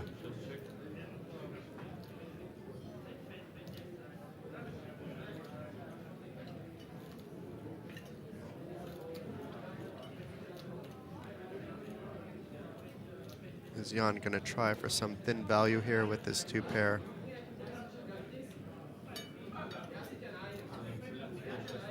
Does bet out small. It's good enough to get the job done, though. He was ahead anyway. He wasn't going to get Manuel to call, being his only connection to that board was with this 3.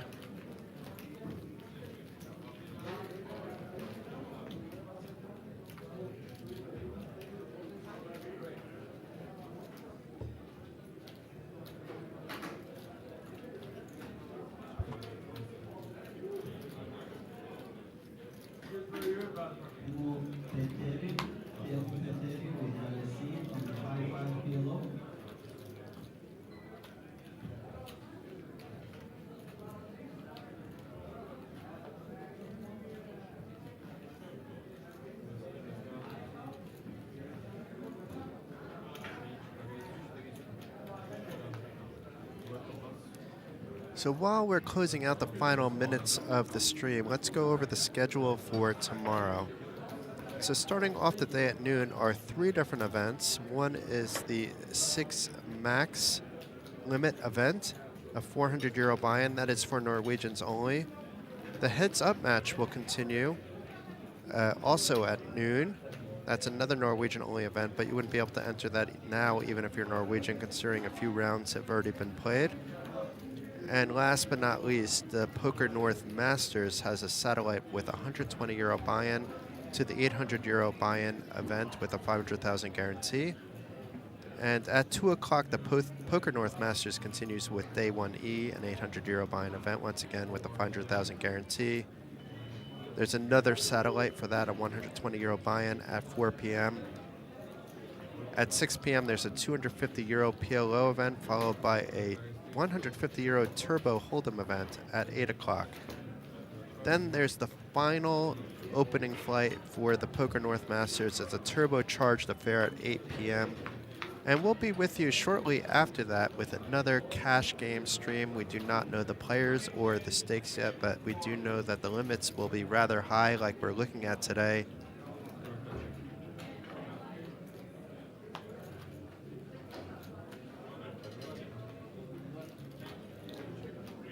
And it doesn't look like there's that much doing in this hand. Neither player really connecting. Manuel's queens are still good. And the 9 of hearts on the river changes that a little bit with now Peter hitting his gut shot straight draw, but opts to check it. I don't think we're going to see any fancy play here by Manuel, but he is going to take a stab at it. It likely will not work, even though he has the queen of hearts. Peter does call. We'll be happy to see he won the hand and that his opponent did not have a flush or a better straight.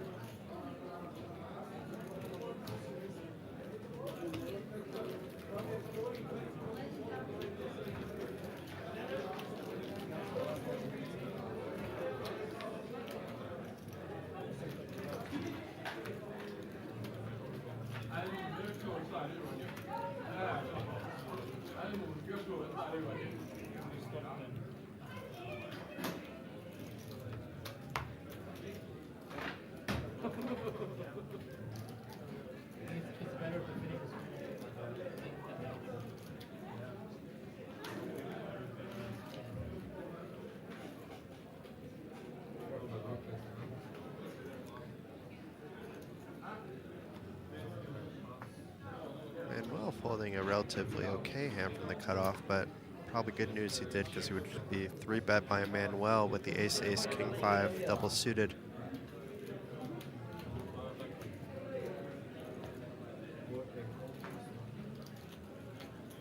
David calls from the straddle with king 8-8-7, and it's going to go heads up to the flop with 700 here on the pot.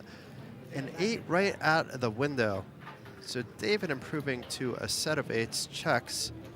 Manuel with a backdoor flush draw. He may think his aces are still good and now has a legit flush draw. David is likely going to try to get some value at this point in time with Manuel not continuing. Bets for 500, gets a call. And the ace of diamonds on the river. Now that would have given a player a flush draw if they had diamonds, but instead it gives Manuel a better set. David checks, recognizing the danger of that card. Probably if it was a black ace like the ace of clubs, he would have been betting it, thinking he's probably still good. Manuel checks it back, despite improving to the top set, afraid of that flush as well. And we'll be happy to see David didn't have a flush. Maybe sad to see that he didn't get value out of that river, but it's tough to be betting in these cases when you have a very good showdown hand. But that's about it.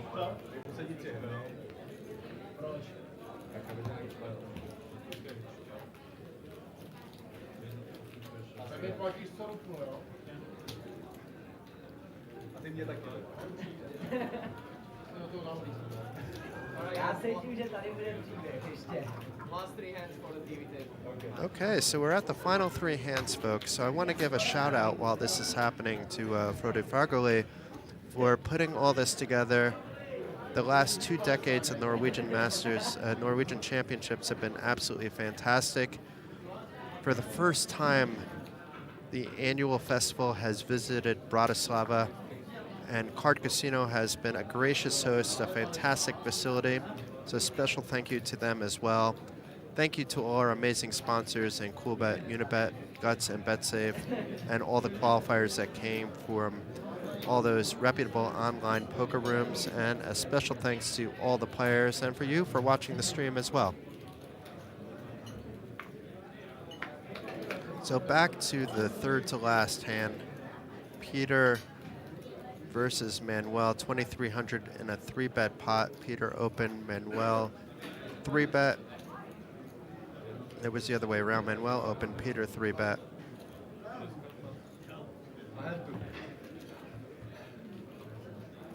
And in this case, Peter with his top pair takes down the pot with a single bet. So now we have our penultimate hand of the stream. Maybe we'll see some big action. Most of the big action players have left the stream already. But being that it's PLO, you never know.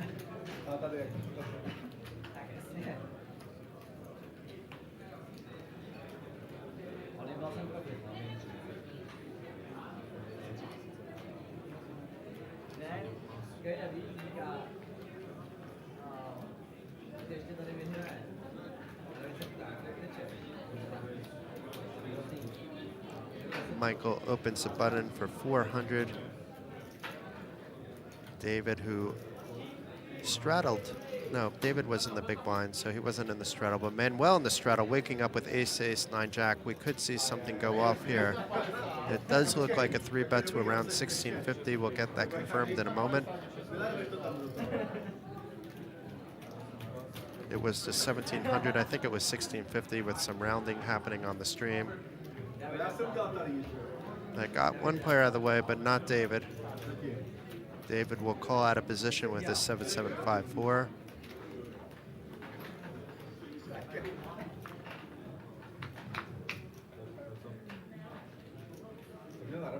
Three clubs on the flop. Neither of the players have clubs, but Manuel can rep that nut flush with that ace of clubs in his hand.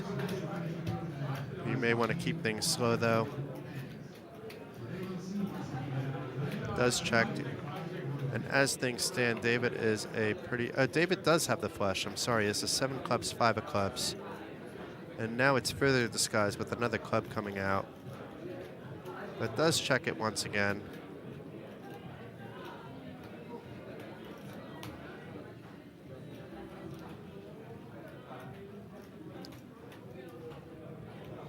And Manuel checking it back, hoping that his aces are good. The 7 of spades on the river not only gives David a flush, but if he didn't have a flush, he would still be ahead with a set of 7s at this point in time.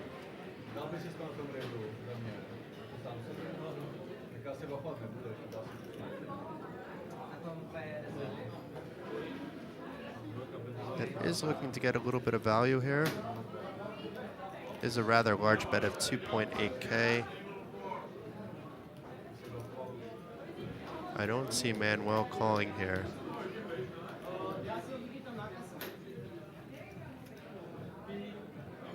We may think he's good. But I think he'll recognize the situation isn't great for him at the moment.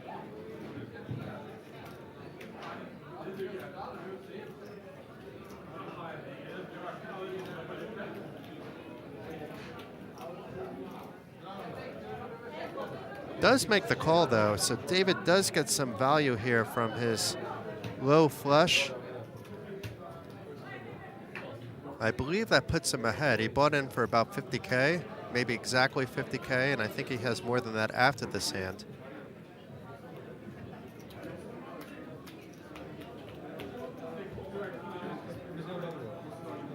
And we're on our final hand of the stream, so once again, thank you very much for tuning in. My name is Jason Glatzer. I'm not sure if we're going to have time for an outro, so I just want to thank you tremendously for tuning in. I hope to see you again for the rest of the week. We'll be here all week long, live streaming high-stakes cash games. Of course, you can watch also the tournament action by heading to the Norwegian Championship channels on YouTube as well. That will be broadcasted throughout the day and evening as well. But meanwhile, let's follow the action of the final hand. Looks like Michael quickly gets up from the table. Peter raising it up with the mystery hand. It wouldn't be a final stream without at least one mystery hand going on, but maybe we're going to see some walks. Maybe it's going to be a boring last hand. And indeed it is. So thank you once again. This is Jason Glatzer. I will be back with you all week long. We'll have some guests in the booth with us for the final days. Thank you once again for tuning in. And thank you once again to Kart Casino and the Norwegian Championships. And see you tomorrow.